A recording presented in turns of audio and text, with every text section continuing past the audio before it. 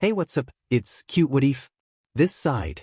Today we will be seeing what if Deku became the first quirkless hero in America. Before we move ahead with the FIC, leave a like and subscribe to the channel for future what ifs like this. Ivy Helen, Jackie McFarling, Jonah McFarling, Hayes Martin, Eleanor Shera. Izuku felt the weight of Kaken's words as he spat out a cruel remark, accompanied by laughter from his friends. Kaken made a dismissive sound before leaving the classroom, his friends following him after delivering a kick to Izuku's stomach. Izuku wiped away the tears that had fallen down his cheeks and picked up the items Kaken had scattered from his bag. As he exited the school, he made his way to the fountain where his notebook lay.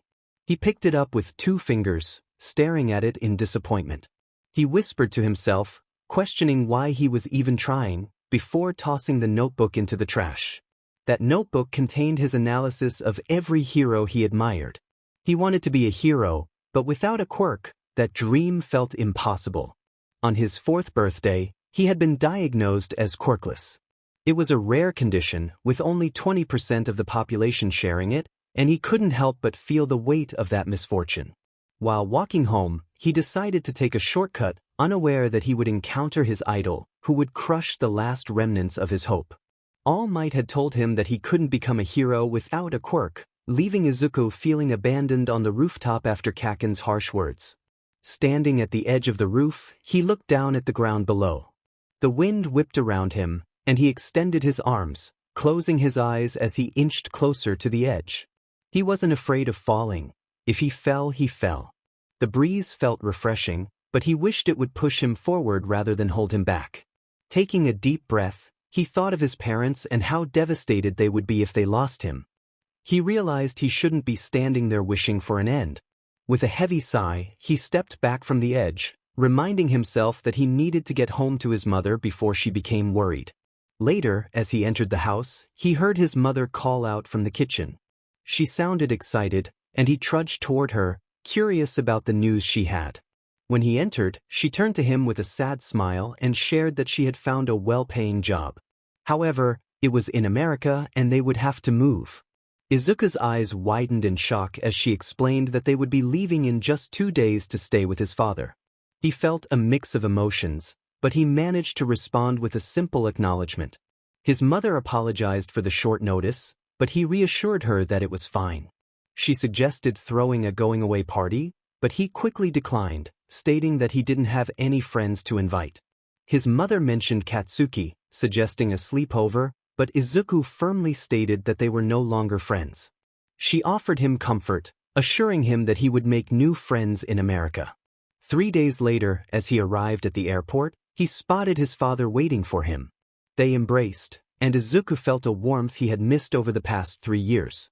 His father apologized for being busy, and Izuku understood the demands of being a pro-hero. He noticed the lingering affection between his parents, despite their divorce. His father's gaze at his mother spoke volumes, and Izuku hoped they might rekindle their relationship now that they were together again. As they entered their new home, Izuku was taken aback by its size. He quickly took off his shoes and ran to explore, excitedly asking if they had renovated. His father confirmed that they had, and Izuku dashed upstairs to his new room. Upon entering, he found it decorated with All Might themes. As he began to remove the posters carefully, his father knocked on the door, asking if he was no longer a fan. Izuku continued boxing up the figurines, sharing his disappointment about All Might's harsh words. His father expressed frustration at All Might's dismissal of Izuku's dreams, reminding him that he could still pursue his goal of becoming a hero, quirk or not. Izuku felt a flicker of hope at his father's encouragement, but doubts lingered in his mind. After a brief moment, his father returned with new bedding, and together they finished packing away the All Might merchandise, ready to embrace their new life in America. I had initially planned to sell them but decided to donate instead. Tomorrow would be my first day at Narwin Middle School. However, my dad wanted me to homeschool and train with him during the day. If I wanted to become a hero, I had to learn how to defend myself. I needed to work hard to achieve my goal, and that was exactly what I intended to do. 5 months later, I was sitting at my desk studying when I heard a knock and the door creak open. Zara, our housemaid, informed me that my father wanted to see me. I set my pencil down, pushed off my rolling chair, and knocked on his office door. After hearing him say to come in, I entered and took a seat across from him. He nodded and began to speak. He acknowledged my improvement, not only in my fighting skills but also in my academics. He paused for a moment before continuing. He mentioned that he had been talking with a good friend from Japan who would be visiting New York soon and was impressed with my skills. Then he explained that this friend had an enchantment quirk and asked if I would like to learn how to handle a specific weapon and get it enchanted. My eyes widened with excitement. I enthusiastically agreed, and he chuckled at my eagerness.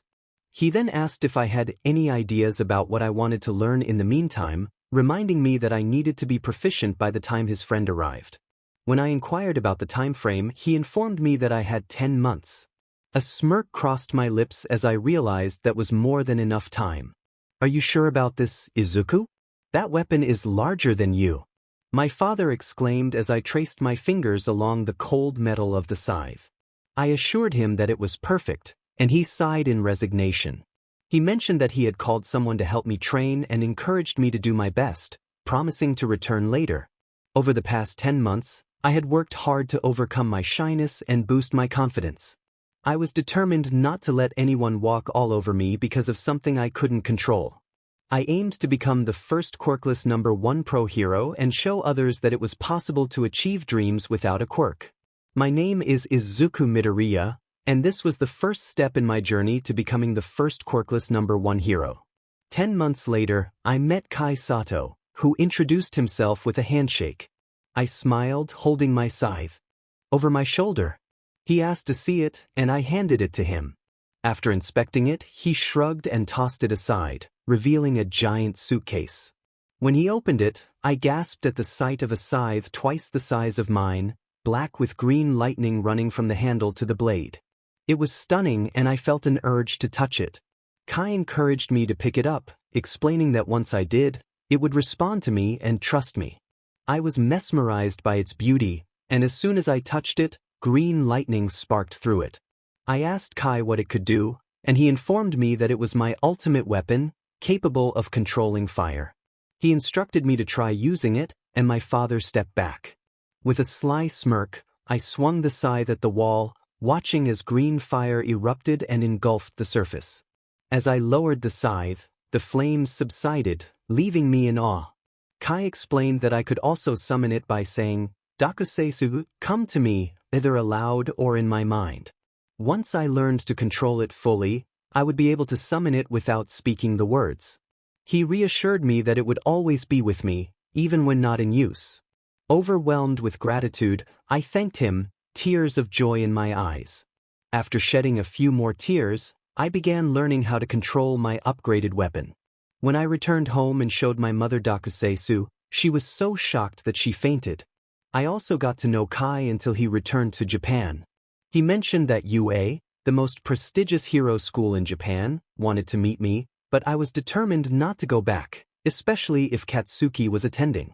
Now, it had been 2 weeks, and today was Sunday, the day before my first day at BNHA. I felt a mix of excitement and nerves since I hadn't been to school in a whole year. I was eager for people to discover that I was quirkless and attending such a prestigious school. I wondered if they would try to make fun of me like the students at my old school had. I had gained a good handle on Dakuseisu, and all I needed to do was practice controlling its power, which I had picked up quickly. I couldn't wait to show it off. My mother called for me from downstairs, and I hurried down to see what she wanted.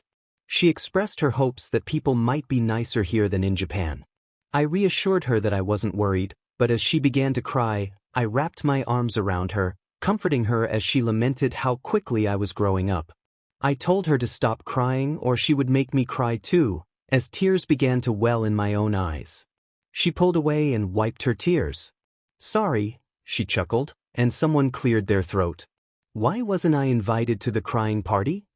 Dad asked as he walked to Mom and kissed her head.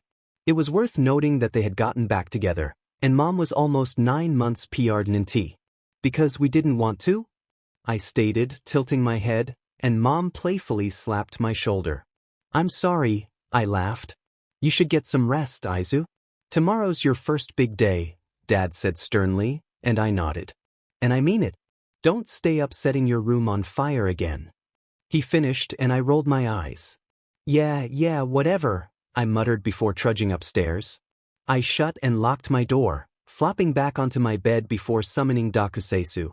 I traced my fingers along the green linings before making it disappear. I dimmed my lights and got under my blanket. I felt like tomorrow would be an eventful day, I thought before drifting off to sleep. The next morning, I woke to the sound of my alarm blaring and the sun's bright light pouring through the window, illuminating my bedroom. I threw my phone across the room and groaned while groggily rubbing my eyes. I should have asked to continue online school. After taking a shower, I changed into black jeans, a green shirt, and my red sneakers. I draped my yellow backpack over my shoulder and slipped on my glasses, as I had run out of contacts. I messed with my hair a bit before leaving my room. I jogged downstairs to find Mom making breakfast and Dad reading the newspaper. "Morning, Mom," I said, kissing her cheek. "Dad," I said flatly, and he rolled his eyes. "What, I don't get a kiss?" he joked, and I scrunched my nose. "Ooh, no." I popped a piece of bacon in my mouth. "All right, I'm out," I exclaimed. "Wait, you haven't had breakfast," Mom said as I made my way to the front door. "I don't eat breakfast like that anymore, and besides, I had some bacon. Love you guys, bye." I hollered, closing the door behind me. Since I lived close to the school, I could walk there instead of catching a ride, and honestly, it wasn't that bad. I finally reached the front of the school, and before I even made it to the stairs, someone bumped into me from behind, making me stumble forward. I quickly turned and caught the person before they could fall. "Are you okay?" I asked, looking down at the girl. She had dark skin, black eyes with 3 scars on the left one, and shoulder-length black curly hair. "Ella, we told you to be careful." "Ha, told you she'd bump into someone." I helped Ella up and turned to the voices in the distance. "Stop it, guys, I didn't mean to," she pouted. "You better not have broken my skateboard, love," a guy with black hair and green eyes muttered. He had a black lip piercing, 2 silver stud eyebrow piercings, and multiple ear piercings. "If you did, that would have been hilarious," a girl who looked similar to him laughed, blowing a pink bubble. She had a black ring piercing on the right side of her nose and a green ring piercing on her right eyebrow, along with long black hair. As the twins began to bicker, I took a moment to analyze the other 2 people who seemed to just be listening in on the conversation. One was a boy with shiny brown hair and piercing yellow gold eyes, typing away on his phone and ignoring those around him. I guess that his quirk might have something to do with felines, judging by his features. The girl was staring me down. Hey, 2 could play at this game. She had long white hair and icy blue eyes, along with multiple piercings. That was quite a lot of piercings. "What's your name?" she spoke up. "Izuku Midoriya," I replied. "Sorry for bumping into you, Izuku." "I'm Eleanor," she said, excitedly grabbing my hand and shaking it vigorously. I was taken aback by the use of my first name by someone other than my family. "I forgot that they called you by your first name in America." "I'm Jonah, and this is my twin sister Jackie," Jonah said, and Jackie blew a bubble, giving me a blank look. "And that over there is Hayes." "Hayes, say hi." Eleanor poked him, and he glared at her before looking back down at his phone. "Hi," he said, not giving me a single glance. "I'm Ivy, nice to meet you, Midoriya," Ivy said, and I smirked. So she knew her stuff. The bell rang. "Where's your class? Where's your class?" "We're all in class 3A," Eleanor exclaimed, bouncing in her seat. Wow, she was such a hyper person. "I'm in class 3A too," I replied, and she squealed. "Sorry, you're stuck with us now," Jackie shrugged. I didn't think I minded. It was lunchtime, and I was sitting with Ivy, Jackie, Jonah, Hayes, and Eleanor. So far, this school wasn't that bad. All we had done today was go to homeroom and orientation, where they told us about the school and whatnot. "So, Izu, what's your quirk?" Eleanor asked, bouncing in her seat. "Oh, I don't have one," I replied, taking some noodles into my mouth. When I didn't hear a response, I looked up to see them staring at me. "What? Eek!" Eleanor squealed, and I flinched back, my eyes widening. This was going to take some getting used to. That's so cool and rare. So you fight Quirkless? I do too. All I can do is manipulate emotions, she exclaimed. It's not all flashy, but it helps when the time comes, she said sheepishly, and Jonah draped his arm over her shoulder and kissed her head. They were so cute. Mine is shapeshifting. I can turn into any animal, Jonah said. He can turn into any feline. Eleanor pointed to Hayes, who was too caught up in his phone. I can blow huge bubbles with my gum and capture people. If they pop it, they turn into a sticky mess, Jackie shrugged. I turned to Ivy. Ivy's quirk is so powerful. Tell him, Ivy. Tell him. Eleanor cheered, and Ivy threw away her finished apple. I can control the 4 elements, fire, water, air, and earth, she said, and my eyes widened. That's so cool, I exclaimed, and she shrugged. Yeah, and what about you? How do you fight Quirkless? Do you have a support weapon or something? She asked, and everyone's attention turned to me, even Hayes. I smirked and nodded toward the door while getting up. They looked at each other with confused expressions before following me outside the cafeteria. This classroom was abandoned years ago, Eleanor said. How'd you know that? Jackie turned to her, and Eleanor shrugged. Overheard it from some seniors. I walked to the front of the classroom and turned to them. They watched intently. Izuku held his hand out to the side and whispered for Dakuseisu to come to him. Black, bubbly smoke enveloped his hand, forming the shape of his scythe. The group gasped as he twirled it around, swiping it at a desk and igniting it in flames. He lowered the scythe and the fire extinguished. Looking up, he saw the 5 of them staring at him in disbelief. That was impressive, one of them thought. Can I try? Another wondered. Where did you get that? Is it enchanted? Izuku chuckled as Dakuseisu vanished. He walked over to the group and sat atop a desk in front of them. Yes, it's enchanted. My dad has a friend with an enchantment quirk who helped me out. It only responds to me, and no one else can summon or touch it, he explained. That's so cool. You're so cool, Izuku. Eleanor exclaimed. Who's your dad? Is he a hero? Jonah questioned, and Izuku nodded. Yeah, you know the pro dragon? He said shyly, causing their jaws to drop. Yeah. He's your father. He has a son. Yeah, but you can't tell anyone, okay? Izuku said, waving his hands, and they all nodded. They stayed in the classroom for a while, getting to know each other. Since no one ever came into the room, they decided to make it their hangout spot. When the bell rang, they headed to class. Izuku chatted with some of his other classmates, who seemed pretty cool. They didn't make fun of him for being quirkless. In fact, they thought it was cool because of how rare it was. All he could say was that people in America were much nicer than in Japan. Hey, Midoriya, every day after school we chill at Shake and Skate Diner. Do you want to come? Ivy asked, and Eleanor chimed in. Yeah. They also have free roller skating. Yeah, sure. I have to tell my parents first, Izuku replied. Okay. We'll meet up after school. The girls will get ready at mine, and the boys at Izuku's. Eleanor cheered. What? He stammered, mentally scolding himself. Yep. Bro, can I pierce your ears? Jonah asked, but Jackie shoved him away, causing him to lose his balance. She moved Izuku's green curls aside and tilted his head up with her fingers. You should let me give you an eyebrow slit, she suggested, while Ivy draped her arm around Izuku's shoulder, pulling him toward her. Guys, leave the poor boy alone, she said, rolling her eyes as the twins huffed. It's all right, I could go for a change, Izuku blurted out. Really? Good, because this plain look isn't cutting it, Jackie said. Ivy sighed and turned to him. Are you sure? You don't have to change yourself for them, she reassured, and he nodded. Actually, I could go for a little change. But maybe not the eyebrow slit and piercings. That seems a bit much right now, he smiled, rubbing the nape of his neck. Oh, let me go shopping for you. Please, please. Eleanor begged, and he chuckled.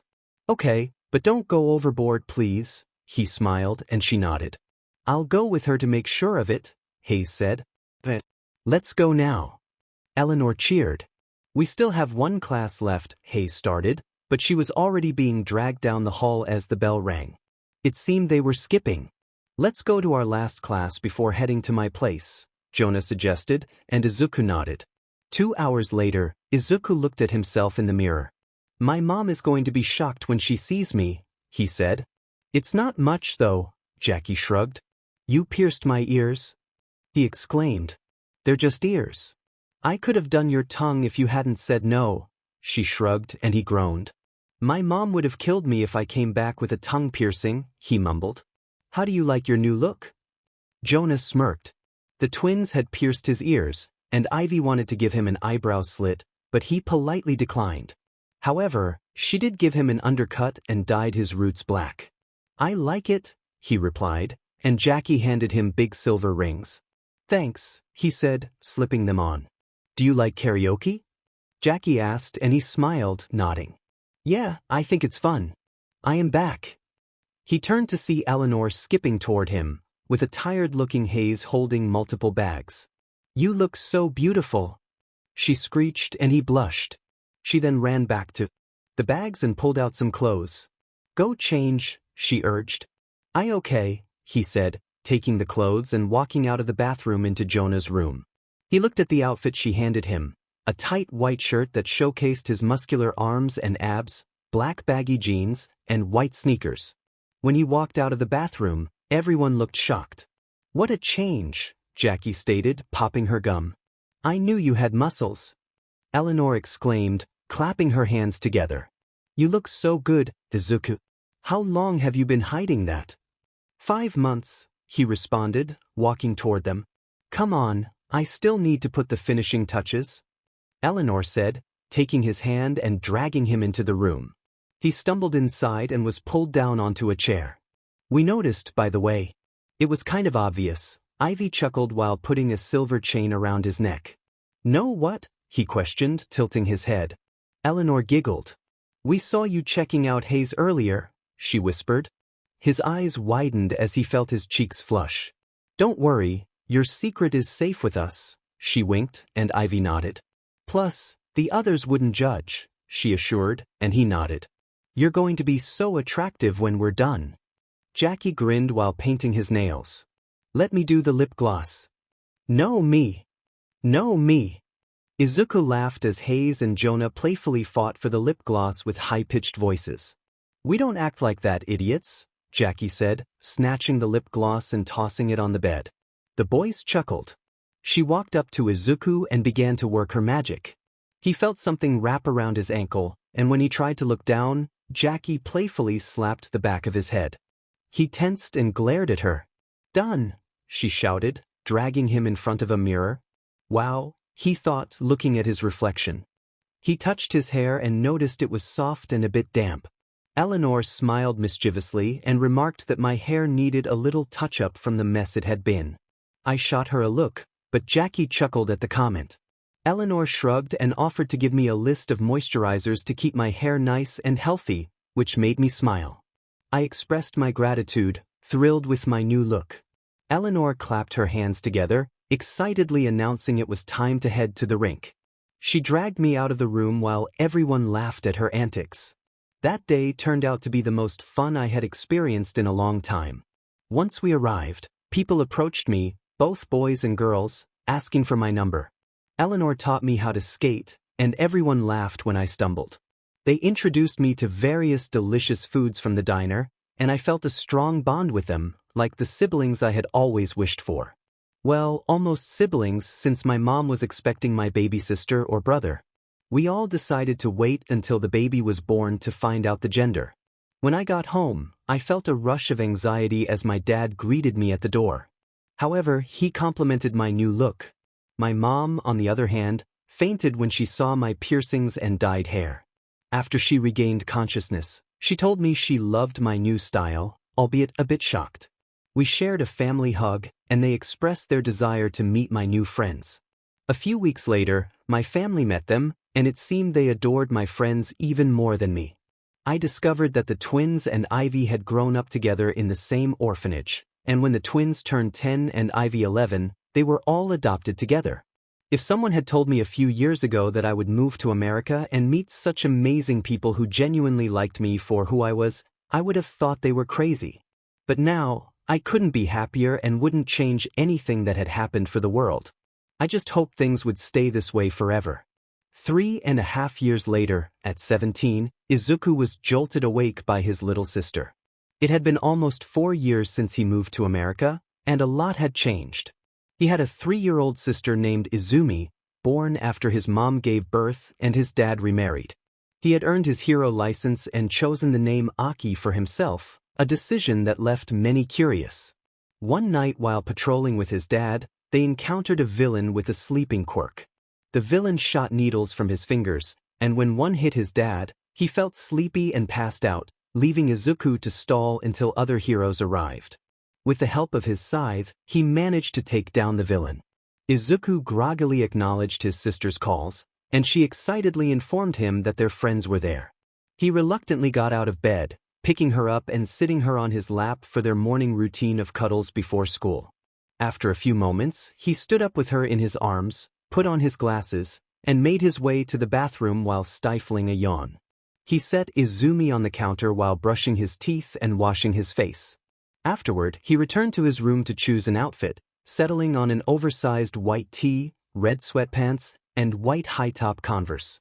He adorned his finger with a silver ring and followed his hair care routine that Eleanor had taught him, reviving his curls inherited from his dad's side of the family. As he finished, he noticed the bathroom door was closed. Approaching it, he asked what Izumi was doing, recalling the last time he left her unattended in there, which had resulted in a costly mess. She cheerfully announced she was using the potty. After hearing the water turn off, the door opened and she ran to him. He handed her a lollipop before unwrapping his own. They headed out, and Jonah teased him about taking too long to get ready.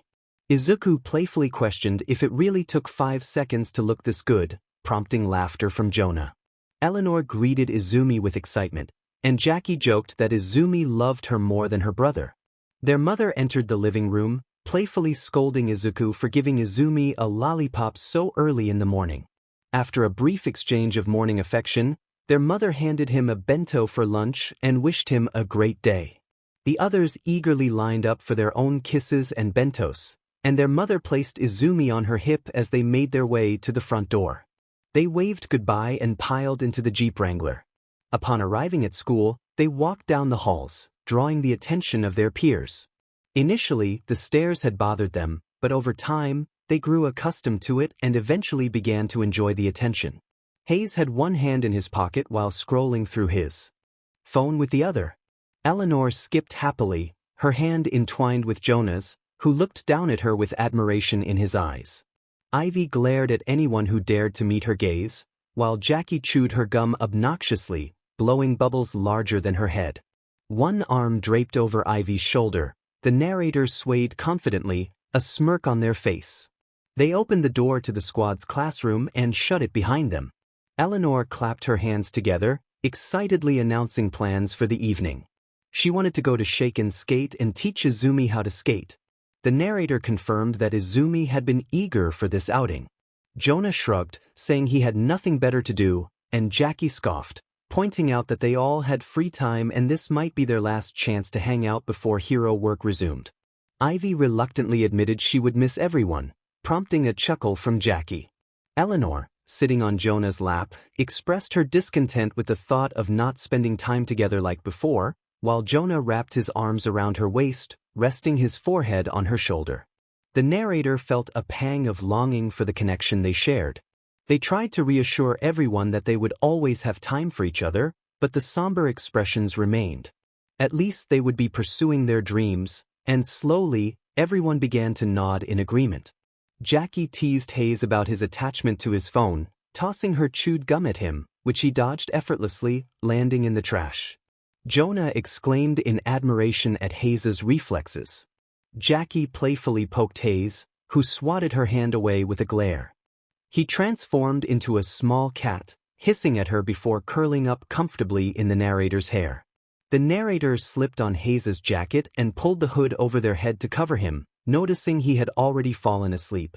Eleanor's playful shout for them to date already made the narrator roll their eyes.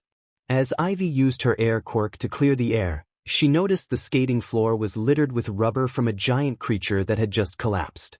The creatures soon got up and ran off, causing chaos as screams filled the venue and people ran in all directions. The narrator turned to Izumi, urging her to cover her face as they exited the booth. They quickly organized their friends, instructing Eleanor and Jackie to help those trapped in the rubble while they, along with Ivy, Hayes, and Jonah, moved to assist. Outside, chaos reigned. Heroes battled villains, and civilians scrambled for safety. Enormous creatures flew and ran amok, leaving New York in disarray. Hayes transformed into a large dark orange wolf, and the narrator placed Izumi on his back. She looked up with tears in her eyes, clearly frightened. The narrator reassured her, promising to return quickly and instructing her to hold on tight to Hayes for safety. After petting Hayes's head, they watched him run off with Izumi. Turning to Jonah, the narrator gave him a nod, and he shapeshifted into an eagle, soaring toward the fight to assist the heroes and gather information. Checking their phone, the narrator noticed multiple missed calls from their parents, deciding to call them later. They rushed back into Shake and Skate to check on Eleanor and Jackie, who were already helping injured civilians. Paramedics were arriving to assist.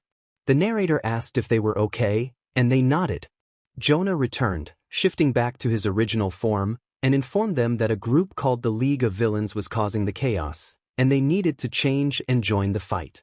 The narrator's heart sank. Weren't the League of Villains supposed to be in Japan? Shaking off the thought, they focused on Eleanor's frantic question about Hayes and Izumi. The narrator reassured her that Hayes was taking Izumi to safety. They split up to change into their hero costumes. The narrator's outfit was practical rather than flashy, consisting of a skin-tight long-sleeve compression shirt, a vest, and a black hoodie. The black pants featured metal knee pads and a gray belt for weapons. Their red shoes had black soles designed for agility, and they completed the look with black gloves to protect their hands. The narrator preferred this understated style for its effectiveness in undercover situations, ensuring their hair was covered by the hood and their freckles concealed by a mask. After donning a black surgical mask, the narrator joined their friends to confront the villains. They summoned Dakusetsu and began to fend off the low-level villains. Eleanor used her quirk to instill fear in the enemies, while Ivy ensnared them with her vines, leaving them for the authorities. Hayes returned after ensuring Izumi's safety, transforming into a lion to take down a bizarre brain-like creature. Jonah shifted into a gorilla, throwing villains aside and rendering them unconscious, while Ivy's quirk swiftly tied them up for the police. Jackie swiftly dodged the villain's attack, blowing bubbles that popped in their face and stuck to them like a pesky fly. She created large bubbles to capture them, and when they popped, it was game over for her opponent. Meanwhile, I was fighting off villains and strange bird-like creatures with the help of Dakusetsu, utilizing support items like quirk-canceling cuffs and sleeping darts to take down my adversaries. The group gathered together again. Everyone seemed okay, and I felt the heat rising as I stood on my tiptoes to survey the area. I spotted my dad glaring at a man with light blue hair and a rough face, Tamura Shigaraki. I heard Honeybun, our homeroom teacher, beside me, urging us to leave. It was dangerous, she insisted. I replied that we had licenses and were allowed to fight alongside them, and they needed our help. Ignoring me, she rushed off to confront one of the monsters known as Nomu. Ivy urged me to join the others, but I shook my head, keeping my eyes on my dad. I decided to stay back in case he needed assistance. I watched as he engaged Shigaraki, dodging his punches skillfully while I battled the Nomus and villains threatening civilians. Suddenly, I saw my dad holding onto his arms, panting and staring at Shigaraki, who wore a triumphant smirk.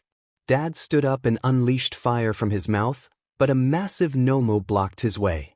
The fire seemed ineffective as the Nomu grabbed him and threw him harshly against the wall. My heart sank as I saw him fall to the ground, coughing and struggling to breathe. Shigaraki taunted my dad, mocking his strength. Just as he reached out to touch him, I grabbed Shigaraki's hair and hurled him against a brick wall. The Nomu lunged at me and I dodged its punches, piercing its skin with Dakusetsu and igniting it. It screamed in pain, swatting at me, but I evaded its attacks and threw a sleeping dart, which had little effect. I glanced around to see my friends helping civilians, their worried expressions directed at me. Shigaraki was starting to recover from his daze, but he was suddenly ensnared by vines. He disintegrated them, but more vines kept coming, making him furious as he searched for the source. It was oddly amusing to see Ivy seemingly unaffected by the chaos. But then I looked back at my dad. Why wasn't he moving? In that moment of distraction, the Nomu seized the opportunity to lift me and throw me against the wall. I gasped for air as I hit the ground and looked up to find myself beside my dad. The Nomu attempted to grab me again, but the pro-hero Venom intervened, distracting it. I called out to my dad, urging him to wake up. He slowly opened his eyes and managed a weak smile. He coughed and lifted his hand from his chest, and that's when I realized Shigaraki had touched him. Panic surged through me as I shouted for him not to leave. My voice cracked as I pleaded for a medic, cradling his head in my arms. He wanted me to promise him something, and I nodded through my tears. He asked me to tell my mother that he loved her and to apologize to my sister for not being there for her wedding. He wanted me to promise to pursue my dream of becoming the #1 Quirkless hero and to take care of my mother and little sister. I promised, sobbing as he let out a dry chuckle before coughing again. He expressed his love for me and said he would wait for me in heaven. As he went limp in my arms, I screamed in anguish, begging him not to leave me again. His body began to turn to dust before my eyes, and I shut them tightly, holding him close. I heard Shigaraki's cackling laughter as he approached, mocking the situation. He taunted me about my dad's weakness, and I felt rage boiling inside me. With tears streaming down my face, I called for Dakusetsu and charged at Shigaraki, swinging my scythe. I didn't notice the enormous purple creature standing in my way until it was too late. Its stomach slashed open but quickly regenerated. Shigaraki laughed maniacally, and the Nomu punched me, sending me crashing into the wall. I fell forward, coughing. Eleanor shouted my name, and I felt her support as she helped me up, but I winced in pain. The reality of the situation hit me hard. My father was gone. Thunder echoed ominously in the sky as he laughed, a chilling sound that sent shivers down my spine. I forced myself to glare at him, one eye open, trying to mask my pain while gritting my teeth. "You can't defeat something 100 times your strength," he yelled, his laughter ringing out maniacally. In the distance, slow clapping broke the tension. I turned to see Ivy handing an injured Haze to Jackie, who was also supporting her brother. Eleanor helped me move closer to them. "You're amusing," Ivy said, a dark shadow crossing her features. "What?" I began, but she cut me off. "You hurt my friends." Ivy stepped forward, determination in her stride. "You hurt my family." Thunder rumbled ominously overhead. "You hurt my home," he boomed, and Ivy's eyes glowed gray as her hair began to levitate. "And you killed my father," she screamed, her entire being radiating with energy. The ground trembled beneath us, and lightning danced across the dark sky, forming a tornado around her as she stood resolute, her gaze fixed on Shigaraki and the Nomu. "You killed him." Vines erupted from the ground, weaving through the air and forming barriers around us, some sprouting from Ivy's back. The glow around her intensified, forcing us to look away. "You will pay." With that, the vines shot toward Shigaraki at incredible speed, enveloping him in purple smoke. "Ivy, don't," I started, but Ivy leaped toward the Nomu. As her fist connected, it vanished in a blinding flash of white light that illuminated the city. I squinted, searching for Ivy and the Nomu. She stood there, disheveled but alive. Silence enveloped us before cheers erupted, celebrating Ivy's victory. I smiled, relieved she was okay. She turned to us, offering a weary smile before collapsing, energy spent. And the Nomu was nowhere to be seen. Ivy's quirk allowed her to control only 2 or 3 elements at a time, and she had never used them all simultaneously.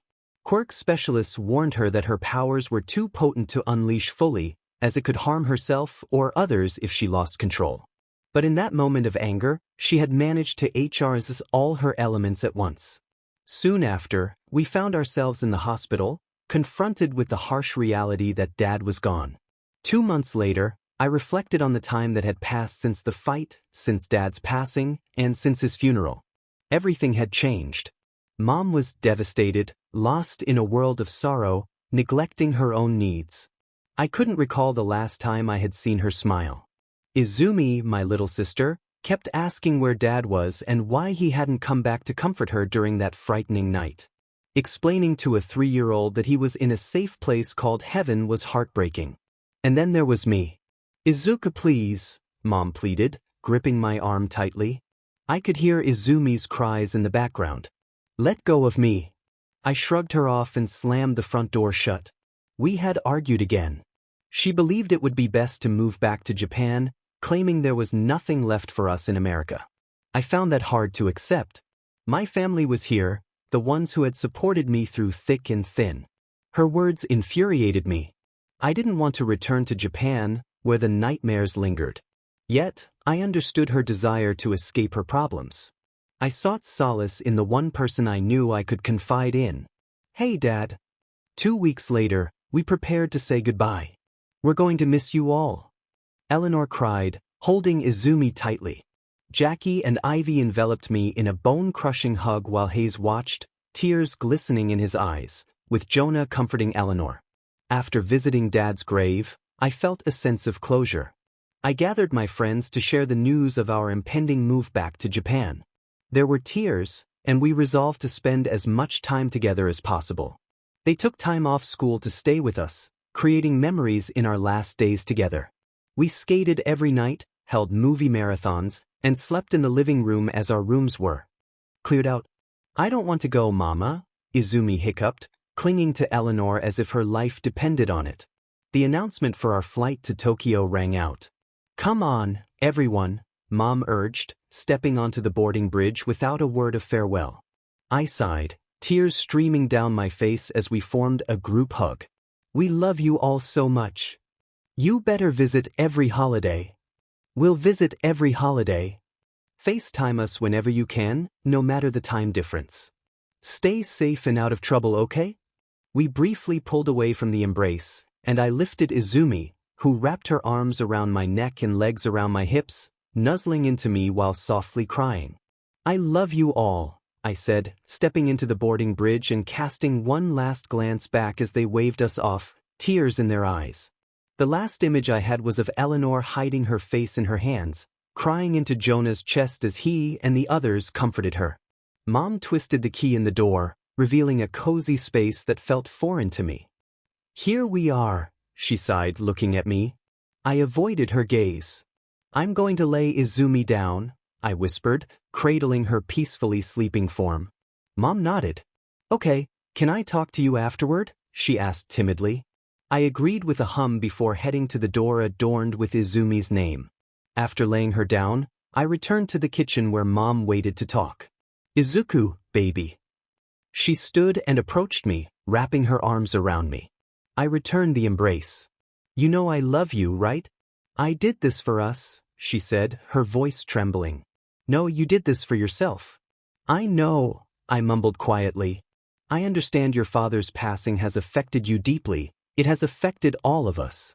I believe this was the best decision, she continued, and I nodded, though I felt conflicted. She pulled away, holding my arms gently. You start school tomorrow. Izuku felt a mix of emotions as he processed the news. His aunt had just informed him about the school he would be attending, and he could sense her hesitation as she spoke. UA High was a prestigious institution, but he couldn't shake off the weight of his feelings. After she left, he retreated to his room, feeling overwhelmed. Once inside, he took a deep breath and, in a moment of frustration, hurled a vase against the wall, watching it shatter into countless pieces. Sliding down the door, he gripped his hair, fighting back tears. Laughter escaped him, tinged with pain as he questioned why his life had taken such a turn. The absence of his father weighed heavily on him. He longed for the days they would patrol together, fighting villains side by side. After a while, he composed himself and began to clean up the glass, mindful of Izumi's impending visit. He took a shower and dressed in comfortable clothes before hearing a knock on the door. His aunt's voice called out, asking him to come downstairs because there were visitors. He felt a surge of annoyance at the thought of seeing certain people, especially one in particular. When she mentioned names he didn't want to hear, He firmly stated that they could come up if they wanted to see him. He sat back against the door, determined to avoid any confrontation. Eventually, Aunt Mitsuki entered the room after he reluctantly unlocked the door. She pulled him into a side hug, expressing how much she missed him and apologizing for past events that had hurt him. Izuku brushed it off, claiming he didn't care anymore, but her words struck a chord. She acknowledged his father's legacy and how he was becoming an inspiration for others, which made him nod in agreement. Another knock interrupted their moment, and Uncle Masaru's voice called out, eager to see him. Mitsuki playfully scolded him before stepping aside for Masaru to enter. He greeted Izuku with a warm hug, expressing how much he missed him and offering condolences for his loss. Masaru then asked how Izuku was feeling, to which he replied with a vague, "all right." The conversation shifted to Katsuki, who had been asking about him. Izuku scoffed at the thought of seeing him, and Masaru respected his wishes before leaving to fetch his uniform. Moments later, Izumi burst into the room, excitedly asking if they could go skating. Her enthusiasm was infectious, and despite his reservations, Izuku couldn't say no. He agreed, and she ran off to tell their mother the good news. As he prepared to leave, he dressed carefully, putting on a long-sleeve black turtleneck and a gray sweater, along with ripped jeans and black Vans. He adorned himself with a gold anklet and necklace, slipping on a silver ring that held sentimental value. Izumi returned, dressed and ready to go, and she eagerly pulled him along. As they made their way down the hall, he kept his head down, avoiding the gazes of others, especially one person in particular. When their mother called out to him, he paused but didn't turn around. She approached him, expressing her hope that he would reconsider his feelings toward the person he was avoiding. Izumi, ever the cheerful spirit, chimed in, encouraging him to join them for skating. Her innocence and excitement made it hard for him to remain upset. As they prepared to leave, Masaru commented on Izuku's appearance, teasing him about a piercing he had gotten last year. Izumi eagerly encouraged him to show it off, and despite his reluctance, he complied, sticking out his tongue with a hint of a smile. She tried to tug at my piercings, and I playfully nipped at her finger. She winced, holding her finger and giving me a glare. I reminded her to stop, planting a gentle kiss on her cheek before setting her down. She pouted and playfully slapped my leg before turning her attention to him. I glanced at him, and he was staring right at me, still looking the same but undeniably more handsome. Izumi happily tugged on his pant leg, urging him to join us. He hesitated, softly saying he should stay behind. It was surprising to hear Katsuki Bakugo speak so gently. I expected him to yell at her. Izumi pouted, asking if he could skate, promising to teach him if he couldn't. I shrugged, unsure, while my mother smiled softly at me, kissing my cheek and mouthing a thank you. I returned her smile and kissed her head.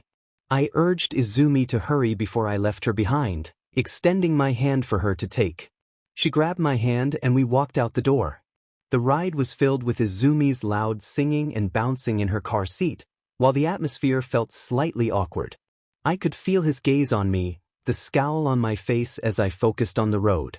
When he mentioned my name, snapped back, asking who he was referring to. He sighed and corrected himself, and I felt a bit of relief.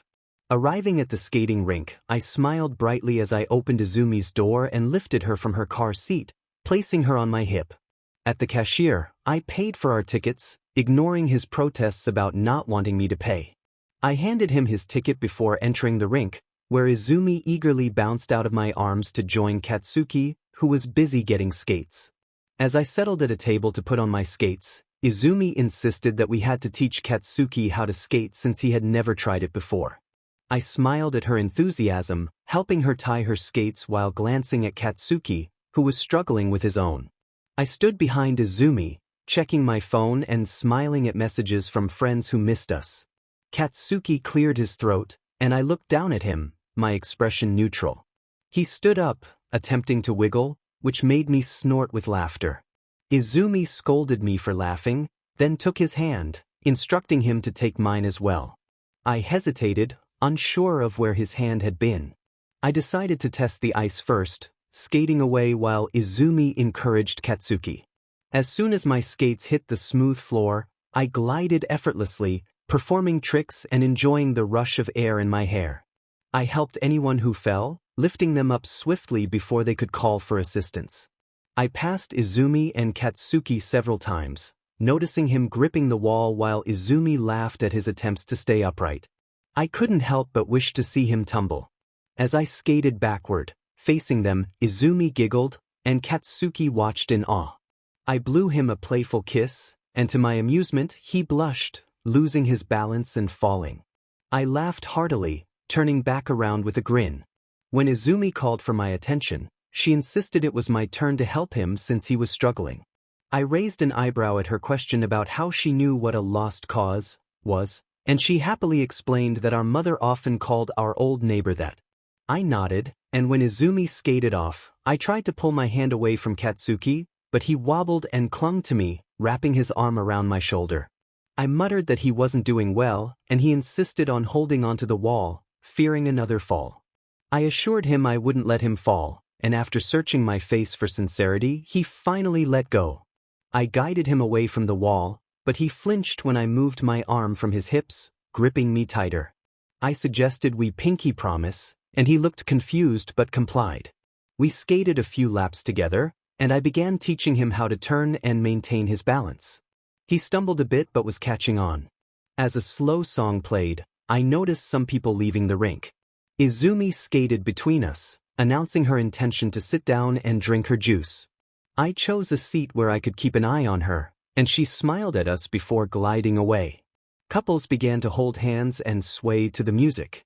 Katsuki asked if we were getting off too, but I shook my head.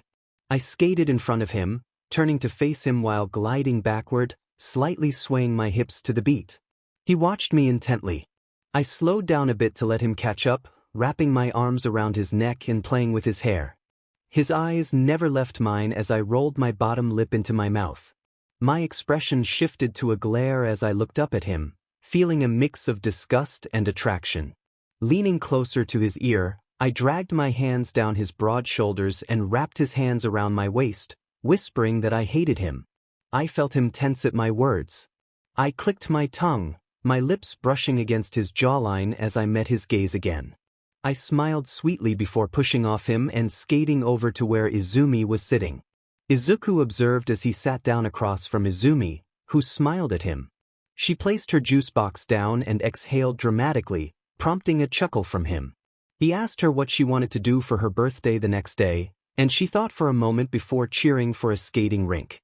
He suggested something different since they skated every day, but she shook her head vigorously, insisting on skating and excitedly listing off who could join them.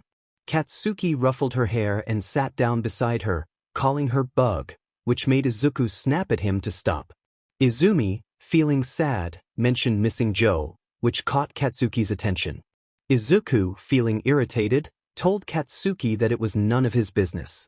Izumi tilted her head, asking why he was being mean to Yuki, to which he sighed and explained he was just tired.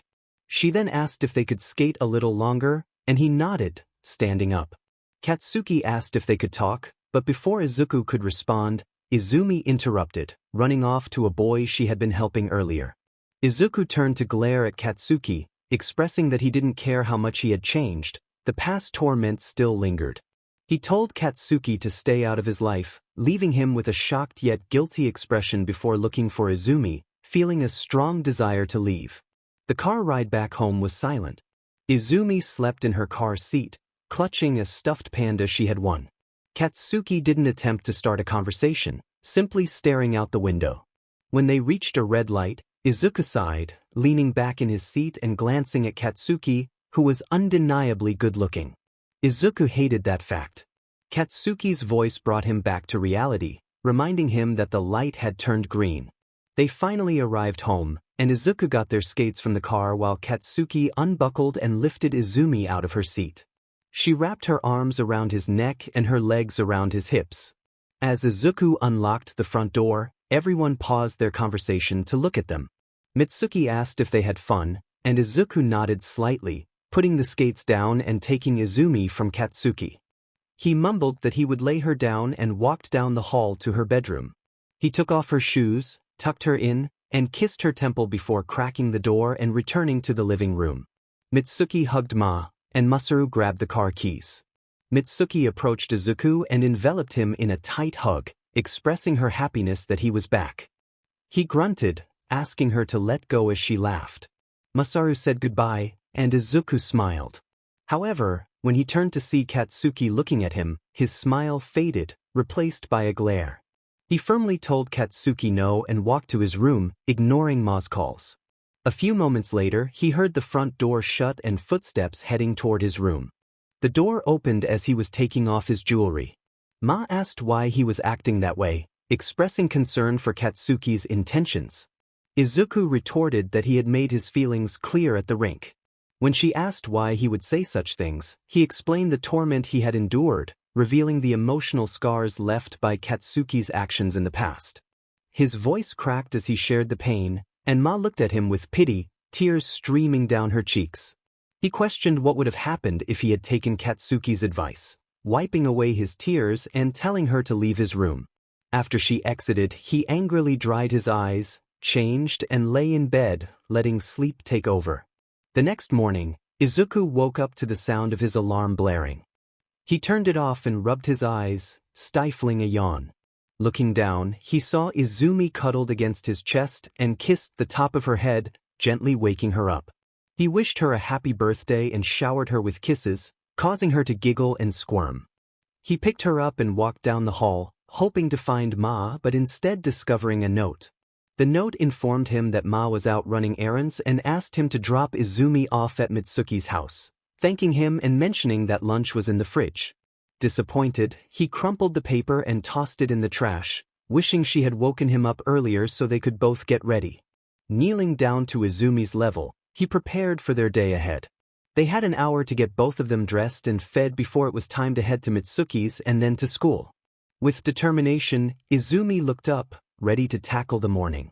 The urgency in the air was palpable as the narrator urged her to move quickly, and she giggled before dashing to her room. The narrator laid out their uniform on the bed, along with rings and necklaces, then went to check on Izumi, who was excitedly picking out a birthday outfit. Izumi held up a white and pink dress that proclaimed "Birthday Girl," with a number 4 on the back, and the narrator confirmed it was perfect for her. With a joyful bounce, she agreed, and they moved on to the next task. Izumi needed a bath since she had skipped it the night before. After helping her get bathed and dressed, cartoons were turned on in the living room while breakfast was ordered, as there was no time to cook. In the classroom, all eyes were on Izuku, who was trying to focus on his phone to check his class. Class 3A was displayed, and just as he was about to put his phone away, a group chat notification popped up. He walked down the hall, amused by the playful argument between Jonah and Jackie about who was the better twin, which successfully distracted him from his worries. The funniest moment he recalled was seeing Katsuki fall down. As he glanced up, he noticed Katsuki staring at him, surrounded by a group of friends that included a girl with pink hair and another with red hair. They looked like a lively bunch. Approaching the door labeled 3A, a loud laugh caught his attention. A boy with blonde hair pointed at him, making a comment about replacing someone else in class. When the boy reached out to touch him, Izuku reacted instinctively and punched him in the face, feeling disgusted with himself afterward. He quickly sanitized his hands, noticing the gasps from students nearby. Ignoring the stares, he entered the classroom and took a seat by the window, propping his feet up. Exhausted from a lack of sleep, he decided to rest his eyes. A voice interrupted his moment of peace, a guy with blue hair and glasses chastising him for his posture and sleepiness. Izuku, still groggy, pulled out his phone to check the group chat again. When the boy demanded his attention, Izuku politely asked for his name, catching the boy off guard. After introducing himself as Tenya Ida, the conversation took a sharp turn. Izuku sweetly requested Ida to step back, which drew the attention of the entire class. Ida was momentarily stunned, but before he could respond, Katsuki made a small explosion with his hands, causing Ida to retreat nervously. Izuku waved goodbye to Ida, enjoying the brief interaction. Then, he was introduced to Eijiro Kirishima, who enthusiastically shook his hand, followed by Denki Kaminari, who introduced himself with a friendly gesture. Hanta Siro joined in, and Izuku felt welcomed. A girl with pink hair, Mina squealed with excitement, calling him cute, which made him blush. Jiro complimented his piercings, and before he could respond, the classroom door swung open. A man with wild hair and piercing eyes entered, commanding attention. He greeted the class and was about to introduce Izuku when he noticed him. Their gazes locked, and the tension was thick. The man mentioned that Izuku was supposed to be in the principal's office, but Izuku shrugged, claiming ignorance. As he stood up to leave, the man began to lecture him about dress code, but Izuku interrupted, asserting his indifference to the rules. Just then, a small creature resembling a mouse entered, introducing himself as Principal Nizu. He expressed disappointment at not meeting Izuku earlier, but Izuku remained skeptical, feeling uneasy about the principal's demeanor. The day was just beginning, and it promised to be anything but ordinary. He briefly explained that I should go on to class while he had a quick chat with someone, sipping his tea and gesturing for me to leave. I rolled my eyes and walked into the room, taking my seat behind someone unexpected. Aizawa entered shortly after, shutting the door behind him, his gaze fixed on me. I grimaced and rolled my eyes before raising my hand. Yes, Midoriya, he acknowledged. I asked if there was any other open seat, and Katsuki turned to me with a furrowed brow. I scrunched my nose in response and scooted my chair back. No, he replied monotonously before starting the lesson. Finally, it was lunchtime, and I packed my bag, waiting for everyone to leave. When Katsuki stood up, I grabbed his wrist and he turned to me. Izumi's birthday party is at the skating rink at 6 p.m. sharp. If you're late, I'll make sure they lock you out, I explained, releasing his wrist and walking away. Izuku, he cleared his throat, and I turned to glare at him. You know I'm sorry for what I've done to you. I'm really sorry. When you left, I held my hand up to stop him. Stop. I don't care anymore, I shrugged, and he seemed to relax a bit. So you don't hate me? He asked, and I snorted.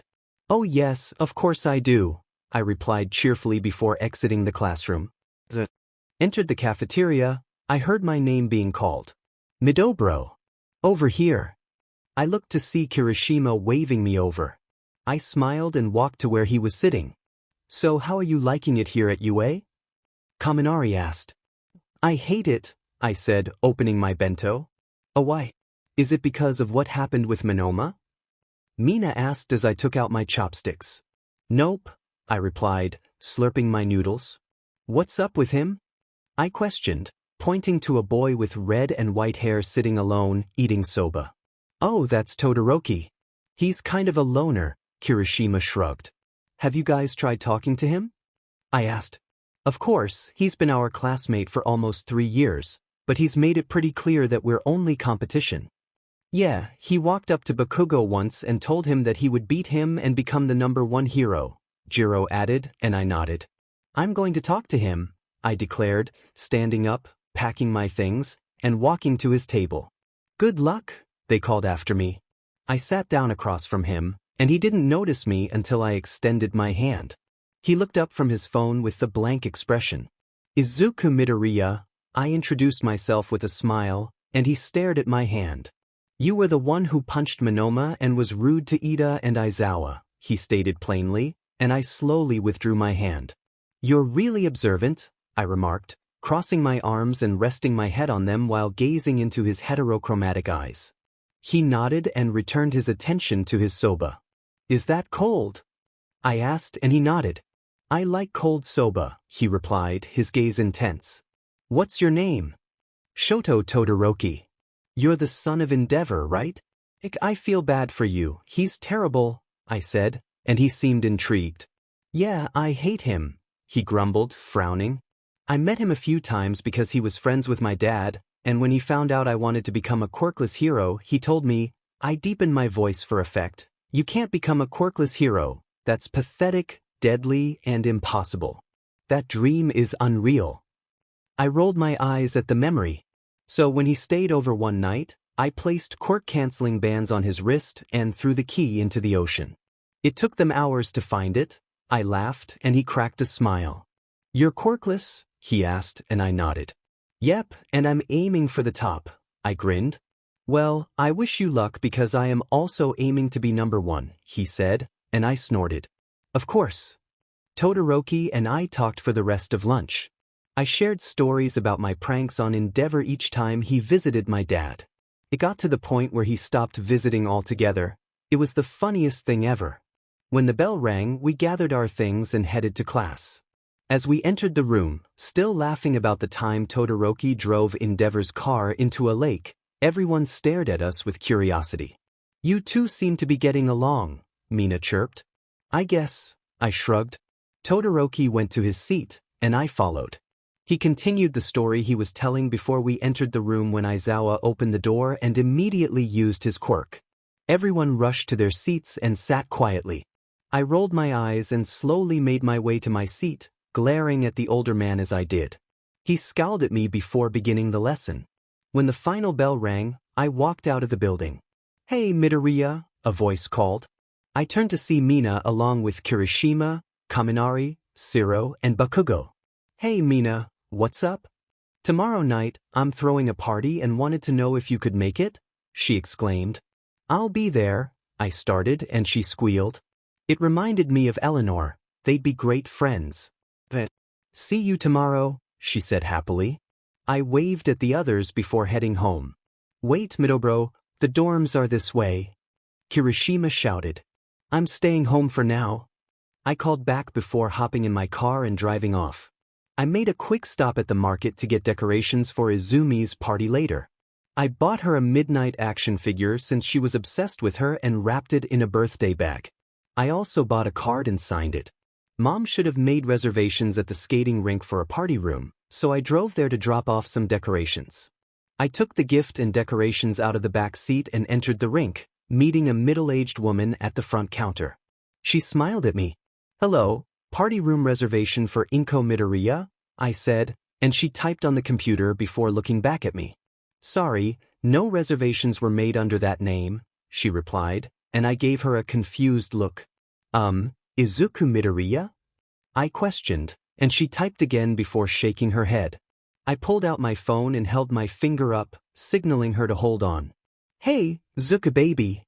Mom's cheerful voice boomed through the phone. Mom. HM? Is everything all right? She asked, concerned. Mom, did you make reservations at the Looney's skating rink for the party room? I asked. Reservations? For what? She did not. Mom, you did not forget, I said, feeling my face heat up with anger. Honey, I don't know what you're talking about. Mom, today is Izumi's birthday. You were supposed to make reservations for her birthday? Please don't tell me you forgot.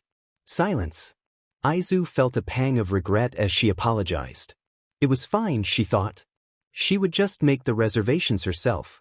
The party started at 6 p.m. On the other end of the line, there was shuffling. I won't be able to make it, she said. What? Baby, I can't. Tell Izumi I love her and wish her a happy birthday for me.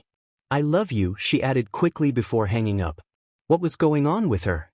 I stared at my phone in disbelief. I slowly closed my eyes and took a deep breath before reopening them and smiling at the shocked woman in front of me. Can I make a reservation in the party room under the name Izuku Midoriya from 6 to 8:30 p.m.? I asked with a grin. The woman smiled softly and nodded. May I ask what the birthday girl's name is? She questioned, looking at her computer. Izumi, I replied, and she nodded with a smile while typing. She looked up at me with a beaming smile. All right, it's done. You may head in, she said. I paid her, picked up the bags from the floor, and entered the rink. After setting up a few things, I left the rink and went to pick Izumi up from Bakugo's. I couldn't believe that Ma had forgotten her own daughter's birthday and had the audacity not to show up. I just hoped Izumi wouldn't be too upset about it. I knocked on the door, which opened to reveal a beaming Mitsuki and a sleepy Izumi. Zuzu. She cheered, stifling. A yawn. I picked her up, and she rested her head on my shoulder. She's exhausted, I laughed. Yeah, she was almost asleep, but then you knocked on the door, Mitsuki replied. What did you guys do today? Well, first we went to pick out a toy for her since it's her birthday. Don't tell her, but she'll be receiving another one tonight, she whispered quietly, careful not to wake up the now sleeping Izumi. We went to the park, got ice cream, baked cookies, and made some chocolate strawberries. It seemed like she had a fun but exhausting day. At least she'll be awake by the time we go skating, I said. Yes, she was so excited, she wouldn't stop talking about it all day, Mitsuki stated. I bet. Well, I'm going to take her home and lay her down for her nap. See you later, I exclaimed, and Mitsuki waved us off as I walked down the steps to my car. When we got to the house, I laid Izumi down in her bed before heading downstairs to prepare her cake. Strawberry was her favorite. After a few hours, the cake was done and boxed up in the fridge. I checked on Izumi to see her still asleep, then took a quick shower. I stepped out of the shower, dried off, moisturized, and wrapped a towel around my waist. Exiting the bathroom, I saw Izumi lying in my bed, half asleep. Zuzu cuddles, she said groggily. Izzy, we have to get ready for your party, I said softly, and she perked up. Oh right, it's my birthday, she exclaimed before jumping off my bed and running to her room, rummaging through her drawers. I chuckled, shaking my head, and walked to my drawers to find an outfit. I chose light blue baggy ripped jeans, a tight green crop top that exposed my toned abs, and white sneakers. I went into the bathroom to touch up my hair before finishing the look with my usual jewelry. I grabbed my skates and checked to see if I had everything I needed before calling for Izumi and making our way to the rink. I held the cake in one hand and Izumi's in the other, pushing the door open with my back. The same woman from earlier greeted us with a sweet smile and wished Izumi a happy birthday before holding the door open for us and opening the door to the party room. I thanked the woman, now known as Sammy, and felt Izumi's grip on my leg as a high-pitched squeal rang through the room. I looked down at Izumi, confused, before looking up to see the Bakugos and Mina, Kaminari, Shiro, Kirishima, and Jiro staring back at me. Is this the birthday girl? Mina squealed, and Izumi tightened her grip on my leg. I glared at Katsuki, who glared back at Mina before giving me an apologetic look. I'm sorry. When I told these guys I was going to a kid's birthday party, Pikachu's immature self got all giddy and wanted to tag along, saying how much he loved kid birthday parties, and everyone else wanted to come too, he explained quickly as I raised an eyebrow at him. They bought gifts? He added, and Izumi let go of my leg, bouncing around excitedly. Gifts? Izumi exclaimed. Izumi ran to meet the others, while Mitsuki and Masaru walked up to me with slightly confused looks. Where's Inko? Mitsuki asked, and I rolled my eyes. She forgot all about her birthday and can't make it, I grumbled, and Mitsuki's face fell. Oh, I'm sorry, she said, and Masaru patted my shoulder with a sad smile. I shrugged. It is what it is. There's nothing I could do about it, I said blankly. Ellie. I heard Izumi scream as she ran out of the room. I turned and looked out the window to see the squad outside, hugging Izumi. No way. I let out a laugh, dropped my stuff, and ran out of the room, leaving everyone else confused. What's going on, guys? I ran to hug them, which they all returned. Surprise! Eleanor exclaimed. Ella refused to miss Izumi's 4th birthday and made us all fly out here last minute, Jonah said, earning a slight glare from his girlfriend. We missed you, babe, Ivy said. I cried and hugged them tighter, not wanting to let go. Zuzu. Pick me up, I'm drowning. I looked down to see Izumi tugging on my jeans, trying to escape the tight space. I chuckled and picked her up, holding her for a moment before Jonah snatched her and showered her face with kisses, earning a chorus of giggles from her. My turn. Jonah tossed Izumi to Eleanor, making my heart stop as she laughed and giggled while Eleanor attacked her face with kisses. They need to stop throwing my sister. They do this every year, and now it's their thing. Yes, every birthday, no matter how old she gets, they're going to toss her around like a sack of potatoes. Hayes recorded the whole thing and shoved his phone in his pocket when she went to him. After he finished with his kiss attack, Izumi gasped for breath from laughing too much. Izuku held Izumi close, glaring at the others. Jackie shrugged and he rolled his eyes. A voice cleared behind him, and he noticed the others staring at him and the squad. He realized he had forgotten about them and turned back to the squad, mouthing behave. With a cheeky smile, he turned to everyone else. Before he could say anything, Izumi jumped from his arms and grabbed Katsuki's fingers. She introduced herself happily, and Katsuki's smile faltered at the mention of his name. Izumi then pointed to Kirishima, who picked her up onto his hip after she asked. She continued to introduce everyone, pointing to each person in turn as they waved. She called Mitsuki and Ma, auntie, and uncle, respectively. Ivy greeted everyone cheerfully until her gaze landed on Katsuki, adding a glare to her greeting. Eleanor introduced herself and her boyfriend, Jonah, while Ivy introduced herself and Jackie. Jackie playfully slapped Hayes, who was too engrossed in his phone to notice. Hayes rubbed his head and glared at her. Ivy pointed to Hayes, who was now arguing with Jackie, and Izuku face-bombed. Kaminari complimented Jackie on her piercings, and she dramatically flipped her hair. She bragged about doing them herself, while Jonah scoffed. Jackie glared at him, and he teased her about how she cried when getting her first piercing. This led to a playful scuffle between them, which Eleanor and Ivy had to break up. Izumi cheered Jackie on, as if this were an everyday occurrence. Izuku shrugged and asked Izumi if she was ready to skate. She nodded enthusiastically and skipped to grab his hand. They walked back to the party room to put on their skates. Mina joined them, sitting next to Izuku as she laced up her skates. She mentioned that she used to come to the rink with Kirishima back in middle school, and Izuku teased her about it. Mina chuckled, clarifying that they were just friends and that she didn't have feelings for him.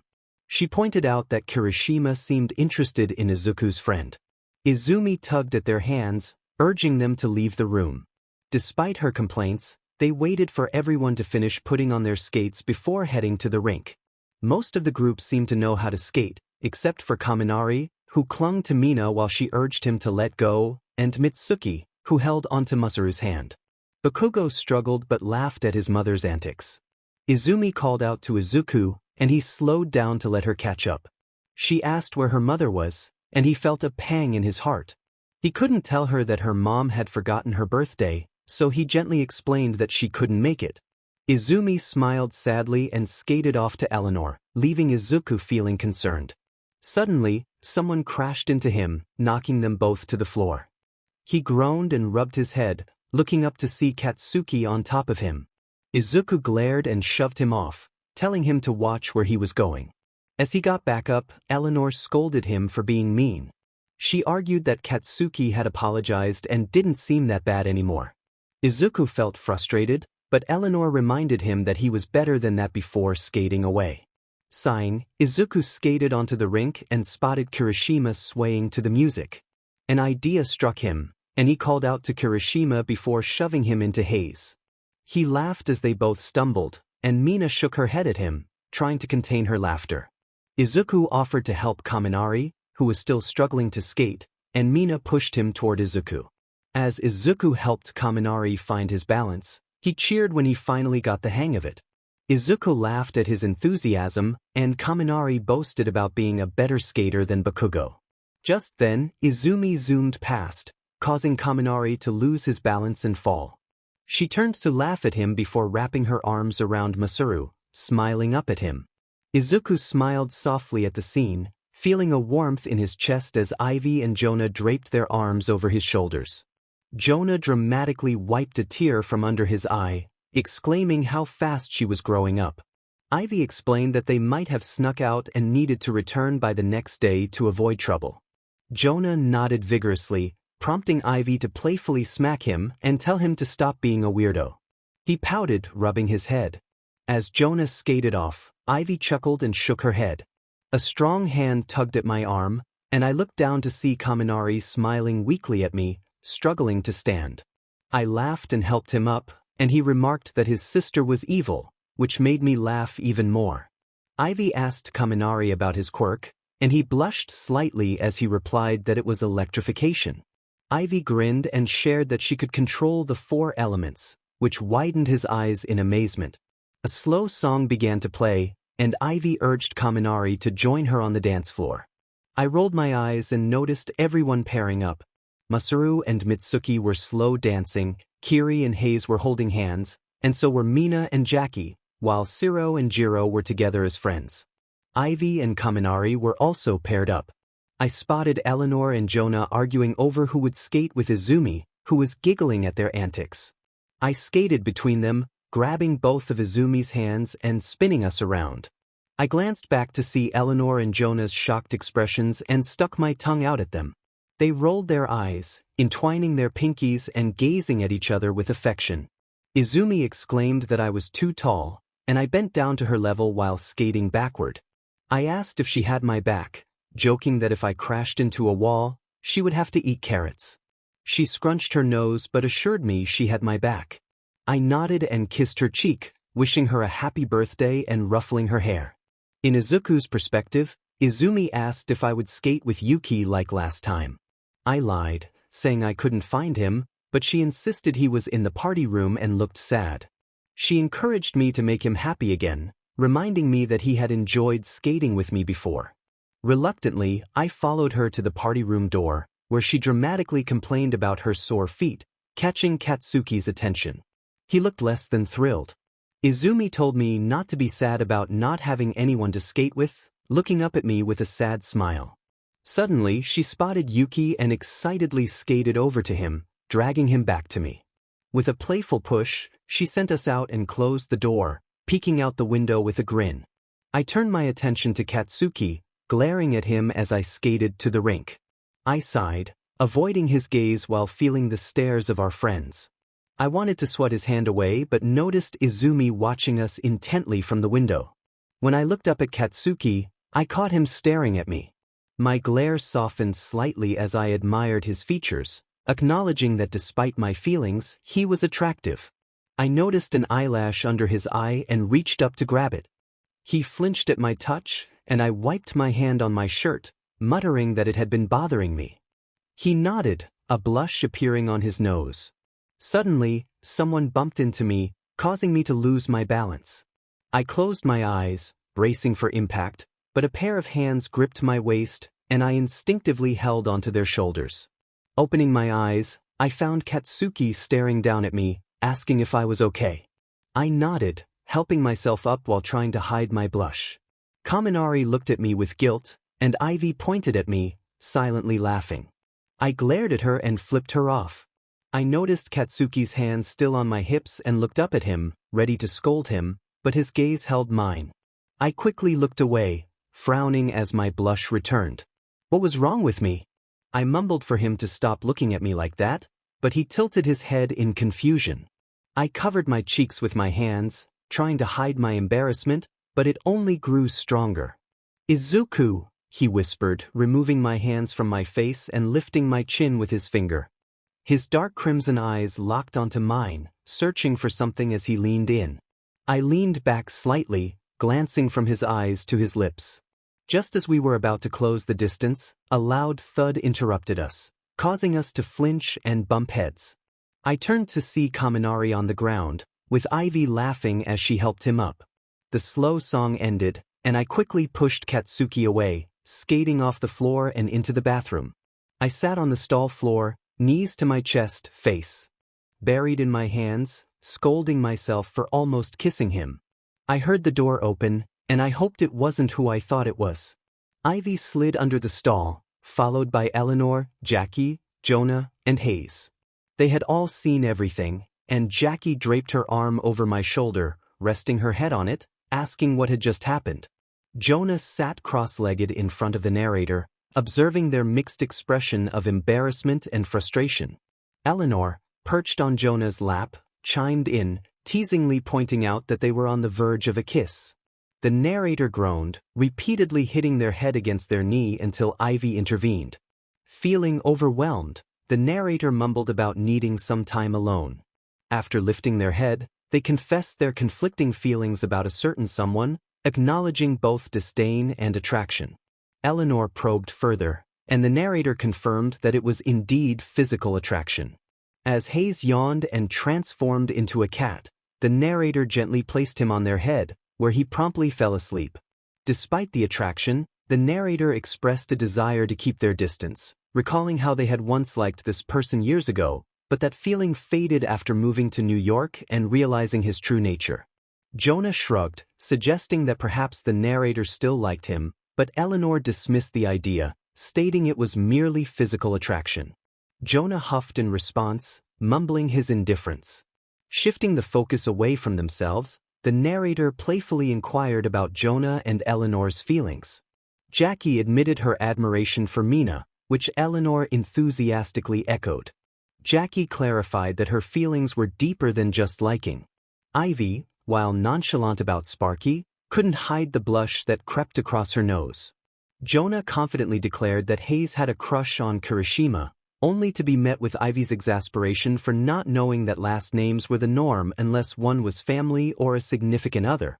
The group gasped at Ivy's revelation, and Jonah jokingly apologized for misnaming Izuku.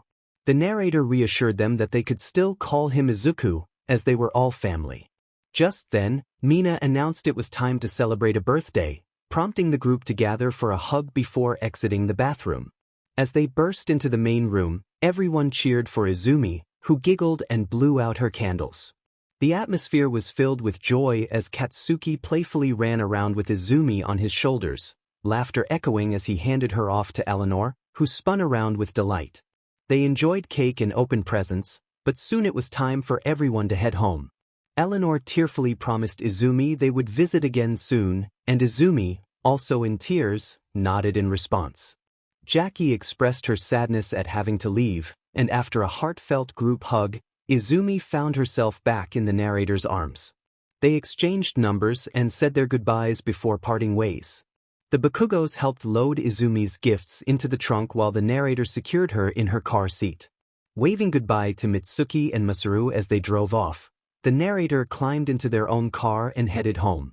Once there, they decided to bring Izumi's toys inside in the morning and carried her to her bedroom. Unlocking the door and turning on the lights, the narrator was met with a sight they would never forget. In Izuku's perspective, he laid Izumi down in her bed before returning to the living room, where he found his mother asleep on the couch, surrounded by bottles. Shocked, he turned on the lights and confronted her about missing Izumi's birthday due to drinking. His mother showed little emotion, brushing off his concerns, which only fueled his anger. As he expressed his hurt, tears welled up in his eyes, questioning how she could forget such an important day. His mother's dismissive attitude stung, and he felt a mix of frustration and sadness. After a brief exchange, he stormed out, locking himself in his room to remove his jewelry and change into comfortable clothes before falling into a deep sleep. Later, he awoke to the sound of crying outside his door. Opening it, he found Izumi sitting there with her midnight plushie, tears in her big green eyes.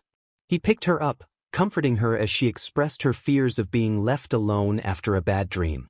Laying down together, he reassured her that they would never leave her, promising to always be there.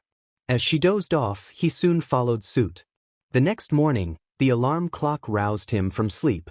Gently waking Izumi for her first day of preschool, he watched her smile and greet him. She picked out a stylish outfit, showcasing her unique sense of fashion, and he couldn't help but feel proud of his little sister. She gets it from her big brother, of course. How about you go ahead and brush your teeth and wash your face while I take a quick shower and get dressed? She nodded and ran into her bathroom. He reminded her to gather all her things before making his way into his bedroom and closing the door. After showering, brushing his teeth, washing his face, moisturizing and changing into his uniform, he slipped on some sneakers, rings, and his glasses. He then made his way into Izumi's bedroom, where her hair supplies were laid out on the bed. "Can you do 2 ponies?" she asked, and he nodded. She sat on her knees on the bed while he took a seat behind her. He sprayed and applied leave-in conditioner to her long curls before parting it. "I want these 2 bows too," she said, lifting her hand to show him 2 brown bows. He took them and set them beside him. He reparted her hair and tied one side off to the side. With a hair tie between his teeth, he brushed her hair into a high ponytail, using gel to slick it down before securing it with the hair tie. He repeated the process on the other side and added the bows. "All done," he said, clapping his hands together as she hopped off the bed and ran to check her hair in the bathroom. "I love it." "Thank you, Zuzu," she beamed while he washed his hands. He instructed her to grab her bento and backpack before they left, while he got his things as well. He returned to his room to collect his backpack and keys, then checked to see if their mother was still home. He knocked on her door and opened it to find a note on her dresser. "Morning, Izu. I'm sorry for last night. I didn't mean for any of that to happen. I promise to make it up to both you and Izumi. Lunches are in the fridge. Have a great day. Love. Of course, she was gone, he said, crumpling the paper and tossing it away. He walked down the hall and into the kitchen, where he saw Izumi eating a donut. Mama left lunch, she said with her mouth full, chocolate smeared across her face. Don't get your clothes dirty, he chuckled, wiping the chocolate off her cheek. Okay, she replied, continuing to eat. While she finished, he loaded their things into the car and began taking her toys from the trunk into her bedroom.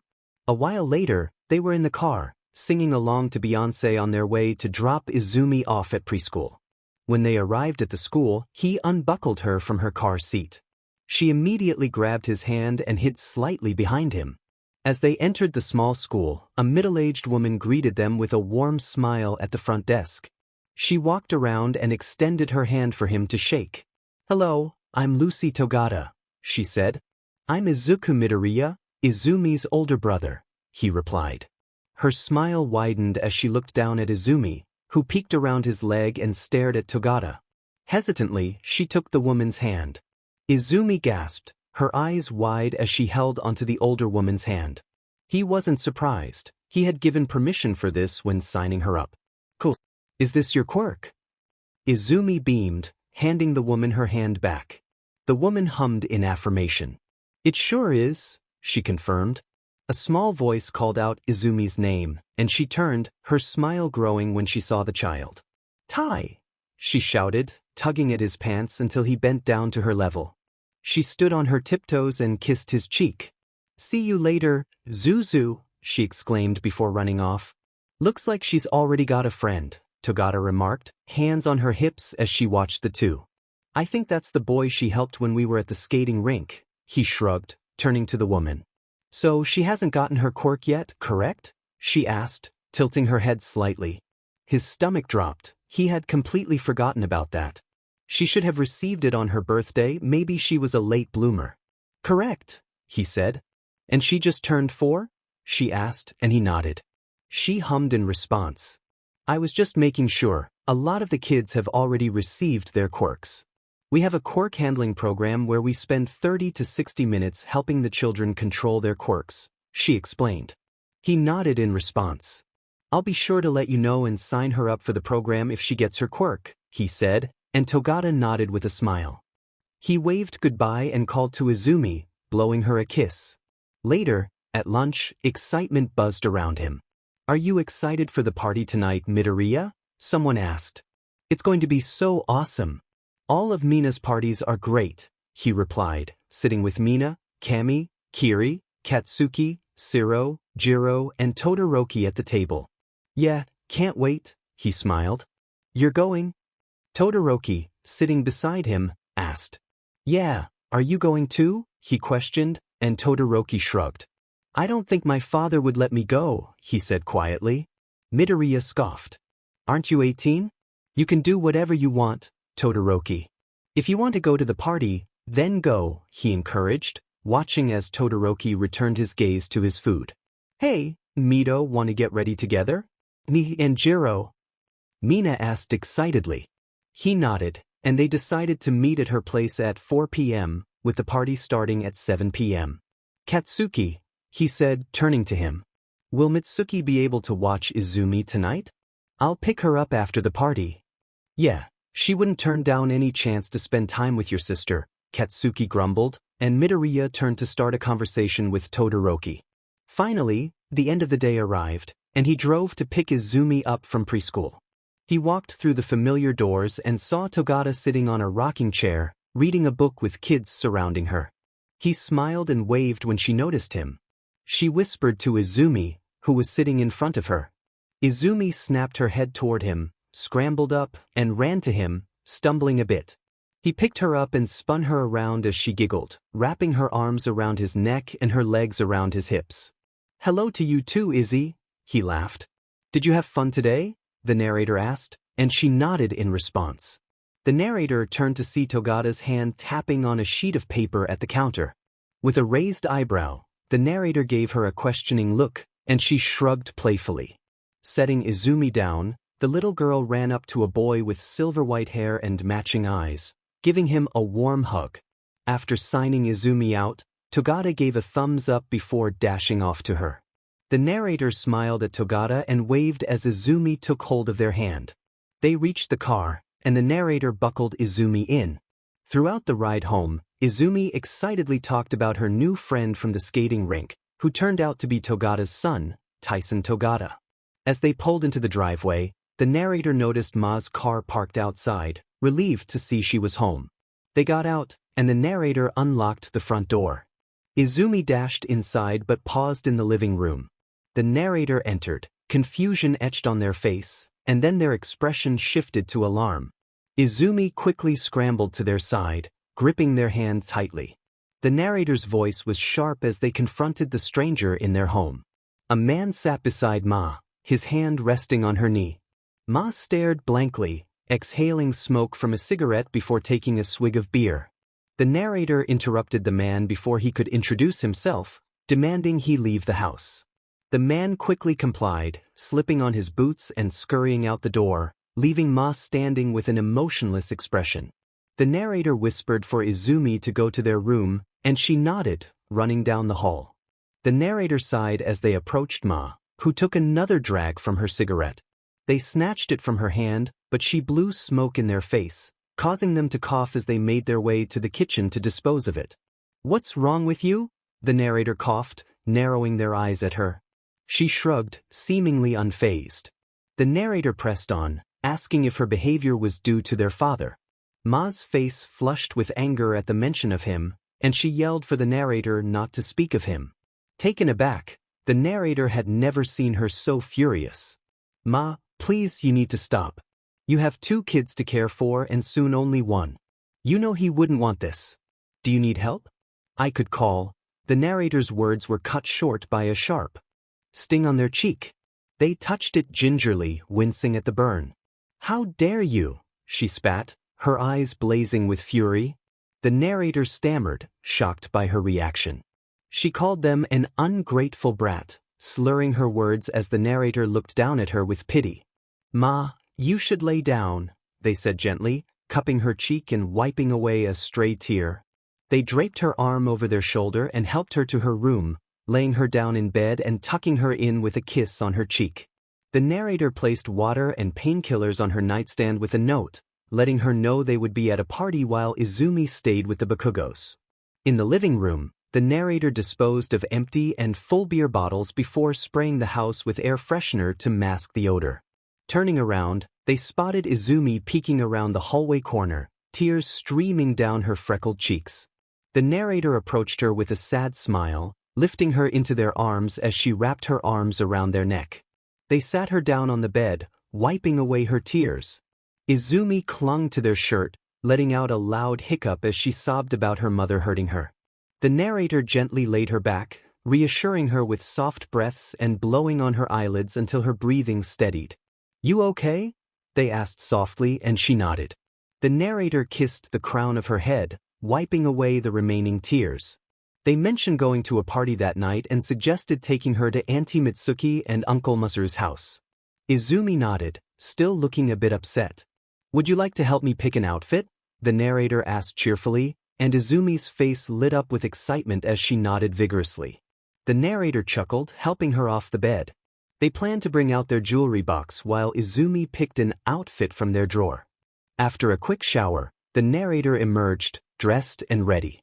Izumi happily announced she was done picking an outfit, and the narrator decided to have her pack it in their duffel bag for a surprise later. With a playful suspicion, the narrator asked if there was a clown costume in the bag, and Izumi giggled, shaking her head. Once ready, the narrator took Izumi's hand, grabbed their phone and keys, and turned off the room light before closing the door. Izumi returned to her room to grab a few things before they left the house. After dropping Izumi off at the Bakugos, the narrator headed to Mina's place. Upon arriving, they parked in front of Mina's house, grabbed their duffel bag, and walked to the front door. After knocking, Mina opened the door with her usual enthusiasm, grabbing the narrator's forearm and dragging them inside. The narrator barely had time to greet her before being pulled up a flight of stairs into her vibrant, themed bedroom, which was mostly empty since she lived on campus. "What's up, Midoriya?" Jiro greeted from her spot on the floor, her feet propped up against the wall. The narrator waved back with a smile, setting their bag down on a furry black chair as Mina clapped her hands together, ready for the fun to begin. She was filled with excitement as she rushed out of the room, asking Jiro to turn on some music. The atmosphere was lively, and I jokingly wondered if she had already started the party before everyone arrived. Jiro shot me an amused smile as he complied with her request. I decided to hold off on drinking until the party really kicked off since I still needed to pick up Izumi. Mina had already indulged a bit too much and was bouncing on the bed while Jiro face-bombed, scolding her for drinking too early. Mina jumped off the bed, declaring it was time to get ready, and rushed into her walk-in closet. Jiro sighed, clearly exasperated, and I chuckled as we discussed Mina's dilemma of choosing between becoming a hero or a musician. Mina emerged from the closet, asking how she looked in her white long-sleeve turtleneck, black skirt, white sneakers, and thigh-high black and white socks, accessorized with a gold necklace that read, "Pinky." She looked hot and casual, and I couldn't help but shout how gorgeous she was, interrupting whatever Jiro was about to say. Mina giggled and clapped her hands, urging Jiro to take her turn. She grabbed Jiro's arm and playfully shoved her into the closet. After a few moments, Jiro stepped out, her hands tucked into her red and black leather jacket, a slight blush on her cheeks. She wore a red crop top, a red choker, black biker shorts, fishnets, and black combat boots. Mina exclaimed how hot Jiro looked, and I smiled at her enthusiasm, gently taking her drink away. Jiro looked away, still blushing, and before I could say anything, Mina excitedly pushed me into the closet for my turn. I rummaged through the duffel bag Izumi had left for me, muttering to myself about what I would find. I put on a light blue button-up shirt, dark blue khakis, black dress shoes, and a brown belt. Looking in the mirror, I frowned at my reflection, feeling like I looked like an old man. Frustrated, I opened the closet door, catching the girls' attention as they blinked in surprise. Ignoring their stares, I grabbed my phone and called Mitsuki. After a few rings, she answered, laughter echoing in the background. Izumi assured me there was another bag in the closet, claiming it was a joke before hanging up. Rolling my eyes, I returned to the closet and found another bag. This time, I stepped out in a black crop top and ripped jeans that highlighted my abs and V-line, paired with a red belt, red sneakers, and silver circular glasses. The girl's jaws dropped in awe. Mina dramatically pretended to faint, and Jiro rolled her eyes while catching her. Mina squealed about makeup time, and I helped her with eyeliner, mascara, red lipstick, and blush. Jiro opted for a simpler look, wearing only eyeliner since she typically reserved makeup for special occasions. As we set up the house, guests began to arrive, except for Bakugo, who had gone upstairs to use the bathroom. An hour later, the house was alive with dancing and laughter, couples finding corners to share NTMT moments, and others enjoying games. I found myself sitting with Mina, Kami, Kiri, Jiro, and Siro in a quieter area, discussing anything that came to mind. Mina, clearly tipsy, was sitting on Jiro's lap, while Kami lounged on the sofa, Siro standing behind him to prevent any mishaps, and Kiri rested his head on Mina's lap. Kiri complained about Bakugo taking too long, and Siro chimed in, noting it had been nearly an hour since he went to the bathroom. Mina playfully poked my cheek, complimenting my freckles, and I entwined our fingers, chuckling at her antics.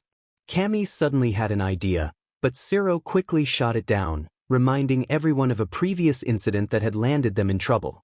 Kami laughed it off, slamming his head back against the couch in amusement.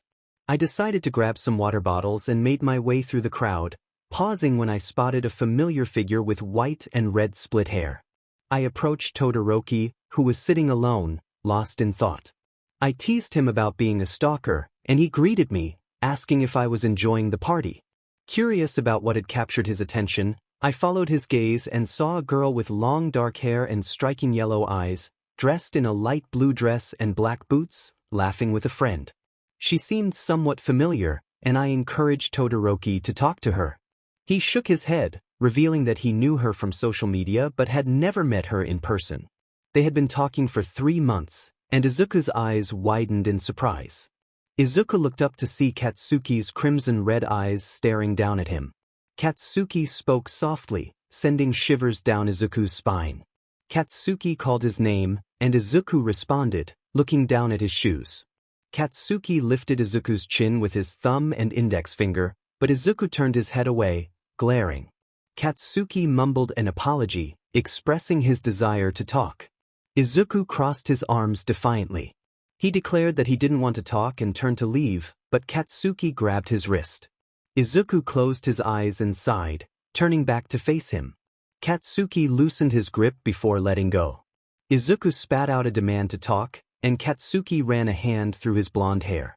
He began to explain how, 3 years ago, he had felt when Izuku left. Izuku interrupted, insisting that it was enough. Katsuki pleaded with him, his eyes searching for understanding. Finally, Izuku relented, huffing in frustration. Katsuki admitted that he hadn't cared when Izuku left, thinking it was for the best since Izuku would be in a safer place than Japan. Izuku raised an eyebrow, confused by Katsuki's words. Katsuki continued, revealing that he hadn't bullied Izuku because he thought he was weak and pathetic. He confessed that every insult had been a lie, and he had been trying to protect Izuku in his own misguided way. He recalled how angry he had felt when Izuku had declared his dream of becoming a hero despite being quirkless. At that time, he believed it was impossible and too dangerous for someone without a quirk to pursue such a dream, which led him to bully Izuku. Katsuki looked at Izuku, tears brimming in his eyes, acknowledging that Izuku had proven him wrong. He admitted that he regretted his actions, revealing that he had developed feelings for Izuku and admired him for his kindness and determination. He had looked up to him, even if he was quirkless. Katsuki then pulled out a small notebook, which surprised Izuku. He questioned whether Katsuki had retrieved it from the trash, and Katsuki confessed that he had seen Izuku throw it away and felt heartbroken. He had gone back to retrieve it, even though it was damaged, and had copied the notes into a new notebook to give to Izuku. Izuku flipped through the pages, realizing that everything was there. He muttered his thanks, still processing the revelation that Katsuki had feelings for him despite the pain he had caused. Katsuki lifted Izuku's chin again, trying to meet his gaze. Izuku averted his eyes, but Katsuki gently rubbed soothing circles on his cheek. It took all of Izuku's strength not to lean into the comforting touch. As Katsuki suggested they should talk about the others, he leaned in, brushing his lips against Izuku's. Izuku felt a rush of conflicting emotions. He wanted to give in, but he couldn't shake the memories of the hurt from the past. Suddenly, the taunts from their classmates echoed in Izuku's mind, and he tightened his grip around Katsuki's neck, burying his face in the crook of his shoulder as he sobbed. Katsuki flinched but quickly wrapped his arms around Izuku, rubbing his back and whispering apologies. Izuku pushed Katsuki away, wiping his tears angrily. He felt a surge of anger and heartbreak, scowling at Katsuki as he shouted that it was all his fault. He covered his face with his hands, feeling like a mess but still holding on to his pride. Katsuki wrapped his arms around Izuku again, resting his chin on top of his head as Izuku cried into his chest. Izuku recalled a moment from his childhood when he had expressed his desire to become a hero despite being quirkless. He remembered the silence that followed and the comforting words from his father, who had assured him that he would always support him. As Izuku calmed down, he held onto Katsuki's damp shirt, feeling a sense of safety in his presence. Izuku didn't notice that they were sitting on the ground, with him on Katsuki's lap, positioned sideways. He exhaled, resting his head on Katsuki's chest. A voice spoke, reminding him not to hold grudges. He didn't lift his head to search for the source. He already knew who it belonged to. He accepted the sentiment and expressed his forgiveness to Kaken. Izuku's eyes felt red and puffy, and he grumbled about it. Katsuki, ever the supportive friend, dabbed a wet tissue under his eye, assuring him that he still looked great. After sitting on the cold concrete for a while, Katsuki took him to the bathroom to freshen up. They returned to their group, where they danced, laughed, and poked fun at Kaminari's terrible dance moves. The fun lasted for a few hours until it was 12:32 a.m., and Izuku decided it was time to pick up Izumi, who had preschool in the morning. He said his goodbyes and got into the car, driving off to the Bakugo household. He parked without turning off the engine and walked to the front door, ringing the doorbell. A few moments later, a confused and tired-looking Mitsuki opened the door, her eyes puffy and red, suggesting she had been crying. Izuku asked about Izumi, and Mitsuki explained that Inko had come to pick her up earlier. After confirming the time, he wished her good night and left, planning to ask her about it tomorrow. He took a deep breath before driving home. Upon entering his dark, quiet house, he walked into the living room and saw his mother asleep with an empty beer bottle on the table and another half full in her hand. He had thought he threw those away. He discarded the bottles and moved into the kitchen, where he found a carton of milk, bread, cheese, and sandwich. Meat scattered on the floor, with the fridge slightly ajar. Frowning, he cleaned up the mess and headed down the hall to Izumi's room, which was cracked open. Peeking inside, he found it empty. He walked to his own room, where he found Izumi half asleep on the floor, her knees drawn up to her chest, with a half-eaten sandwich beside her. Her eyes squinted open, and when she saw him, they widened in surprise. She wobbled to her feet and ran to him with open arms. He picked her up and cradled her. Izumi interrupted him, expressing her hunger. He nodded and carried her to the kitchen, casting a glare at his mother's sleeping figure as they passed the living room. He asked her what she wanted, and she shrugged, suggesting katsudon. He set her on the counter while she rubbed her eyes. Izuku knew that Izumi couldn't sleep on an empty stomach.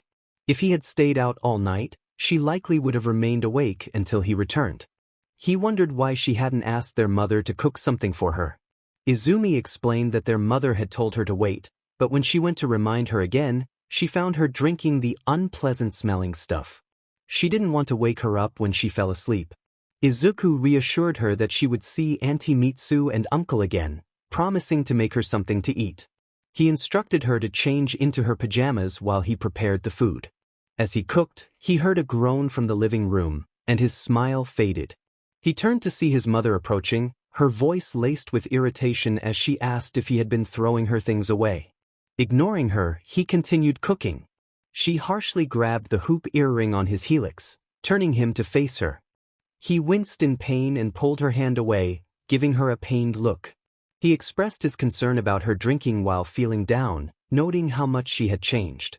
She shot back, telling him to worry about himself before heading to the refrigerator for another bottle of beer. Desperate, he pleaded with her not to drink, but she glared at him, warning him not to snatch things from her. Tears flowed down his cheeks as he stepped back, shaking his head. In a sudden, shocking moment, she slapped him across the face. Stunned, he watched her take the bottle back before she returned to the living room. Keeping his head down, he turned off the stove and prepared a small bowl with chopsticks. When he turned around, he found Izumi standing at the corner of the kitchen, tears in her eyes. Sighing, he walked over to her, took her hand, and led her to his bedroom, shutting and locking the door behind them.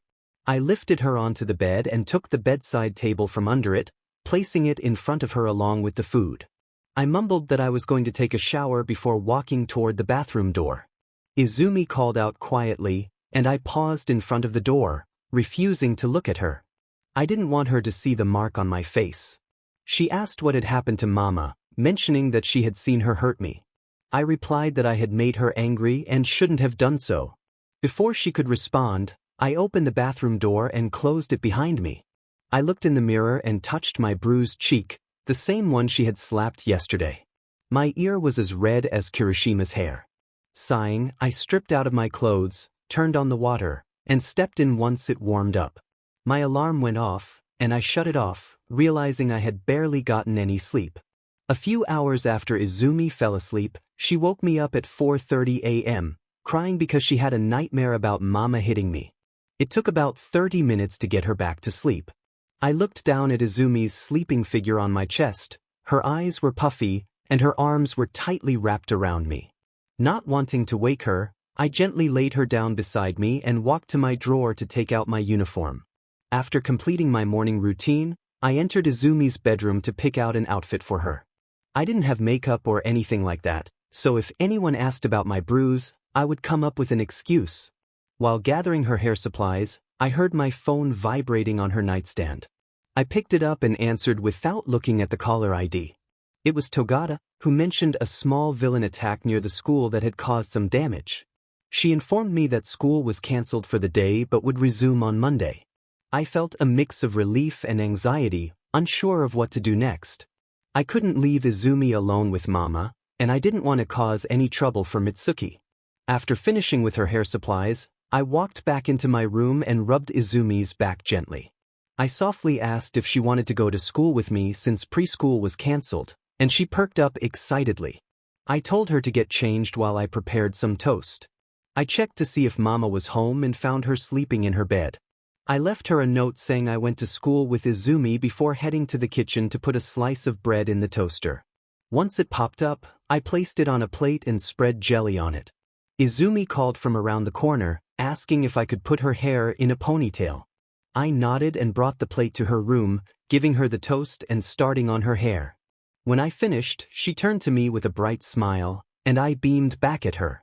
After leaving the house, I buckled Izumi into her seat. We arrived at UA 30 minutes early, so I decided to call my friends.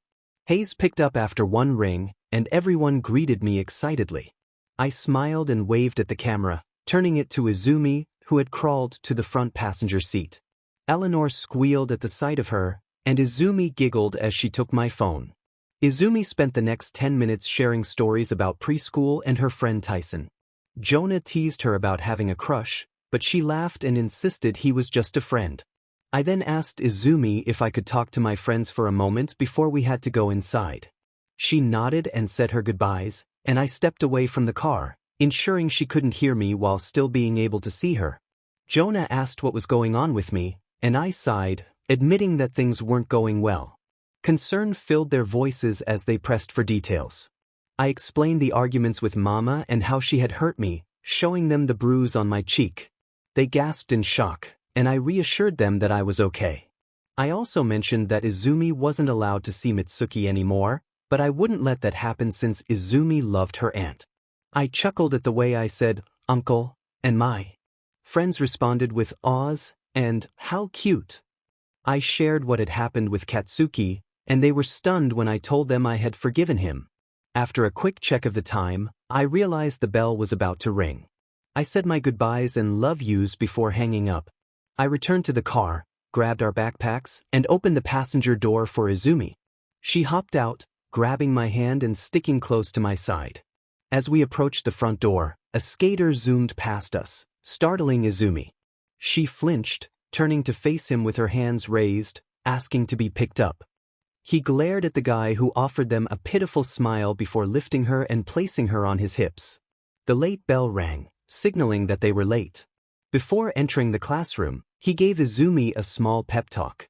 He pushed the door open and stepped inside. All eyes were on them. Sensei Aizawa asked, with an air of boredom, why they were late and who the little girl was. He shrugged and explained that he was late because he was late and introduced his little sister, Izumi, stating that no one could watch her, so he brought her along. Aizawa inquired about Izumi's age, and he replied that she was 4. Aizawa's gaze shifted from him to his sister before he walked out of the classroom, leaving everyone shocked and confused. Mina greeted Izumi cheerfully from her seat. Izumi lifted her head to look at her but quickly hid it in the crook of his neck, likely overwhelmed by all the new faces. He shrugged and mentioned that she was shy around new people. Katsuki greeted her, and upon hearing his voice, Izumi perked up and began bouncing to be put down. He set her down, and she ran to Katsuki with open arms, causing everyone to gawk at the two. Izumi excitedly called out to him, and Katsuki ruffled her hair, messing it up a bit. He made a mental note to get back at Katsuki later. He walked to his seat and pulled out his old notebook, flipping through his past drawings and analysis, feeling a sense of pride in his intelligence. After a while of watching Katsuki and Izumi play patty cake, the classroom door opened. Aizawa entered, holding the hand of a little girl who appeared to be around 8 or 9, with blue-gray hair and red eyes, along with a medium-sized horn on the side of her head. He gave Aizawa a confused look, and Aizawa nodded toward Izumi. Understanding, he stood up and picked Izumi off Katsuki's desk, walking toward the pair. Uraraka beamed at the new girl, Eri, who happily returned the greeting. Aizawa introduced them, and Izumi stared at Eri, gripping the back of his shirt as Eri smiled brightly at her. Aizawa stated that Eri was his daughter. Eri excitedly asked if Izumi wanted to play heroes with her and Auntie Midnight, who had promised to play during her break. Izumi looked shocked and timidly asked if Eri really knew Midnight. Eri nodded and extended her hand, which Izumi happily took, and they ran out of the room. He called after them, reminding them to return before lunch, and heard Eri's distant response of, "Okay." He glanced at Aizawa, thinking that maybe he wasn't so bad after all. He thanked Aizawa, who nodded in acknowledgement. Aizawa then asked about the mark on his cheek, and he remembered that he had forgotten about it. He explained that Izumi sometimes slept in his bed and was a rough sleeper, chuckling nervously. Aizawa narrowed his eyes, clearly skeptical. Aizawa questioned if a 4-year-old could really cause that, and he nodded, recounting how she had slapped him and kicked him 3 times. He made his way back to his seat, catching Aizawa's raised eyebrows as he sat down just as the lesson began. 20 minutes into the lesson, he noticed some classmates dozing off, likely due to the party the night before.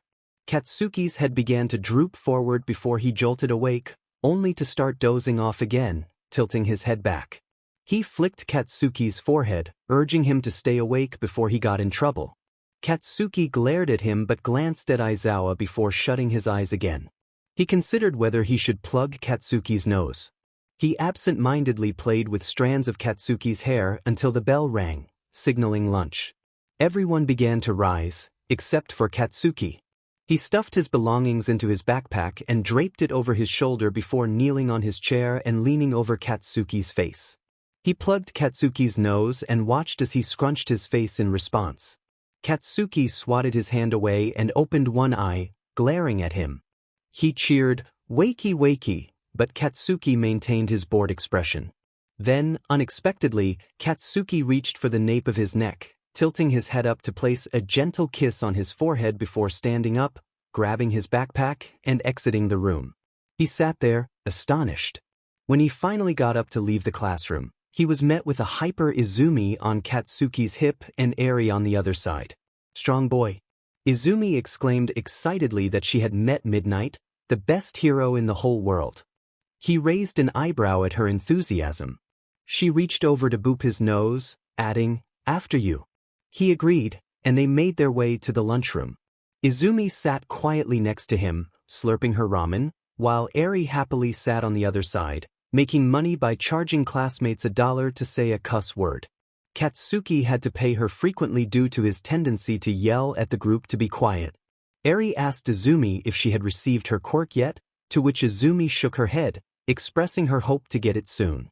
Kaminari pointed out that she was only 4, and Izumi timidly nodded. He draped his arm around her shoulder, pulling her closer while glaring at Kaminari, reminding him that even if she didn't receive a quirk, it wouldn't be a problem. Kaminari raised his hands in defense, assuring him that he was just asking.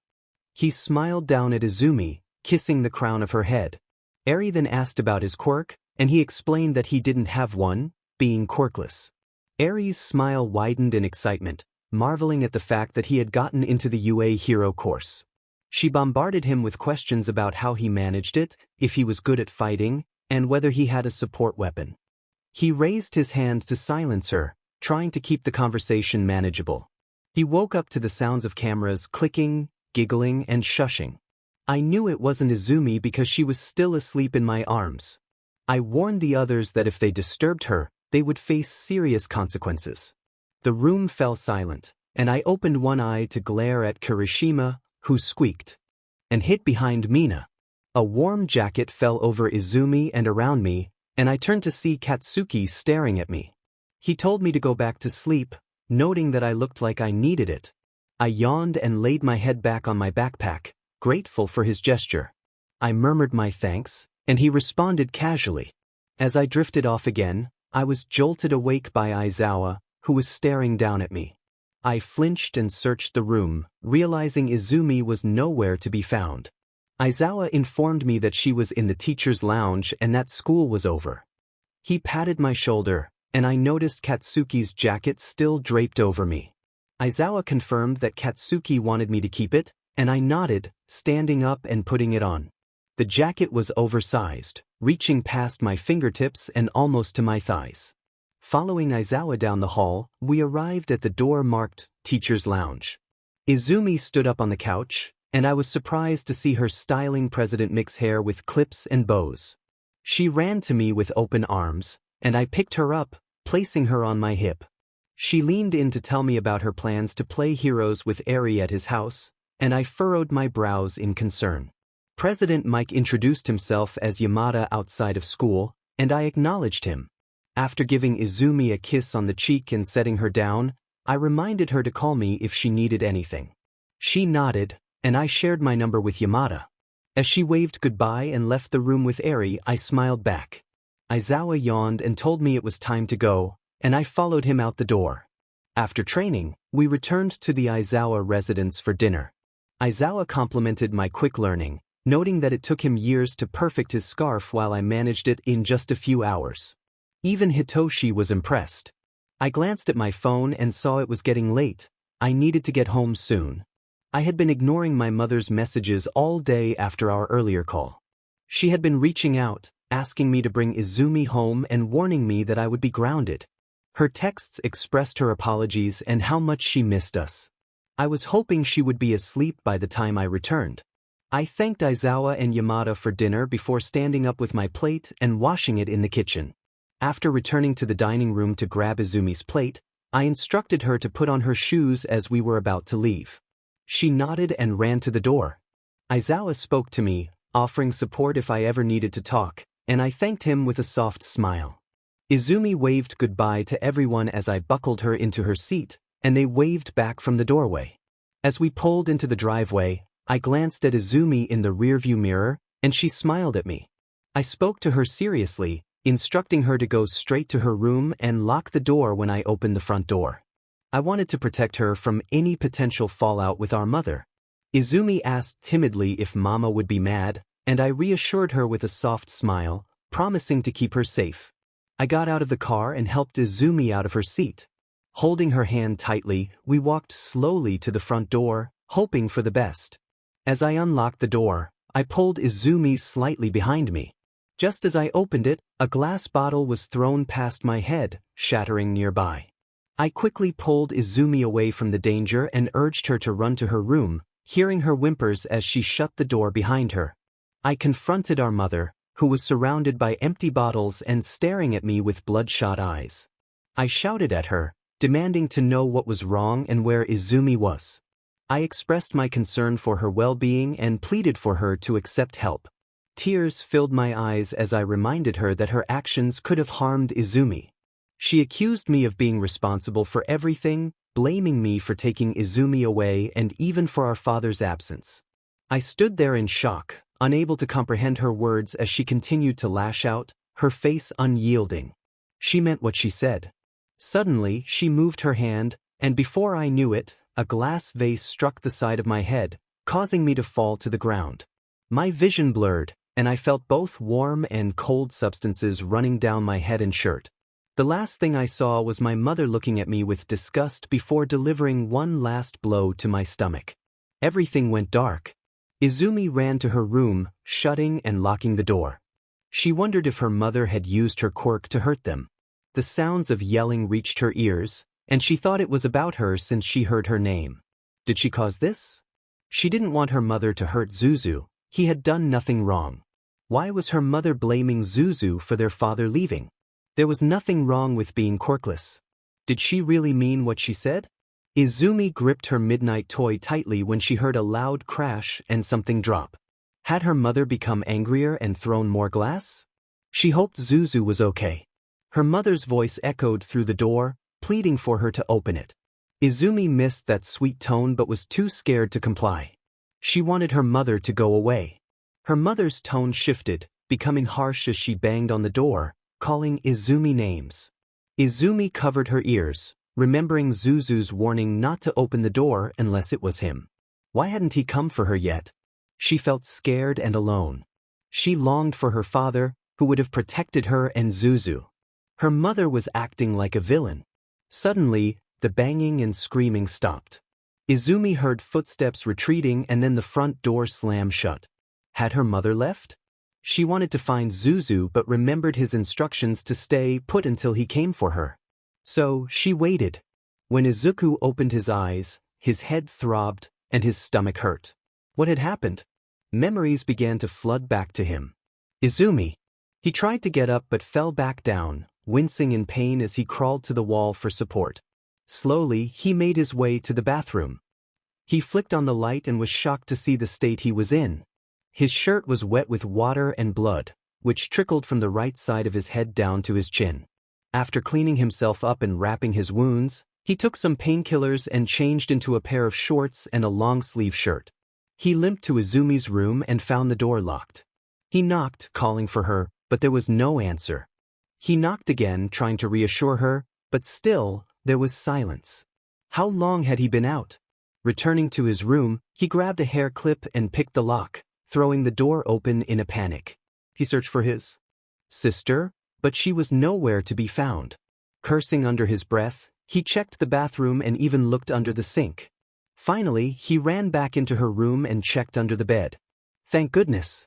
He found Izumi curled up under her bed, holding her favorite doll tightly. He gently pulled her out and cradled her in his lap. She began to shake and push away, but he held her tighter, softly rubbing her back until she calmed down. She looked up at him, her eyes wide with worry, and touched his face, noticing the bandage.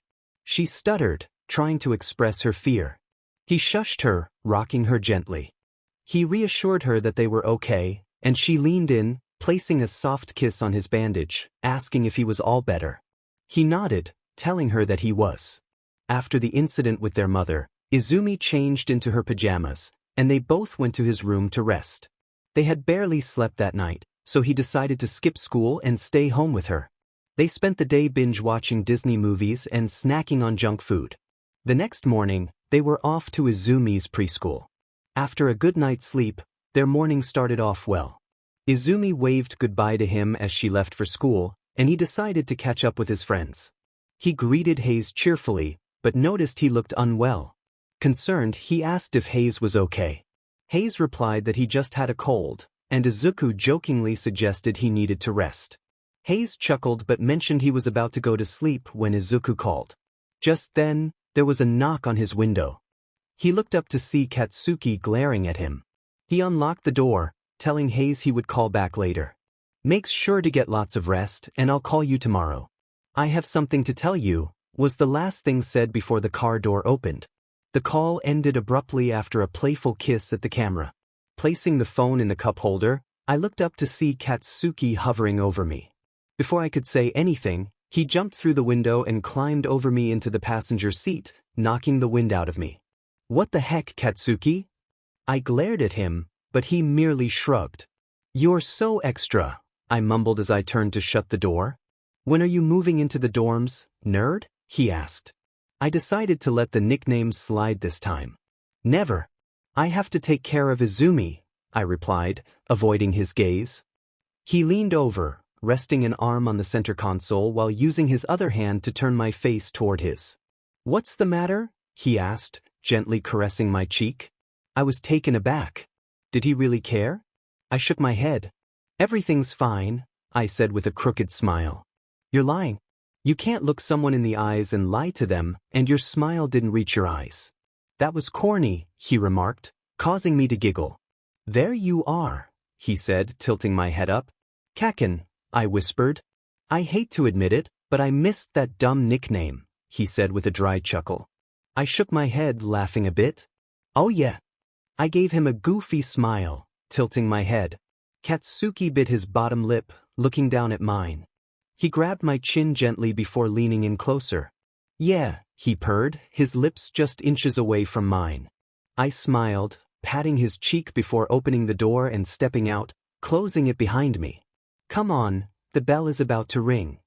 Just as I said that, the bell rang. Katsuki frowned and got out of the car. I locked the doors and jogged to his side. "We're going to be late," he grumbled. "You chose to dive into my car," I retorted, and he rolled his eyes. "Why did you park so far?" he whined. "I like being late and annoying, sensei." "Obviously." The late bell rang as we walked through the classroom doors. Aizawa gave us a pointed look, and I shrugged. Bakugo, why are you late? He asked bluntly, glaring at the blonde, who gaped at him. I chuckled and made my way to my seat. He was late too. Katsuki pointed at me as I propped my feet up on the desk. I gave my teacher an amused look. He's always late, Aizawa replied. That doesn't explain why you're late. I was walking with him. I didn't know he parked so far until the bell rang, Katsuki gritted out, clearly frustrated. It was amusing to see him mad. Whatever, just don't be late again and go to your seat. Same for you, Midoriya. Stop being late, Aizawa warned before starting the lesson. Katsuki slouched down in his seat, crossing his arms. I poked his bicep and he turned to me with a glare. I smiled sweetly at him, and his expression softened as he turned back to face Aizawa. Hey, Mido bro. Kirishima waved at me as I grabbed my lunch. I hadn't had much time to prepare my own after making Izumi's, so I settled for school lunch. Hey guys, I said as I sat down next to Katsuki, who was glaring at his phone. Oh, never mind, that was just his resting face. Every Friday, we have an annual sleepover at the dorms, Kaminari said excitedly, and Mina bounced in her seat. Yeah. We play lots of games and have challenges. You should come, what do you say? It sounded like a lot of fun, but I didn't feel it was safe to leave Izumi at home alone with Ma at the moment. I didn't want her causing trouble for Mitsuki and Masaru. I don't know. I'll think about it, okay? I replied with a smile. They all nodded, except for Katsuki, who continued to stare at me, as if he could see right through me. It felt unsettling. Stop staring at me, I muttered, looking down at my food.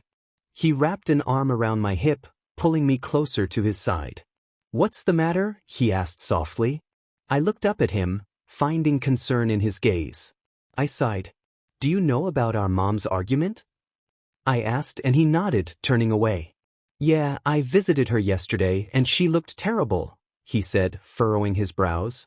What happened to Auntie Inko? He questioned, turning back to me. I started to speak but then hesitated. I looked away. She's just still in the mourning process, that's all. I whispered the last part. Izuku's POV. Midobro, you made it. I called out as I shut the door behind me and slipped off my shoes. Come on, everyone's waiting in the living room. Mina beamed, grabbing my hand and pulling me into the chaotic room filled with loud chatter, arguing, and explosions. I could already guess who was responsible. Shut it, half and half, the blonde shouted angrily, releasing small bursts of energy from his palms. You know I'm right, Bakugo, the half-and-half boy replied calmly. Looks like he made it, Siro said to me. Everyone in the room began to greet me, expressing their happiness at my arrival. To start off the night, let's begin with a challenge, someone announced. The next few hours were spent doing challenges and playing board games. Katsuki was a sore loser, getting frustrated every time I made him draw 4 in Uno. He ended up losing to everyone because of how many cards he had. Let's have a cooking challenge. I call Bakubro on my team, Kaminari declared. Everyone agreed and began picking sides. Katsuki tugged on my hand, trying to pull me to his side, but I twisted my hand away. What's wrong? He asked, tilting his head. Nothing, I replied, walking to the opposite side. I looked over my shoulder and smirked. My team against yours, I announced. Mina, Kaminari, Kirishima, Jiro, Siro, and Shoji joined Bakugo's team. Tsu, Ida, Uraraka, Todoroki, Yaoyorozu, and Tokoyami were on my team, with Aoyama, Sato, Hagakure, and Koda as the judges. While the judges went to play another board game in the other room, both teams raced to the fridge, arguing over who would get what. Chaos erupted, with Bakugo unleashing small explosions left and right, even affecting his own teammates, while Mina and Kaminari debated fiercely over what to cook for the judges. Kirishima was trying to calm Bakugo down as Bakugo shouted at him and unleashed an explosion, prompting Kirishima to harden his skin in response. Shoji stood calmly to the side, waiting for everyone to settle. Siro attempted to take a carton of milk from Todoroki, who kept saying no while holding the carton away from him. Jiro and Tsu raced to the pantry, with Tsu wrapping her tongue around Jiro and tossing her across the room. Before Jiro could land on the sofa, she used her ear jacks to wrap around Sue's hair and pull her back from the pantry. Uraraka was floating some pots and pans they needed while Momo tried to gather her team, as she had an idea. Ida was giving orders, insisting everyone calm down, but nobody listened. Suddenly, a voice shouted for everyone to stop, and pans clashed together. Everyone turned to see Midoriya standing on the counter with a pan in each hand. Once he had their attention, he hopped off the counter and suggested they play rock paper scissors for a 1-minute head start to choose what they wanted. Kaminari agreed, rubbing the back of his head sheepishly, and soon everyone was on board with the idea. Midoriya called Bakugo over with a smirk, and Bakugo approached, scowling as he took his hands out of his pockets. They both made their choices. Bakugo chose paper, while Midoriya chose scissors. Bakugo protested for a redo, but Midoriya's team cheered in triumph. Uraraka happily declared there would be no redos, draping her arm over Midoriya's shoulder, which only made Bakugo growl in frustration. Midoriya playfully stuck his tongue out at Bakugo, who yelled at him before storming off with his group.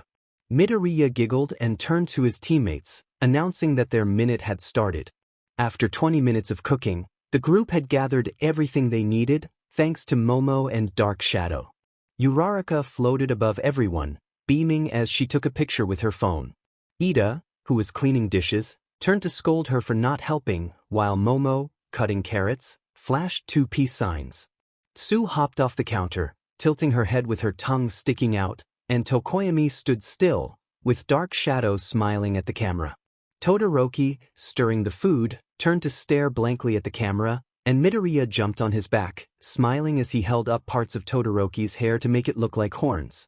The room was filled with laughter and chatter from both teams as they wrapped up their dishes. The judges were moved to the dining room, where the table was set with cups, bowls, and silverware. Just as they were about to serve the food, Midoriya's phone rang. He quickly pulled it out, hoping it wasn't Izumi calling with bad news, but his heart sank when he saw it was her. His mother was calling. He gulped and excused himself from the room to answer. Her soft voice came through, sounding sober. She asked where they were, expressing concern that she couldn't find them. Midoriya explained they were at the dorms for a sleepover, and Izumi was sleeping in Bakugo's room. He heard her sigh, and she apologized for her past behavior, promising to get help. His heart ached as he reassured her to stop drinking. After hanging up, he dialed Izumi's number to check on her. She answered on the second ring, sounding scared. She mentioned someone was at the door, but it wasn't anyone she recognized. Midoriya's heart raced as he urged her to get out the window. She whimpered, saying she was scared, and just as he was about to reassure her, the call cut off. Frustrated, he rushed to the kitchen, where chaos erupted in yelling and shrieks. He shouted for everyone to quiet down, and the room fell silent. He demanded to know who had caused the power outage, realizing he needed to get to Izumi and ensure she was safe. All eyes turned to Bakugo, who huffed and scowled, claiming he had been annoyed. Midoriya's frustration boiled over as he insisted he didn't care about the reasons. He needed to focus on his sister's safety. Izuku felt overwhelmed and rushed out of the kitchen, leaving behind the chaos. He sprinted home, aware that driving would only lead to traffic. Upon reaching his front lawn, he paused to catch his breath, noticing several cars parked nearby. Quietly, he approached his window and slid it open, hearing faint sobs in the distance. He softly called out to Izumi, who was clearly upset. She responded with a shaky voice, expressing her concern. Izuku summoned his scythe, igniting its tip to provide light. Suddenly, he felt small arms wrap around his waist, and he gently placed a hand on her head, reassuring her. He listened as she described the frightening events that had occurred, explaining how she had heard a man's voice and the door jiggling before the lights went out. Izuku quickly grabbed a navy blue hoodie and an orange one from his drawer, dressing Izumi in the oversized blue one while he wore the orange. He picked up Izumi's doll and climbed out the window, extending his hands for her to grasp. She held onto his wrists as he lifted her out of the room and onto his hip, quietly closing the window behind them. As they stepped into the cold night, Izumi shivered and asked where they were going. Izuku, noticing her discomfort, asked if she was still cold, to which she replied that she was warm now, resting her head on his shoulder. He pulled the hood over her head and rubbed her back, reassuring her that they were heading to see Katsuki and the others. As they walked through the dark streets, Izuku felt Izumi relax in his arms, eventually falling asleep. He cherished the warmth she provided as they made their way to the dorms. Upon entering, he was greeted by his friends, who were curious about his sudden departure. Izuku calmly explained that he had to bring Izumi back from a friend's house after a disagreement. Katsuki, however, seemed to see through his facade. Izuku felt a mix of frustration and concern as Katsuki pressed him for the truth. Despite his irritation, he followed Katsuki to his dorm, where he laid Izumi down on the bed, tucking her in gently. As he turned to leave, Katsuki caught his wrist, prompting a moment of vulnerability between them. Katsuki apologized for pushing him, and Izuku felt a wave of relief wash over him. They shared a tender moment, and Izuku found himself longing for this kind of connection after feeling deprived of affection for so long. When Katsuki asked if he could kiss him, Izuku surprised himself by nodding in agreement. Their moment was interrupted by a knock at the door, and Katsuki, protective of Izumi's sleep, quickly dismissed the visitor. Returning to their moment, Katsuki wrapped his arms around Izuku, resting his head on his shoulder. Izuku comforted him, patting his head gently. The next morning, Izuku stirred awake to find Izumi sleeping peacefully on his arm, with Katsuki behind her, both of them wrapped in a cozy embrace. He smiled at the sight, feeling a warmth in his heart. As he tried to slip away from Katsuki's grip, it only tightened, leading to a playful exchange that ended with Izuku falling back into a deep sleep, content in the moment. I squinted my eyes open to see Izumi sitting in front of me with a huge smile, the sink running in the background, which I assumed meant Katsuki was in there. Izumi tugged on my hoodie, urging me to get up. She exclaimed that we were going out to breakfast with everyone. I groaned quietly, trying to close my eyes again, but a large hand grabbed my arm and yanked me out of bed, causing me to yelp in surprise.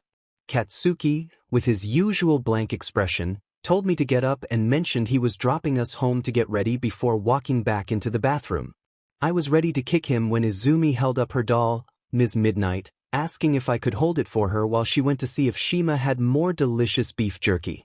When I asked where he was, she told me he was downstairs with everyone else and pleaded with me to let her go. I took the doll from her as she hugged my legs, bending down to kiss her head before she dashed out the door. As soon as she left the room, I stomped into the bathroom, where Katsuki was washing his face with a wet rag. He might look good, but I was still mad at him for pulling me out of bed. Just as I was about to confront him, arms wrapped around my waist, pulling me forward unexpectedly. I spluttered in surprise, asking what he was doing. He shrugged and tightened his grip. I hugged him back, running my hand through his spiky blonde hair while the other patted his back. I asked if he was okay, and he nodded, pulling away with a slight blush, admitting he just felt like holding me. I found it cute but told him to get out because I needed to use the bathroom. I pushed him out and locked the door behind me, hearing him chuckle from outside. A few moments later, I heard the dorm door open and shut. After taking care of my business, I brushed my teeth and washed my face. When I exited the bathroom, there was no sign of Katsuki. I walked out of the room and headed to the elevator, clicking the button for the first floor. As I waited for it to ding, I could hear chatter, yelling, and giggles. I heard Katsuki shout angrily at someone, asking if they wanted to repeat what they had said. I rolled my eyes and ruffled Izumi's hair as she sat on the counter, nibbling on a piece of beef jerky. Katsuki and another student were bickering, and I shook my head, letting out a small chuckle before walking up to him. I held my hand out for my backpack draped over his shoulder, but instead of handing it over, he high-fived my hand like a fool. I snapped my fingers twice and glared at him, insisting it was my bag. He simply retorted that he was holding it. I knitted my brows, blinking at him before rolling my eyes and picking up Izumi, placing her on my hip. I declared I was going back home to get us ready and asked Katsuki to text me the address. He insisted he would take us, but I reminded him my car was there. He shrugged and said he wanted to take me. I raised an eyebrow, realizing he had woken up ready to argue. After a moment of consideration, he nodded, and I huffed, crossing my arms as he smiled triumphantly, guiding us out of the dorms. Once we arrived at the house, I unbuckled Izumi and placed her on my hip while Katsuki grabbed my bag. I walked to my window and opened it, ignoring Katsuki's questioning gaze. I explained that I had snuck out last night, and he nodded in understanding. I instructed him to stay in the room while I went to grab Izumi's clothes, warning him not to leave or I would never talk to him again. He hesitantly nodded. As I left my bedroom, I was met with the lingering smell of alcohol and cigarettes in the air, reminding me of the previous night. I rummaged through Izumi's drawer, pulling out clean underwear, a cream turtleneck long-sleeve sweater, a black and white plaid skirt, black tights, and black boots, along with her hair accessories and 2 black bows. I quickly returned to my bedroom, closing and locking the door behind me. I noticed the shower running and saw Katsuki sitting on my bed, scrolling through his phone. I asked if Izumi was in the shower, and he nodded, setting his phone down and staring at me intently. I walked up to the bathroom door, knocking and reminding Izumi to brush her teeth.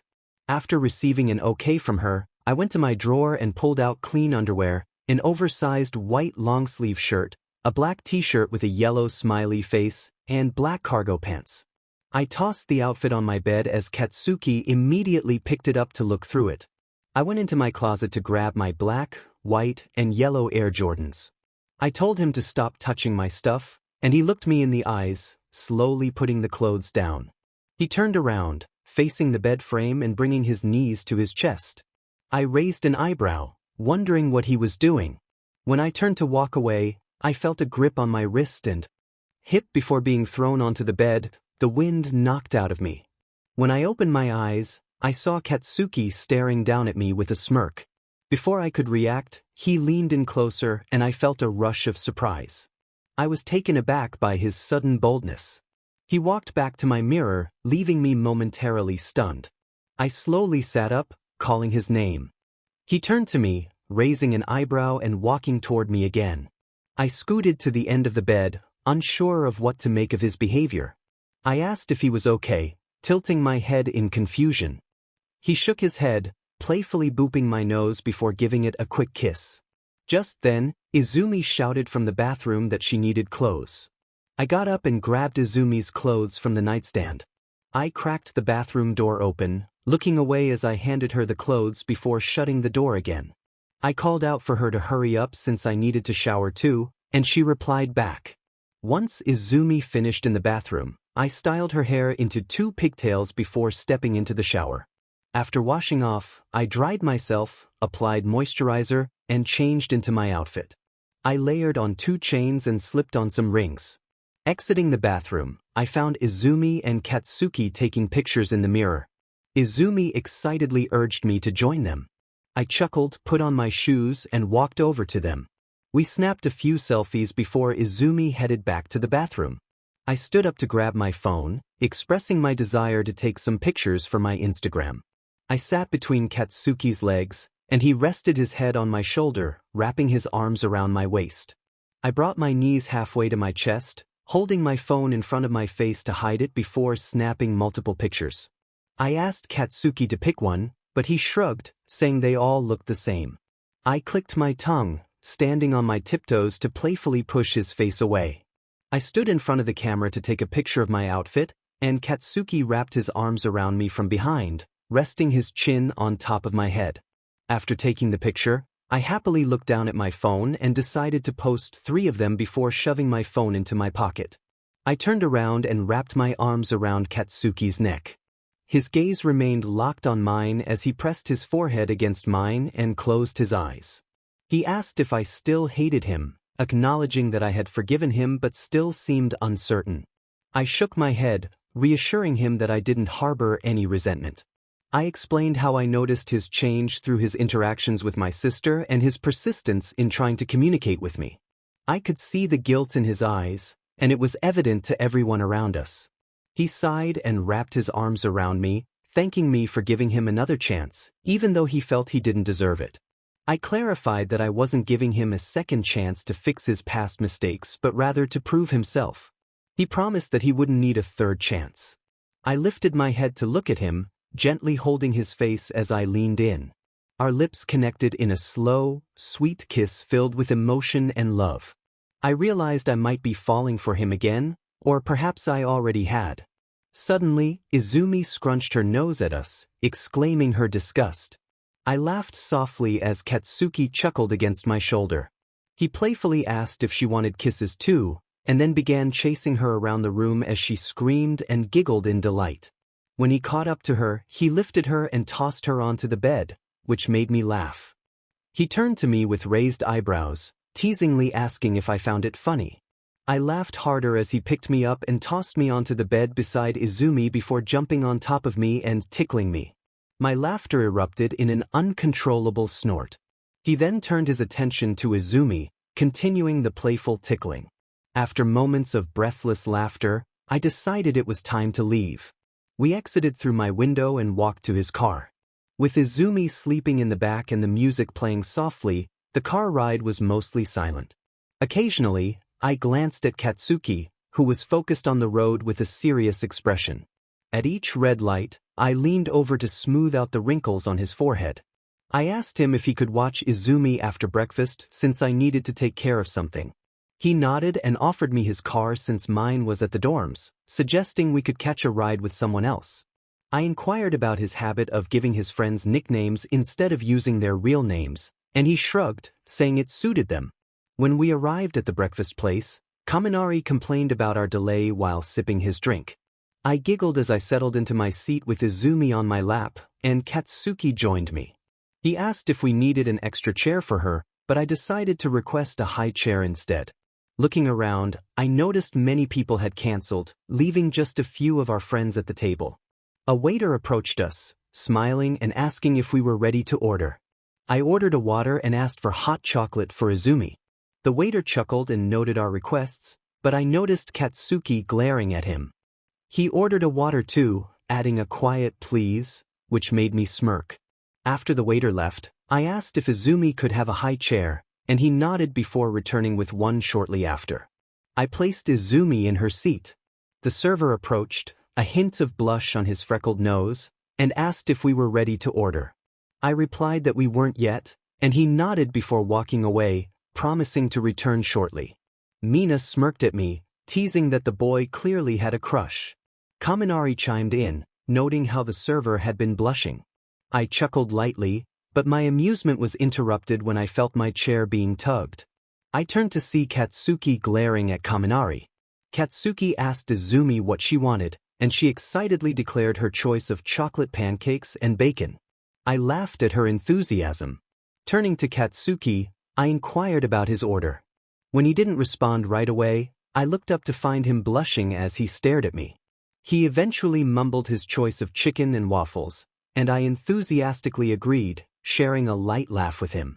Haru returned with our drinks, and I smiled at him as he placed them on the table. When he asked if we were ready to order, I nodded and confirmed our choices. As he moved around the table to take everyone's orders, I noticed Izumi staring intently at her hot chocolate. I warned her to wait until it cooled down to avoid burning herself. She crossed her arms and leaned back in her chair, acknowledging my concern. Haru returned to his spot next to me, a little closer than before. Katsuki noticed and pulled my chair closer to him, glaring at Haru. Haru kindly assured us that he would be back with our food shortly before walking away. Once he was out of earshot, Katsuki leaned in and grumbled that Haru obviously liked me. I chuckled and ran my hand through the back of his hair, which made him lean into my touch. I playfully asked if he was jealous, and he shook his head slowly. I turned my attention back to Izumi, only to find her drinking her hot chocolate. Instinctively, I grabbed the hot cup from her and set it on the table, exclaiming that it was burning. She tilted her head, insisting it wasn't hot. I narrowed my eyes and touched the cup, confirming it was indeed hot. I examined her hands closely. They felt warm, but there were no signs of burns. Izumi smiled and insisted it wasn't hot at all. My eyes widened in realization. Could her quirk be responsible for this? It also explained why I had felt warmer while walking back to the dorms in the freezing cold. I hadn't made a doctor's appointment yet, but I decided I should do that when I got home. I handed the mug back to her, watching as she drank every last bit without hesitation. I turned to Katsuki, unable to contain my excitement, and silently squealed. He raised an eyebrow and smiled softly. I whispered that I thought Izumi had discovered her quirk, and he grinned, throwing an arm over my shoulder. I nodded vigorously, and he asked if he could come with us when we went to check it out. I paused to think and replied that if Izumi wanted him there, he could come. He scoffed, claiming she loved him, and I rolled my eyes. Kirishima then asked when I would be moving into the dorms, and Kaminari added that if I was there, we would be complete. I awkwardly chuckled, explaining that there was a lot going on at home, and I preferred to stay there until things settled down. They nodded in understanding before asking about my experience living in America. I shared the differences and similarities, and our conversation flowed naturally. I was so engrossed in sharing my experiences that I didn't notice Katsuki trying to get my attention about my ringing phone. When I finally looked over, I saw him holding my phone, staring at it. He handed it to me, and I greeted my friends with enthusiasm. Jonah asked why I was with Katsuki, struggling with his name. I laughed and corrected him, and Izumi eagerly asked to say hi, making grabby hands for the phone. I handed it to her, and she waved happily at everyone on the screen. After a while, she returned the phone but still wanted to be in the frame. In the background, I heard someone exclaiming that they were finally there. Jonah groaned, and Eleanor snatched the phone from him, excitedly showing off her casted arm. I gasped, concerned about what had happened. She laughed, claiming it was just hero work. Jonah deadpanned that she had jumped into a villain attack instead of waiting for backup. He recounted her heroic but reckless words, and I scolded Eleanor for not being more careful, especially since I couldn't afford to lose anyone else. The atmosphere grew quiet for a moment. Jackie then asked if everything was all right and if Inko was okay, but I interrupted her, feeling frustrated. I reminded her to use the speakerphone, ignoring the curious gazes from the table. A soft voice mentioned that they would share more later, and the others nodded in agreement. The speaker was at breakfast and promised to call back soon. As the call ended, a light laugh escaped them while they tucked their phone away. Izuku frowned, looking up at the blonde who was also frowning down at him. The blonde quietly asked if there was something happening at home that he didn't know about. Izuku turned his gaze away, mumbling for him to mind his own business while staring at his water. The table buzzed with chatter, excluding Katsuki and Izuku. Their food had yet to arrive, and Izuku felt an urge to leave immediately with Izumi, but he knew that would raise suspicions. Haru, the waiter, finally brought their food, and they began to eat and talk. Katsuki attempted to engage Izuku in conversation after apologizing more than once. Izuku felt guilty for ignoring him. It wasn't Katsuki's fault that he cared. Embarrassment lingered in the air. After finishing their meal, they split the bill and exited the restaurant. Everyone else wanted to head to the mall, but Izuku wasn't in the mood. Izumi pouted softly, asking why he didn't want to join them. Izuku explained that he had something to do, and she frowned, looking down. She walked over to Katsuki and took his hand, knowing what she was about to ask. Izuku chuckled, giving his permission for her to stay with Katsuki. She clapped her hands in delight before running back to wrap her arms around Izuku's waist, thanking him with muffled words against his shirt. He hugged her back before walking over to Katsuki, grabbing a handful of his shirt to pull him down to his level. He warned Katsuki that if anything happened to his sister, he would hold him responsible. Katsuki nodded vigorously, and Izuku smiled sweetly before giving him a quick peck on the lips and smoothing out his wrinkled shirt. As he walked away, he twirled Katsuki's car keys on his finger, mentioning that he would be taking Katsuki's car to retrieve his own. Todoroki then asked if he could invite someone, and Izuku narrowed his eyes, questioning whether he wanted to invite her while he was gone. Todoroki nodded, and Izuku pouted, crossing his arms as Todoroki patted his head. The group bombarded Todoroki with questions about his girlfriend as Izuku walked toward Katsuki's car, glancing back to see Todoroki trying to answer while backing away from the crowd. After retrieving his own car from UA, Izuku drove to the other side of Tokyo, nervously tapping the steering wheel. He parked and walked down the hall of the apartment complex, stopping at door 272 before knocking.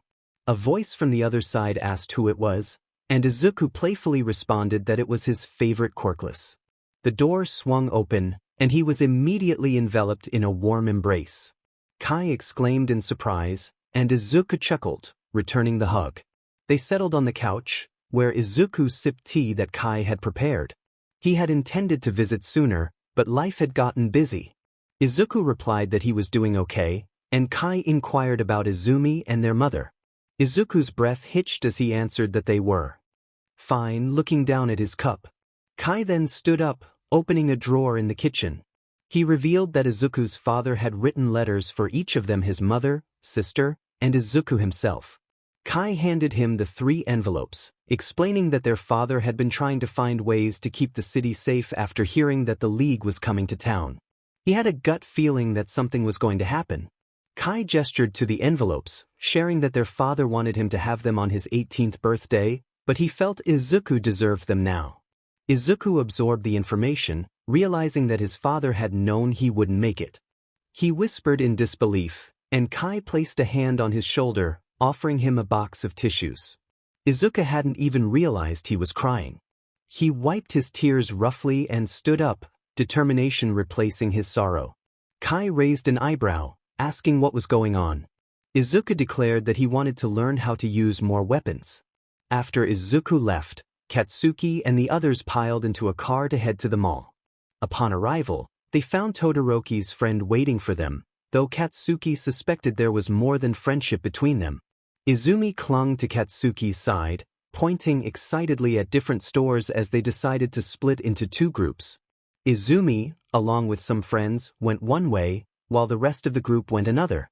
Dunce Face teased Katsuki about his relationship with Izuku, prompting laughter from the others. Katsuki glared at them, trying to suppress his anger. He felt a surge of frustration as they continued to joke. Izumi gasped, pointing excitedly at a figure in a toy store and asking if she could have it. Katsuki sighed, telling her to get whatever she wanted as he watched her dash into the store. Pikachu's playful nature led him to dash after Izumi. Earphones chuckled, noting that it seemed everyone was joining in, and he entered the store with the rest of the group following closely behind. After spending a fortune on new toys and clothes for Izumi, they called the extras to arrange a meetup at the food court. While waiting for them to arrive, Bakugo bought slushies and various snacks that the others had requested. Pink Cheeks approached with a laugh, surprised at the amount Bakugo had purchased. Soy Sauce chimed in, teasing Bakugo about spoiling Izumi, which earned him a playful punch from Bakugo. Dunce Face cooed about Bakugo being a softie, but Bakugo was ready to explode with frustration when he noticed Nakamura's eyes glowing yellow from the corner of his vision. He narrowed his gaze at her, and moments later, she blinked it away, her expression shifting to one of pure terror. Nakamura shouted that they needed to leave immediately. Before anyone could respond, an explosion echoed through the mall. Bakugo felt a surge of panic as he picked up Izumi, who clung to him, trembling in fear. Nakamura yelled that there was a fire and smoke everywhere, urging them to help while she took care of Izumi. As people began to scream and rush toward the exits, Bakugo felt a wave of frustration. He reluctantly handed Izumi to Nakamura, who tried to escape her grasp, reaching for Bakugo with tears streaming down her face. Bakugo reassured Izumi that he would see her later, pulling out his phone to call Izuku, but was met with silence. Frustrated, he shoved his phone into his pocket and ran toward the fire, instructing the others to check if Izuku would answer and to inform him of the situation. As he propelled himself into the air, he saw Nakamura covering Izumi with her coat. He yelled at her to protect Izumi before launching himself higher. Icy Hot glided beside him on ice, while Soy Sauce used his tape to navigate through the air, with Shitty Hair running alongside them. Icy Hot noted that everyone else was helping people escape, and Bakugo nodded, hoping Izumi would be safe. Meanwhile, Nakamura ran toward the exit, dialing her uncle's number. She informed him of the situation and provided the address before hanging up. As she navigated through the smoke, she coughed and covered her mouth, trying to shield Izumi with her coat. Just as she spotted the exit sign, an explosion erupted behind her, knocking her off her feet. Dazed, she struggled to rise with Izumi in her arms, a cold sensation trickling down her forehead. Nakamura reassured Izumi that they were almost there, though she spoke more for her own comfort. As she stood up, She heard creaking from above and saw flames liking the wooden structure. Panic surged through her as she sprinted toward the door, recalling Bakugo's words about protecting Izumi. In a moment of desperation, she threw Izumi toward the exit just as debris began to fall, losing consciousness as everything faded to black. Bakugo was in a frenzy, shouting about Izuku not answering his phone when Shitty Hair urged him to calm down. Mina coughed, urging everyone to leave as the air grew thick with smoke. Bakugo caught Uraraka as she began to fall, placing her on his back. They all agreed it was time to retreat to the nearest exit. Kaminari called for help, and EMS rushed in to assist, taking Uraraka on a stretcher while checking for injuries.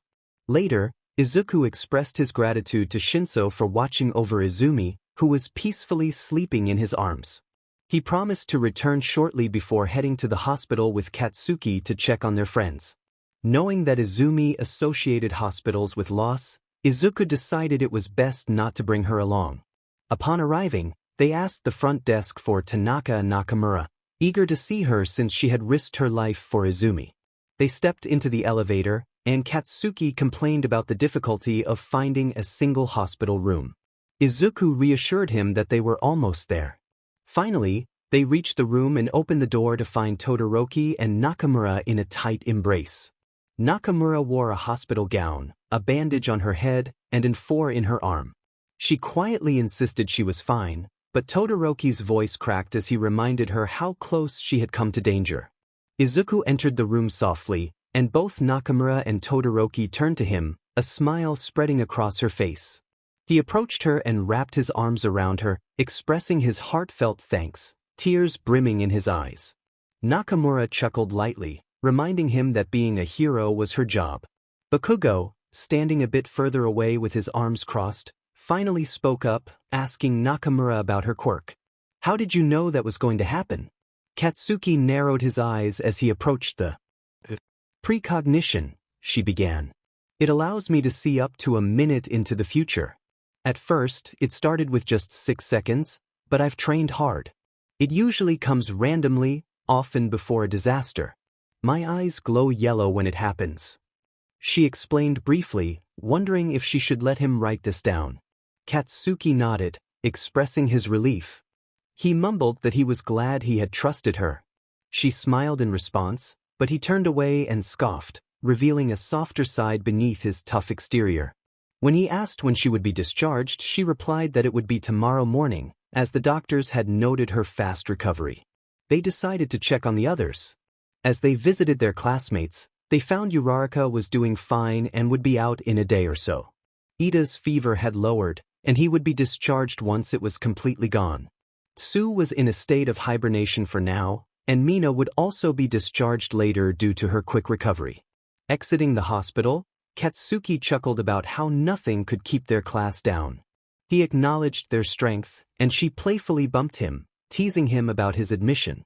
He vehemently denied it, but she continued to giggle at his reaction. Curious about his whereabouts during their trip to the mall, Katsuki inquired. She explained that she had been with an old friend of her father's, who had an enchantment quirk. That was where she had obtained her scythe and other weapons. Katsuki's interest peaked when she mentioned other weapons. She elaborated that she now had a sword and a bow and arrow, but she could only summon one weapon at a time. For safety, the other weapons remained in her car, appearing as ordinary items until she summoned them. "So, you can fight up close and from a distance," he noted, and she nodded, smirking at the thought of showing off her skills during training the next day. Her phone rang, and she checked the caller ID. It was Kai.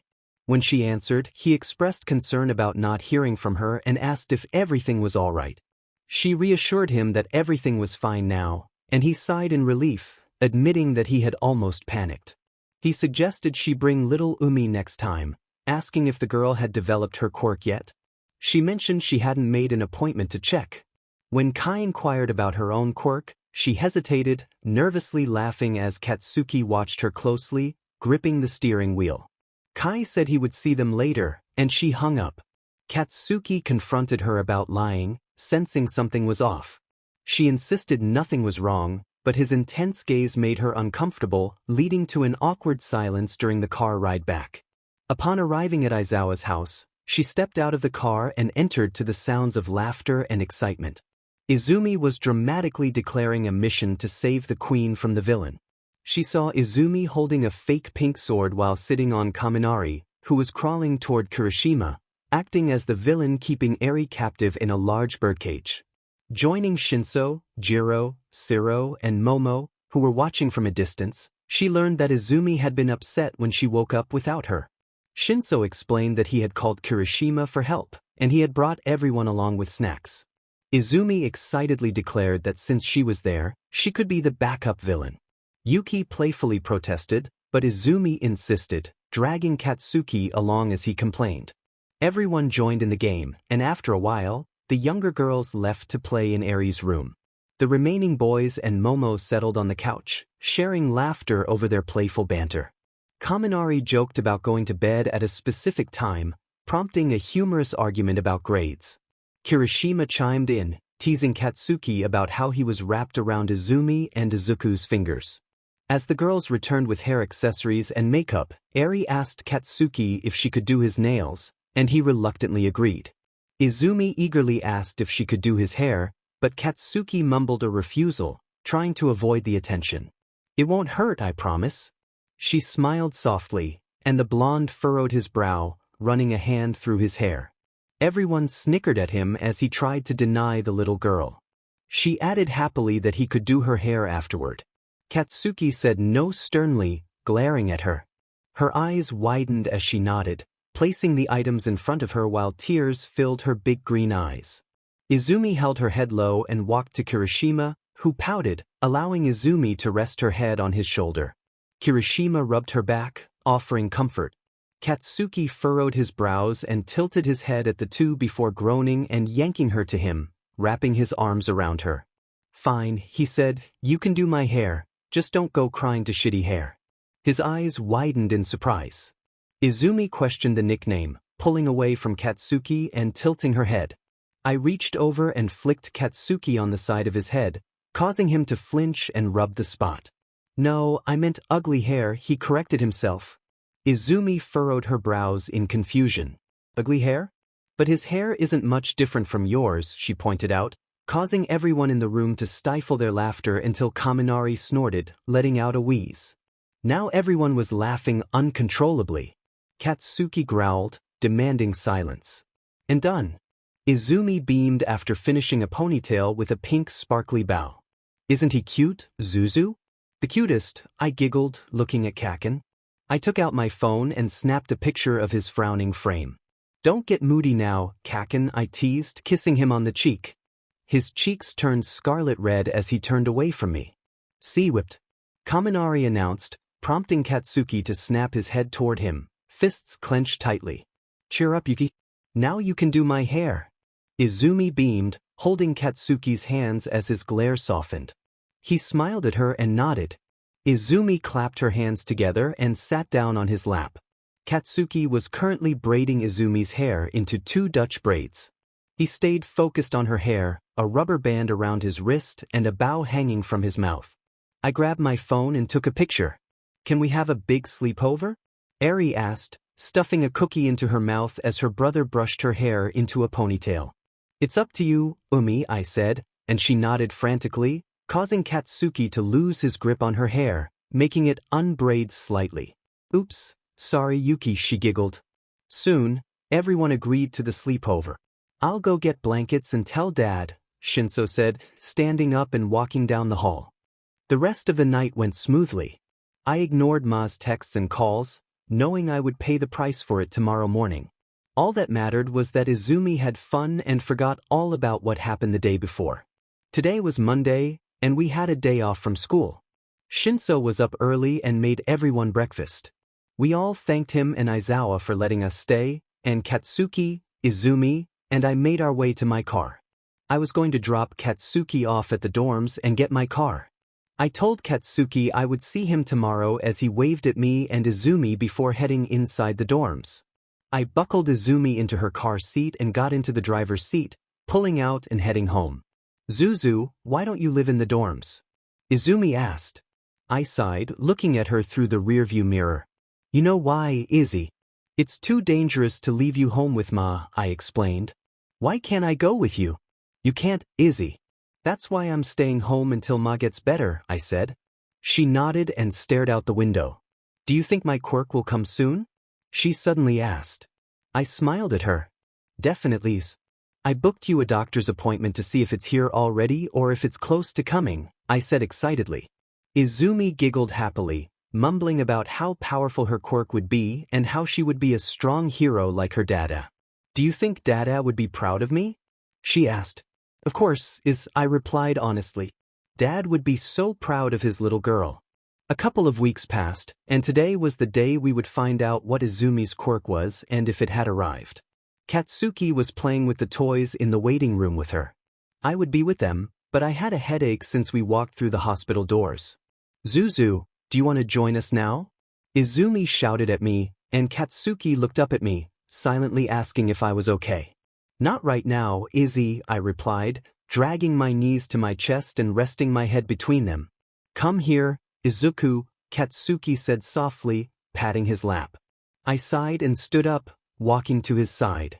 I sat down next to him and laid my head on his lap. It didn't help much, but I was comfortable. As the minutes passed, my headache worsened. I turned my body to face Katsuki's stomach and groaned. Are you okay? He asked. I shook my head truthfully. We can leave if you Izumi Midoriya? A soft voice spoke, and my headache suddenly faded.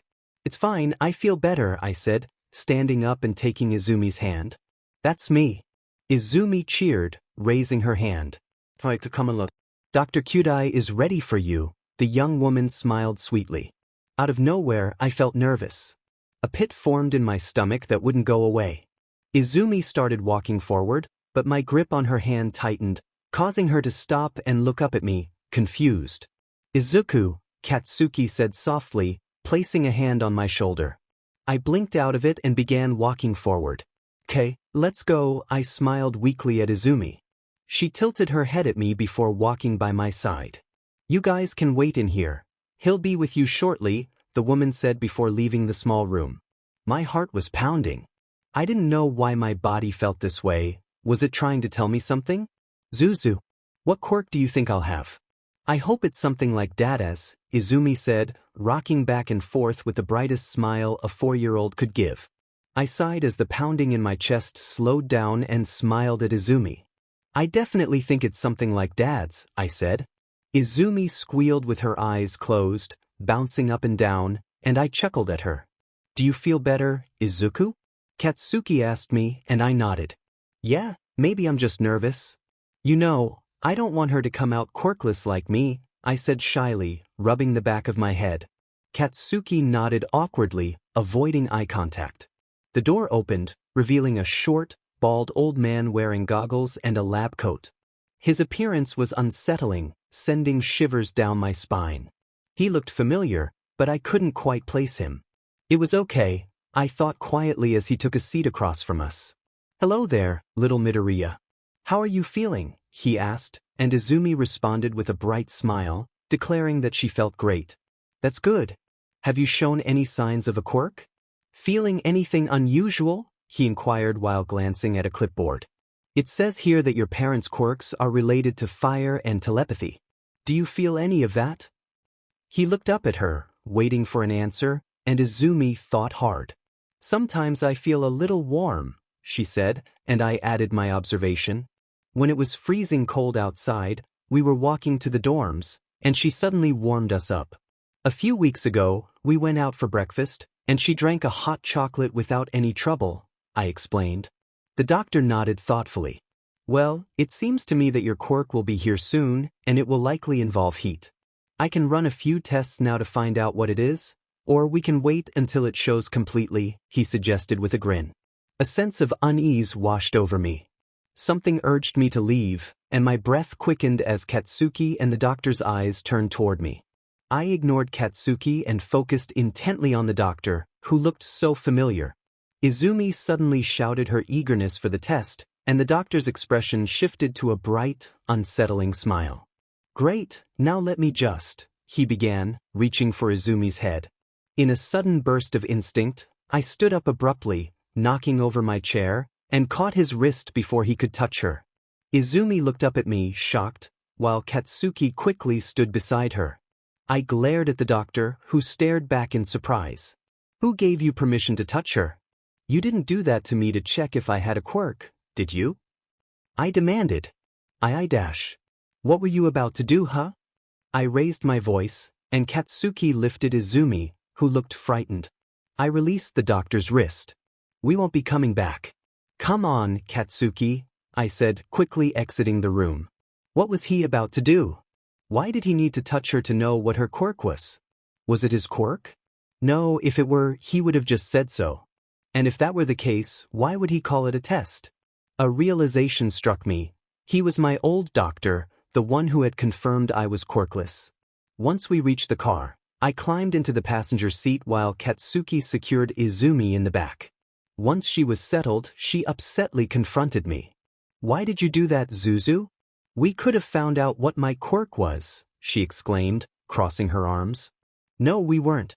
He was going to take your quirk, leave, and come back to say you were quirkless, I replied sternly as Katsuki pulled out of the hospital parking lot. No, he wasn't. He was a good guy, she argued. I tugged at my green curls in frustration. No, he wasn't, Izumi. He's the one who diagnosed me as quirkless, I shot back irritably. It's not his fault you're quirkless. Maybe you just came out that way, she yelled angrily. The words stung. I slumped back in my seat, turning my head to look out the window as tears formed in my eyes. I caught Katsuki's gaze from the corner of my eye. Izumi, that wasn't very nice. Apologize, Katsuki said sternly, looking at her through the rearview mirror. Why apologize if I don't mean it? She huffed. I could tell Katsuki was losing his patience by the way he gripped the steering wheel. He sighed, relaxing a bit, and fell silent. The rest of the ride home was quiet. Katsuki had picked us up from our house earlier, and now he was dropping us back off. He pulled up in front of our driveway, and I quickly unbuckled my seatbelt and slammed the door shut. I opened Izumi's door to find her sleeping, thankfully. I carefully unbuckled her and lifted her into my arms. She immediately wrapped her arms around me as I closed the door and walked back to the passenger side, where the window was already down. You guys will be fine, right? Katsuki asked, concern evident in his tone. I nodded, shifting Izumi in my arms. See you tomorrow, I smiled, walking up the driveway. Fortunately, these past couple of weeks, Ma had been sober.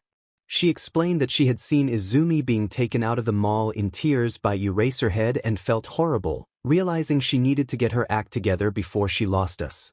I didn't know why she hadn't tried to call us or come to us during that time, but as long as she was doing better, nothing else mattered. She had stopped drinking and smoking and was now going to therapy once a week. I was so proud of her. It felt like we were becoming a family again, even without Dad by our side. We would grieve and learn to cope together. Everything would get better. Everything would return to how it was. Right? A month passed and things were going well. Ma's therapy had been successful, and she had remained clean. The house was tidier, smelled better, and she even made up for missing Izumi's birthday by buying her a bunch of gifts and baking her a cake. Izumi was no longer afraid to be alone with Ma. She had been picking Izumi up from school every day, giving me free time to hang out with everyone in the dorms for a few hours. We were no longer exhausted and had returned to our daily routine of family nights and trips to the park. I think the squad could tell by my energy during our video calls that everything was going great. We were happier. Izuku, come here please. I heard Ma call from downstairs.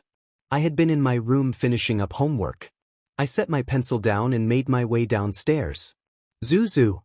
Izumi cheered, throwing herself into my arms. I caught her and lifted her onto my hip. What's up, Ma? I asked, watching her wash the dishes.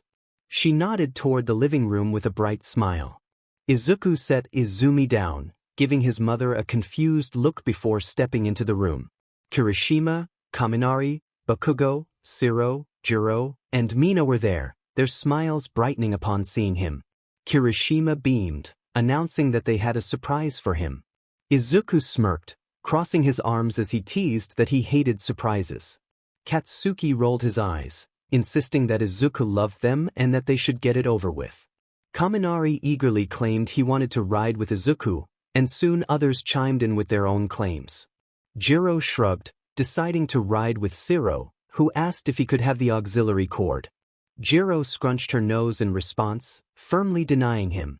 Katsuki interjected, stating that two of them needed to go with long ears and soy sauce, as Izumi's car seat was in the other vehicle, making it impossible for everyone to fit. Kaminari pouted, wanting to leave the car seat behind, but Katsuki remained firm, telling them to figure it out while he and Izuku waited in the car. Izumi ran into the room just before they exited, asking if she could come along, promising not to tell. When Izuku inquired if she knew, the others nodded. Katsuki relented, allowing her to join them, and she reached out for him to pick her up. As they left the house, Katsuki urged the others to sort out their arrangements, leading to a playful bickering among them.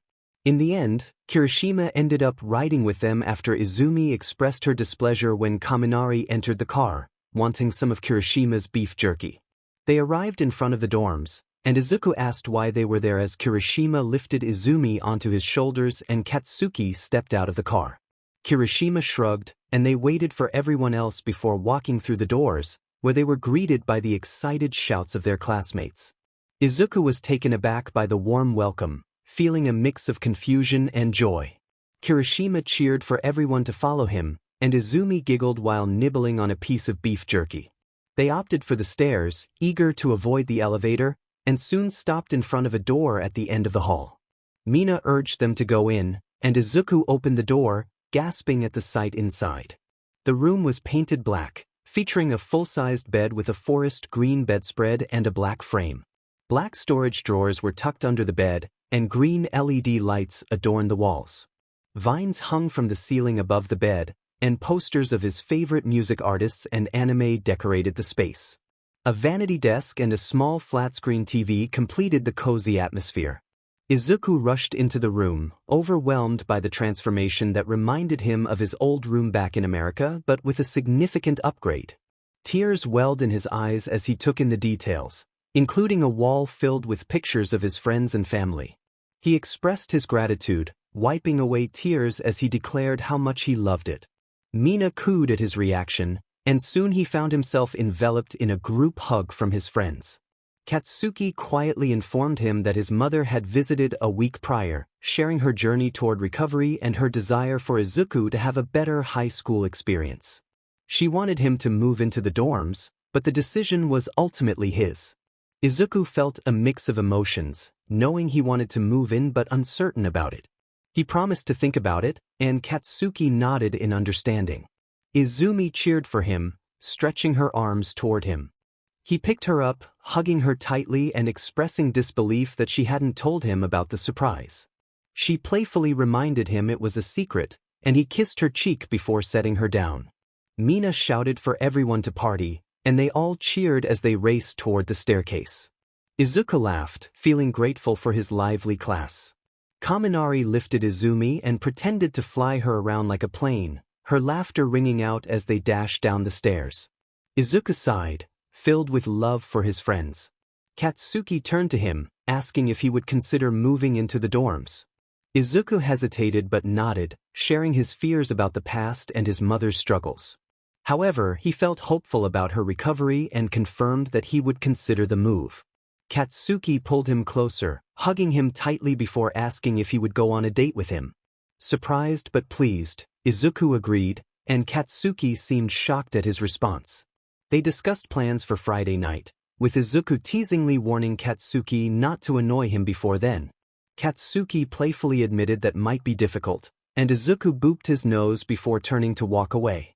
Katsuki spun him back around, looking into his eyes and asking for a kiss.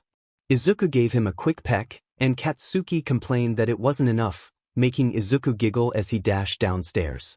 Kaminari entertained everyone with a funny story about Todoroki's reaction to a past incident, causing laughter to fill the room.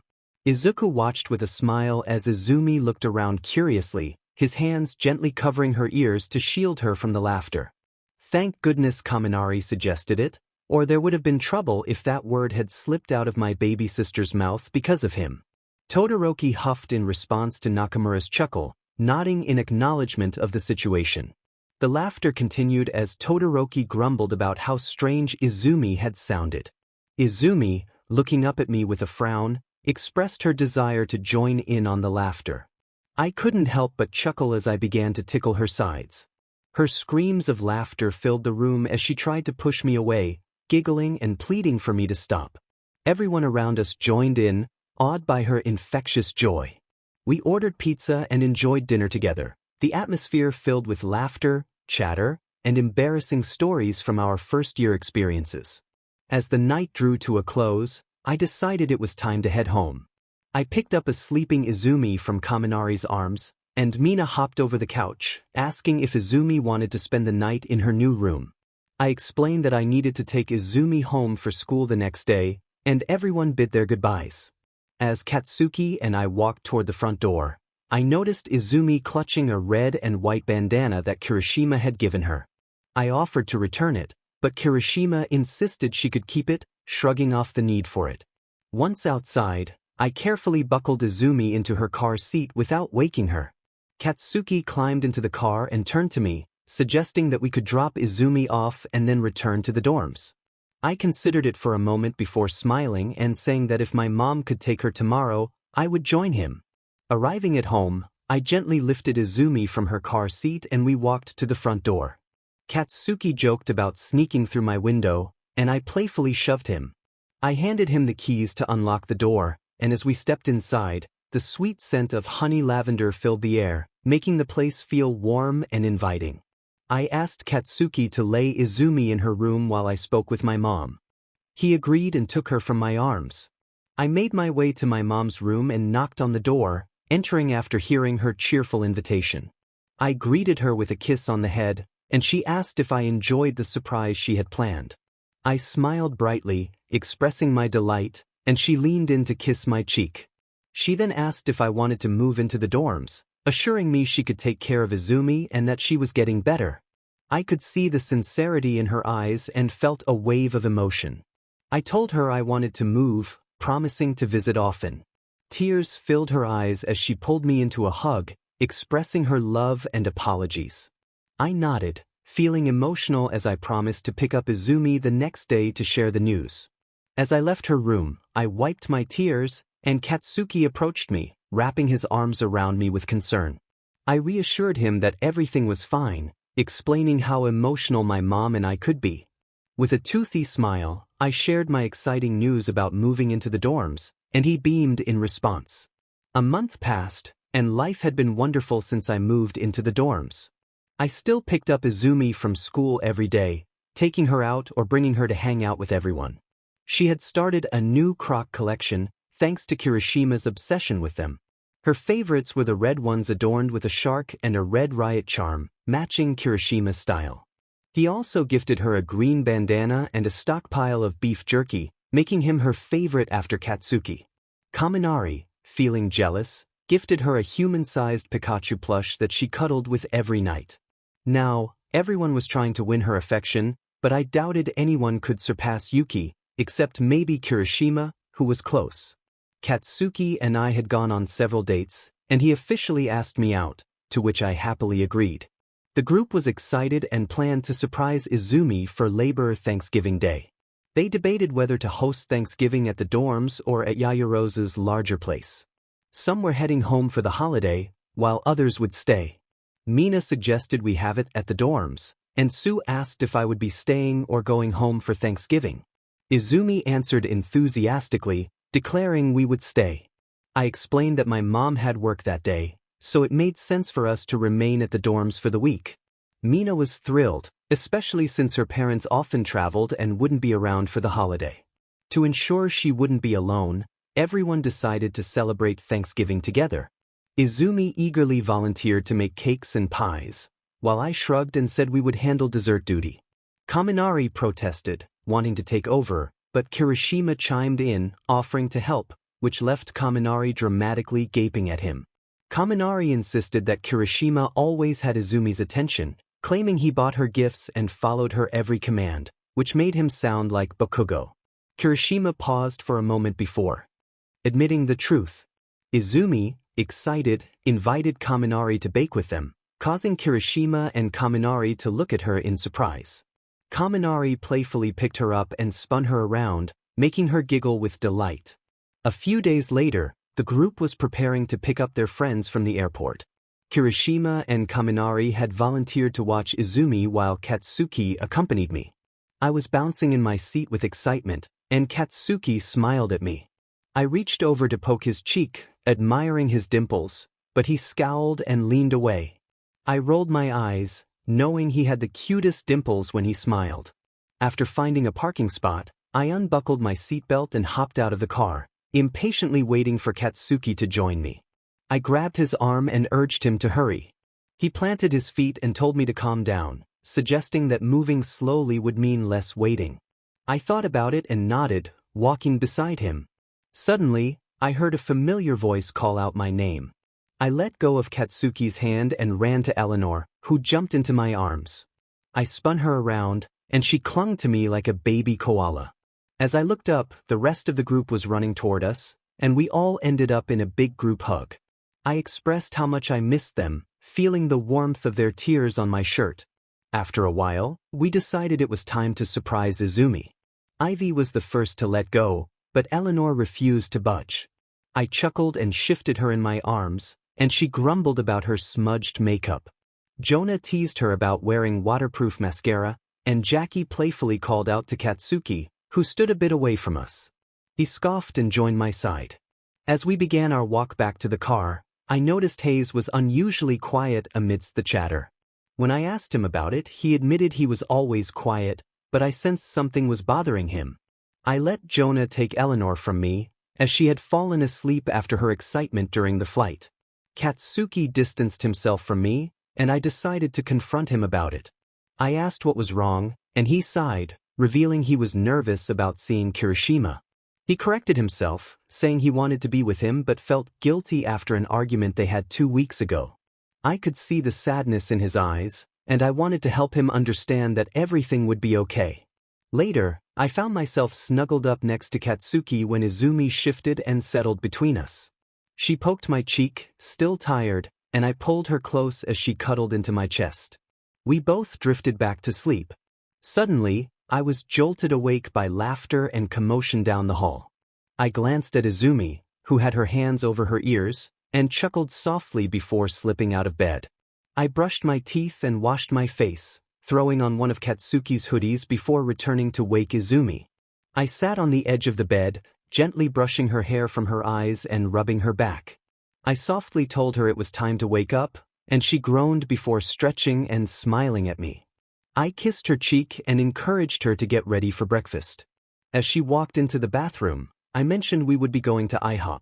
After she finished, I led her to my dorm, where Jonah and Eleanor were still sleeping. Izumi burst into the room, shouting to wake everyone up. Eleanor was already on her phone, but Jonah was still asleep. Izumi climbed onto the bed and into Eleanor's arms, while I rummaged through our drawers for clothes. I asked Izumi if she wanted to match, and her face lit up with excitement. She then asked if Katsuki could match with us, and I agreed. Izumi jumped off the bed and tugged on Jonah's arm, urging him to join us. He groaned but was pulled off the bed by her enthusiasm, causing Izumi to laugh heartily at the scene. Izumi ran out of the room, prompting Jonah to get up and chase after her. Eleanor giggled, remarking on how effective that was in getting him moving, and I finally caught my breath.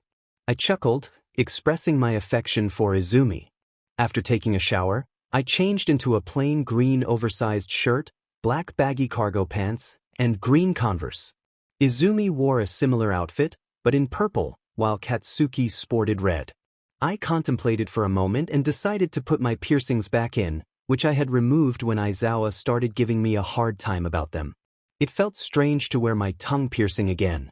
Once I finished getting ready, which included makeup and jewelry, Izumi came to tell me she was ready for me to style her hair. I asked her how she wanted it and she cheered for a bun, so I got to work. She then asked if she could get her ears pierced like mine.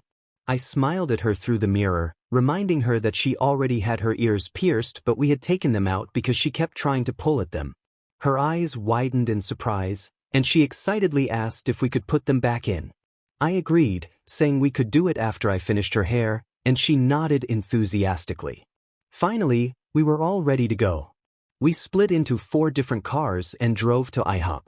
I got out of the car and Eleanor picked up Izumi, who immediately wrapped her arms around my neck as I lifted her onto my hip. We were fortunate to find a large booth, with Izumi sitting between me and Katsuki, while Kirishima sat on my other side and Eleanor next to me. For drinks, I ordered a coffee for myself and a hot chocolate for Izumi. This time, I didn't panic when she picked up the steaming cup. As everyone chatted casually, I noticed Hayes deep in thought. When our eyes met, he smiled before clearing his throat to get everyone's attention. He announced that he wanted to share something important, and the atmosphere shifted as everyone focused on him. He hesitated, then quietly revealed that he was considering moving here. The room fell silent, and Jonah choked on his water while Ivy stared at him in disbelief. Eleanor's eyes widened in shock. She stood abruptly, tears filling her eyes as she questioned him about wanting to stay for a boy. Hayes apologized, his voice growing softer with each word. Eleanor searched his face for answers, and I felt compelled to intervene, urging her to stop.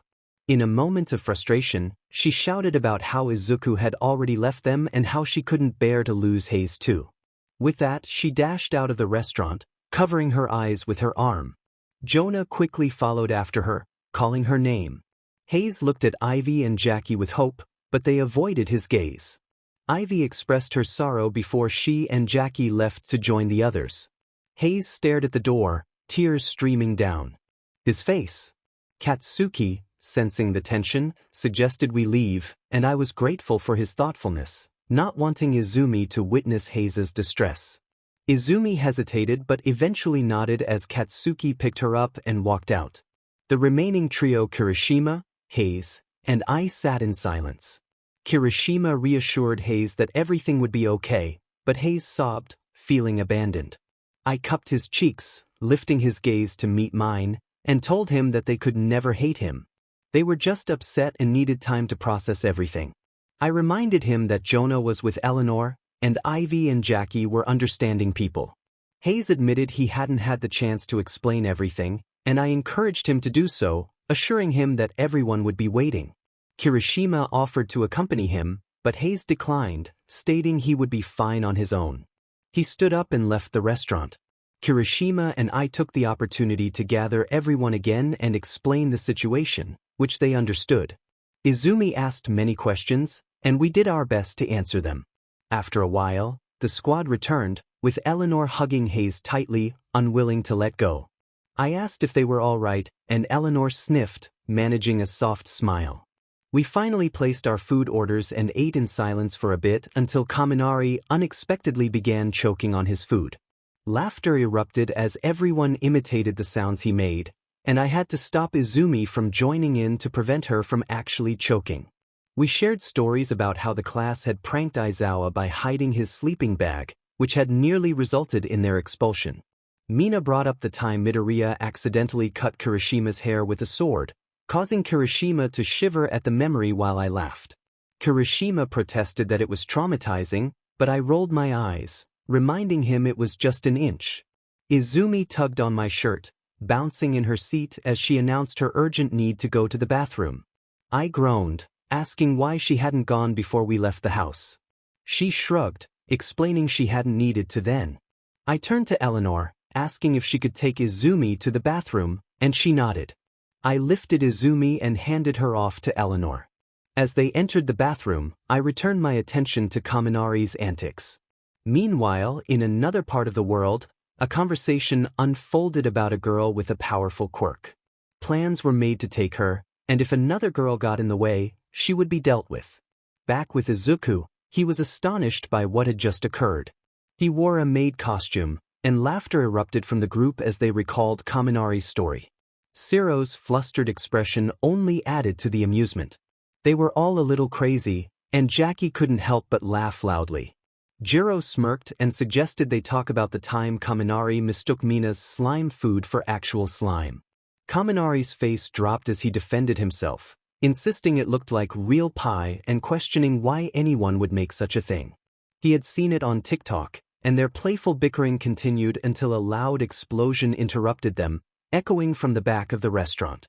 Instinctively, everyone stood up, eyes wide with concern. The source of the explosion was the girls' bathroom, and panic surged through the group. Izumi and Eleanor were inside. Ignoring the calls for him to stay back, he rushed toward the bathroom. His heart sank as he kicked open the door and was met with a shocking sight. Blood was everywhere, and Eleanor lay unconscious on the ground, while Izumi was nowhere to be seen. He rushed to Eleanor's side, calling her name. She was breathing but unresponsive. Jackie arrived, and he quickly handed Eleanor over, explaining that Izumi was missing. Just then, Eleanor managed to croak out Izumi's name before losing consciousness again. Frustration boiled within him as he summoned Dakusetsu and instructed Jackie to take Eleanor to the hospital. He dashed out of the bathroom, determined to find his sister. Outside, chaos reigned as Nomu monsters appeared, and he felt a surge of anger. He replaced Dakusetsu with twin swords and charged into the fray, paralyzing the Nomu he encountered. He fought to protect civilians while searching for Izumi, calling Jonah to transform into a hawk to help locate her. He couldn't bear the thought of anything happening to his sister. Suddenly, a frail voice called out to him from an alleyway, and he sprinted toward it. Turning the corner, he found Izumi cornered by a rough-looking man. The moment she saw him, she ran into his arms, and he embraced her tightly. But confusion washed over him as he noticed her calm demeanor. He pulled back, questioning what she had just called him. She looked perfectly fine, without a trace of fear or distress. The realization struck him hard. This was not his sister. He threw the impostor against the wall and drew his swords, ready to confront whatever had taken Izumi's form. The creature giggled creepily, its smile unsettling. It claimed to have taken a little of Izumi's blood but assured him she was fine. Anger surged through him as he demanded to know what it had done. With a mischievous laugh, the creature vanished in a cloud of purple mist, leaving him in shock. He needed to find Izumi, and fast. He dashed out of the alley and shouted for Jonah, who hadn't seen her either. Summoning Dakusetsu, he joined the heroes in battling the relentless Nomu, protecting civilians as they fought. Suddenly, a cry for help drew his attention upward. A flying Nomu was carrying someone away. With precise aim, he shot an arrow, igniting the creature in flames. It released its captive, and he rushed to catch her as she fell. Grateful, the girl hugged him tightly before he urged her to find safety. He turned back to the chaos, determined to take down the remaining flying Nomu. His mind raced with worry for Izumi. Just then he spotted Katsuki, who was blowing up a nearby Nomu. Katsuki ran over, asking if he had found her, but Izuku's glare silenced him. He continued fighting, leaving Katsuki behind. Jackie caught his eye, her expression filled with concern. She pointed upward, and he followed her gaze to see a helicopter hovering above. Izumi was there looking down at him. Earlier, Izumi had been washing her hands when the explosion rocked the bathroom. She screamed and fell back, only to be picked up by Eleanor, who faced a man with anger in her eyes. Eleanor urged Izumi to run, and she obeyed, tears streaming down her face as she fled. In a dark alleyway, she encountered a girl with sharp needles, and fear gripped her. She held her hand up, knowing she had no quirk yet. The girl giggled, taunting her about her lack of powers as she approached. Desperation filled Izumi as she dropped her hand, tears falling. The girl grabbed her arm, assuring her it would only be a little pinch. But it was anything but that. A harsh voice yelled at her to stop crying, and she hiccuped, trying to hold back her sobs. He was wrapping her arm with a bandage after the mean girl had poked her. The girl asked what was next, and when she turned her head, she noticed the girl looked just like her. She thought to herself how cute she looked. The man replied that he would take her to Dan, who would then take her to the boss. When she questioned who the boss was, he looked down at her and smirked, confirming that it was indeed the boss princess. She scrunched her nose, stating that only Yuki could call her that, which made him laugh. He then taunted her, saying she would never see Yuki again. Angered, she insisted that Yuki would save her, along with Zuzu. His laughter grew louder as he mocked the name Zuzu, asking what it was supposed to mean. She proudly declared that Zuzu was her big brother, which prompted him to refer to Zuzu as a quirkless freak. She gasped in shock and defended Zuzu, yelling that he was not a freak. The man rolled his eyes and yanked her up by her arm, instructing the girl to do what she needed to do before dragging her out of the alleyway. The girl responded that she would tell Shigaraki to release the Nomus, leaving her confused about what a Noma was. They entered a building where men in black stood in a circle. Their conversation halted as they turned to look at her. One of them asked if she was the girl, and another inquired about her quirk. The man replied that he didn't know but that it was apparently powerful. She felt a spark of pride at the thought of having a powerful quirk. The man urged her to hurry before a hero intervened, but she frowned and refused, stating that Zuzu had told her never to leave with strangers. He rolled his eyes in response. The scene shifted to Izumi, who excitedly announced to her mother that she was having her first sleepover at the dorms with her friends. Her mother turned from the stove, looking concerned, and questioned the decision given everything that had happened. Izumi explained that they were having the sleepover at UA for safety due to the heavy security, which made her mother sigh in resignation. She asked what time Izumi would be back on Sunday, to which Izumi suggested that she would spend the night. Her mother nodded but seemed troubled. Izumi's mother then mentioned that she would pick Izumi up from preschool on Monday, surprising Izumi. Her mother insisted that Izumi should focus on studying for her upcoming exams instead. Izumi hesitated but ultimately agreed, knowing the exams were important. As they continued their day, Tyson expressed awe at the school, while Skara eagerly anticipated growing up to attend.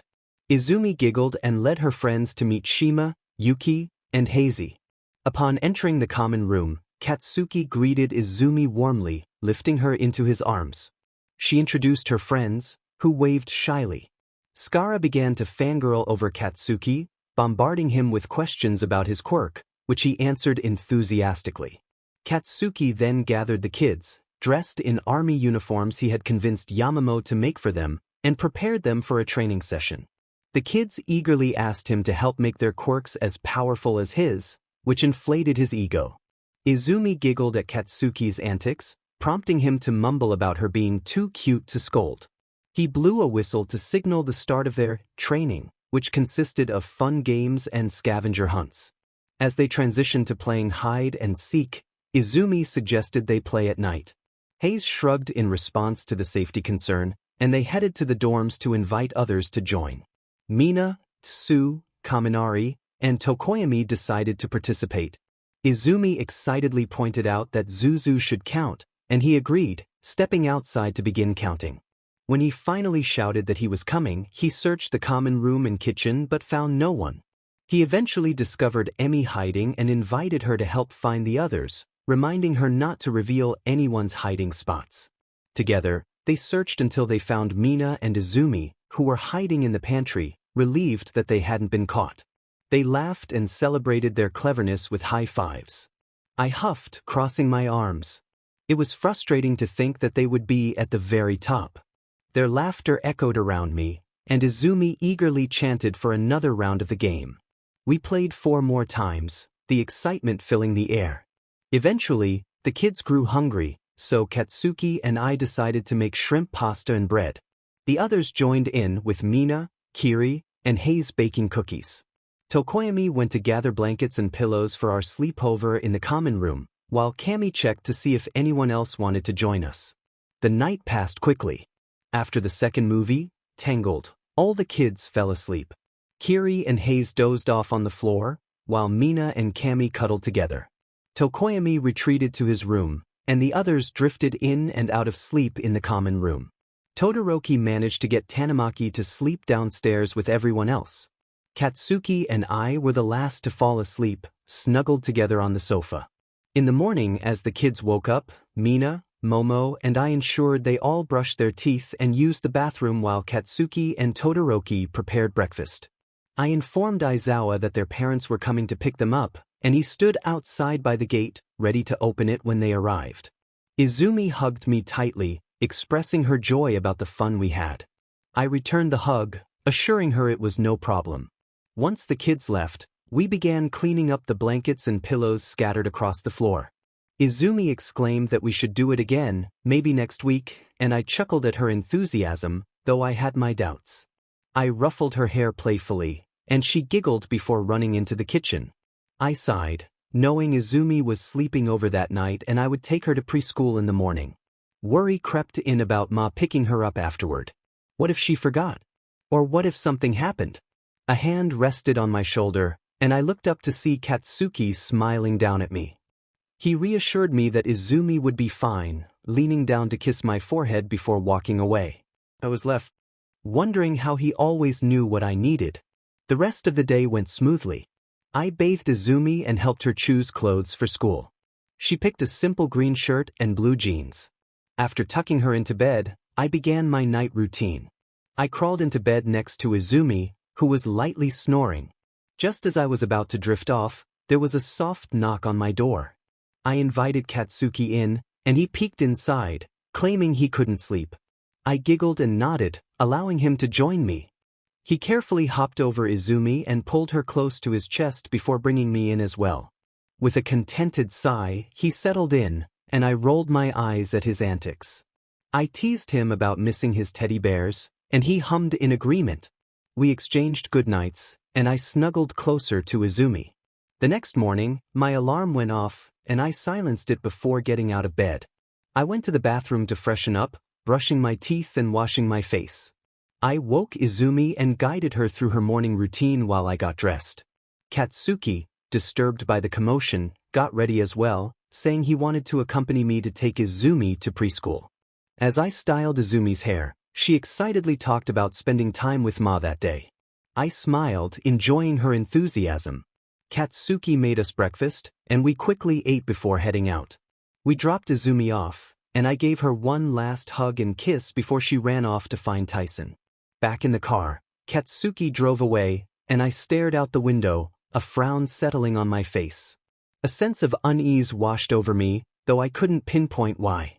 Katsuki noticed and asked what was wrong. I hesitated but decided to brush it off, telling him I was just tired. I smiled at him before turning back to the window, trying to convince myself that everything was fine and that I was just being paranoid about Ma picking up Izumi after school. Everything would be okay. Izuku knew he should always trust his instincts. Katsuki suggested they stop by Starbucks, turning into the driveway with a casual confidence. Izuku hesitated, knowing Katsuki would tease him about taking too long to decide. Katsuki rolled his eyes and smirked, anticipating Izuku's order. Caramel frap. Basic choice, he teased, prompting Izuku to cross his arms and look away in mock annoyance. Katsuki laughed, ruffling Izuku's hair affectionately. "You're so cute, I love you, Izuku," he said, causing a blush to creep onto Izuku's face as he shyly returned the sentiment. After getting their drinks, they headed back to UA with 30 minutes to spare before class. Katsuki parked a little farther away than Izuku preferred, and he shot Katsuki a questioning look as he took a sip of his bitter black coffee. That's the good stuff," Katsuki hummed, earning a snort from Izuku. When Katsuki raised an eyebrow, Izuku giggled and imitated him, only to grimace after tasting the bitter drink. "That was horrible," Izuku exclaimed, and Katsuki chuckled, taking the cup from him. "Come here," he said, pulling Izuku closer. Izuku found himself straddling Katsuki's lap, who began to rub his hands along Izuku's thighs, studying his face. "Is there something on my face?" Izuku asked, confused. Katsuki shook his head, setting his coffee aside. He cupped Izuku's face and leaned in for a gentle kiss, their lips meeting softly. Just as they were lost in the moment, a knock on the window interrupted them. They turned to see Mina, Kaminari, Kirishima, Siro, Todoroki, Naka, and Jiro standing outside, smirking and laughing. Katsuki flipped them off while Izuku rolled his eyes playfully. "Come on, the bell is going to ring soon," Mina called out. "Leave us alone." Katsuki shot back, making Kaminari flinch as he beeped the horn. Izuku giggled and leaned down for one last kiss before stepping out of the car, joining the others as they made their way to class, ignoring Katsuki's colorful remarks. With plenty of time before class started, they settled in as Aizawa was running a bit late. Izuku stood at the front, sharing stories from their childhood, much to Katsuki's chagrin. "Ah, Baku, you were such a softie," Mina exclaimed, and Katsuki glared at her. Izuku continued, recalling a time when he had been afraid of a spider, and Katsuki had bravely stood in front of him, declaring he would protect him. The class cooed at the story, while Katsuki huffed and crossed his arms, clearly not enjoying the attention. Just then, Aizawa entered the room, looking tired. "What are you doing on my podium?" he asked, his tone flat. Izuku hopped down and explained, "I was sharing some sweet stories about Katsuki." Aizawa raised an eyebrow, glancing at Katsuki. "Great, you'll have to tell me about it someday," he said, ruffling Izuku's hair as he walked past.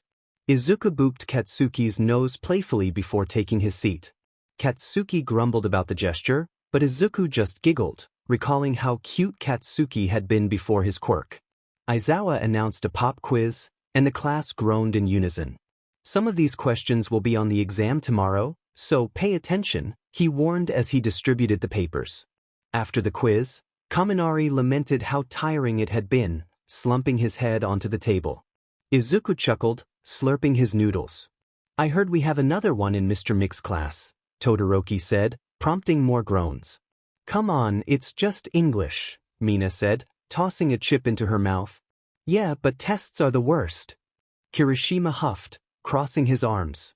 Hayes leaned over and kissed his cheek, and Kaminari raised a finger in agreement. "Are you sure you don't want to eat something, Midoriya?" Nakamura asked.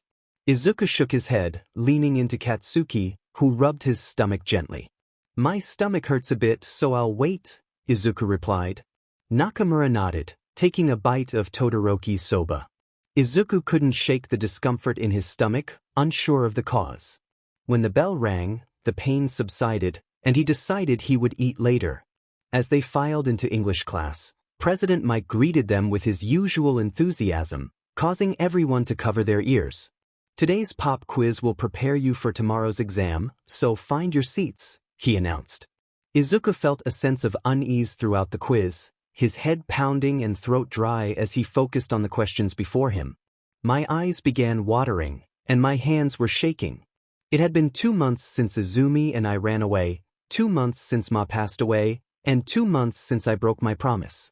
After that day, I vowed to myself, Dad, Ma, and Izumi that I would never break the only promise Dad left for me before he. I promised to always protect my baby sister and keep her away from all harm. Boys. Wearing a black hoodie, black joggers, sneakers, and a disposable mask with my hood up, I walked down the busy sidewalk of Tokyo, Japan, as sirens wailed in the distance. I was on my way to the market to buy groceries for dinner and more. A piece of paper poorly taped to a store window flew in front of me and landed in a puddle beside me. Curiosity took over, and I paused to pick it up, my expression blank.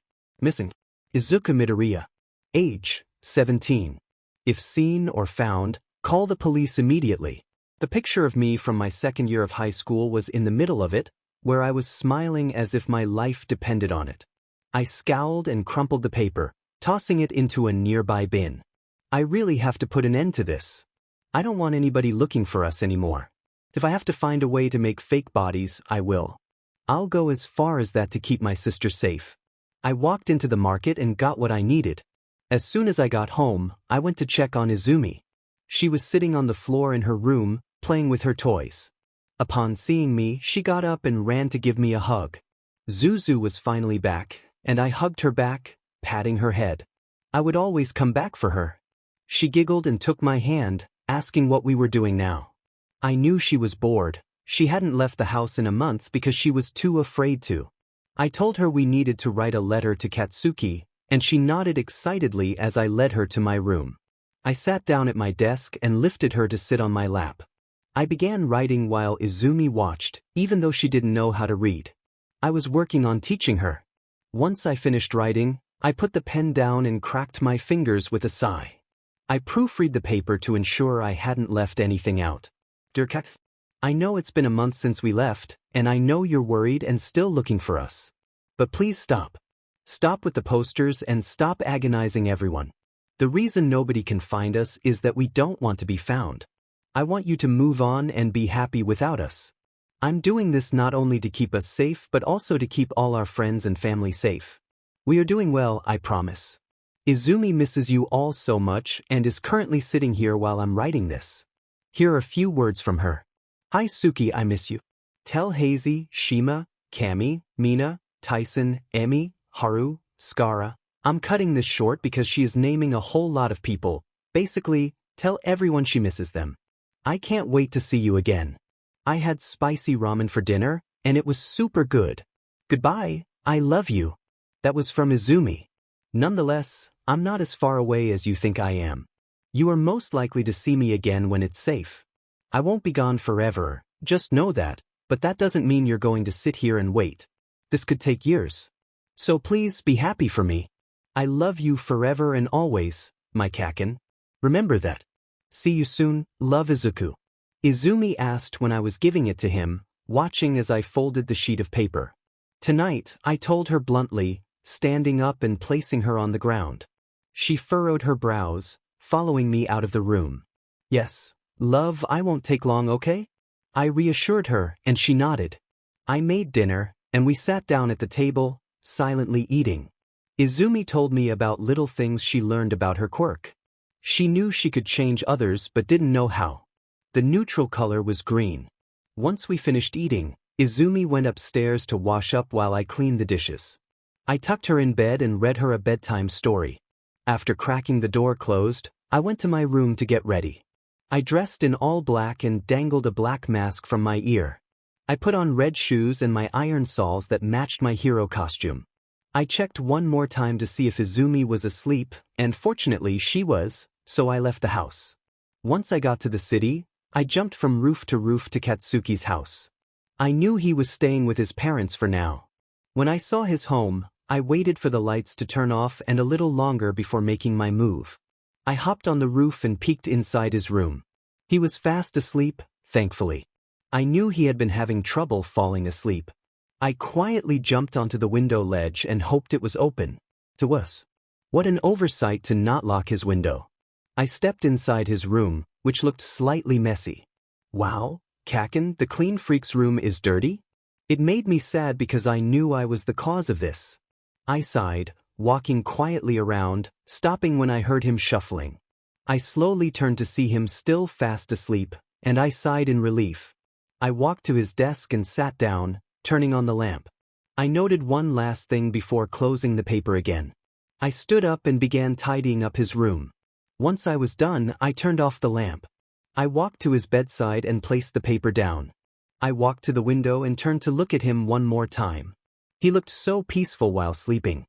His lips were parted as soft breaths escaped him, and his face was slightly scrunched. He moved around more before a frown settled on his face, and he began muttering. Was he having a nightmare? Small sparks escaped his palms as his breathing quickened. He began thrashing around, and I jumped into action, rushing to his side. I cupped his face, wiping away the tears. Shushing him softly, I kissed his forehead. He stopped all movements. I kissed his cheek one last time and stepped back, hoping he was still fast asleep. It seemed that he was. As I turned to leave, he called out softly, expressing my name. I looked back to see his eyes on me, blinking as if he were in a dream. Suddenly, he hopped out of bed and wrapped his arms around me. Tears filled my eyes as I gently pushed him away. I had to go. He frantically shook his head, grabbing my shoulders and pleading with me not to leave. I spoke firmly, and he fell silent, staring at me with a downcast expression. He dropped his hands from my shoulders and tilted his head down, resigning himself to my decision. With a sigh, I watched as he crawled back into bed. I felt a pang of regret. I took off my shoes and crawled in after him, and he looked at me in shock. I told him it was just for one night and that I had to be gone before morning, urging him to read the note I left when he woke up. He nodded and wrapped his arms around me tightly. I felt sadness wash over me, but I pushed the tears back and hugged him tightly. I missed him so much. 5 years later, Izumi's perspective shifted as she found herself in another argument. She yelled back, expressing her frustration, while Izuku sighed and ran his hands down his face, insisting it wasn't safe. Ignoring his gasp, she stomped to her room, feeling the tension rise. As she slammed the door, she could hear him shout from the other side, demanding she open it. Rolling her eyes, she sat on her bed, dismissing his concerns. Izuku sighed and reminded her that he was only trying to protect her. She ignored him, feeling trapped in the house. After a moment, he softly suggested she come down for dinner, and she heard his footsteps fade away downstairs. Another argument had erupted, and she felt suffocated by the confines of her home. She longed to go out and make friends, determined not to stay cooped up any longer. In 5 years she would be attending her dream school, UA, and nobody would stop her.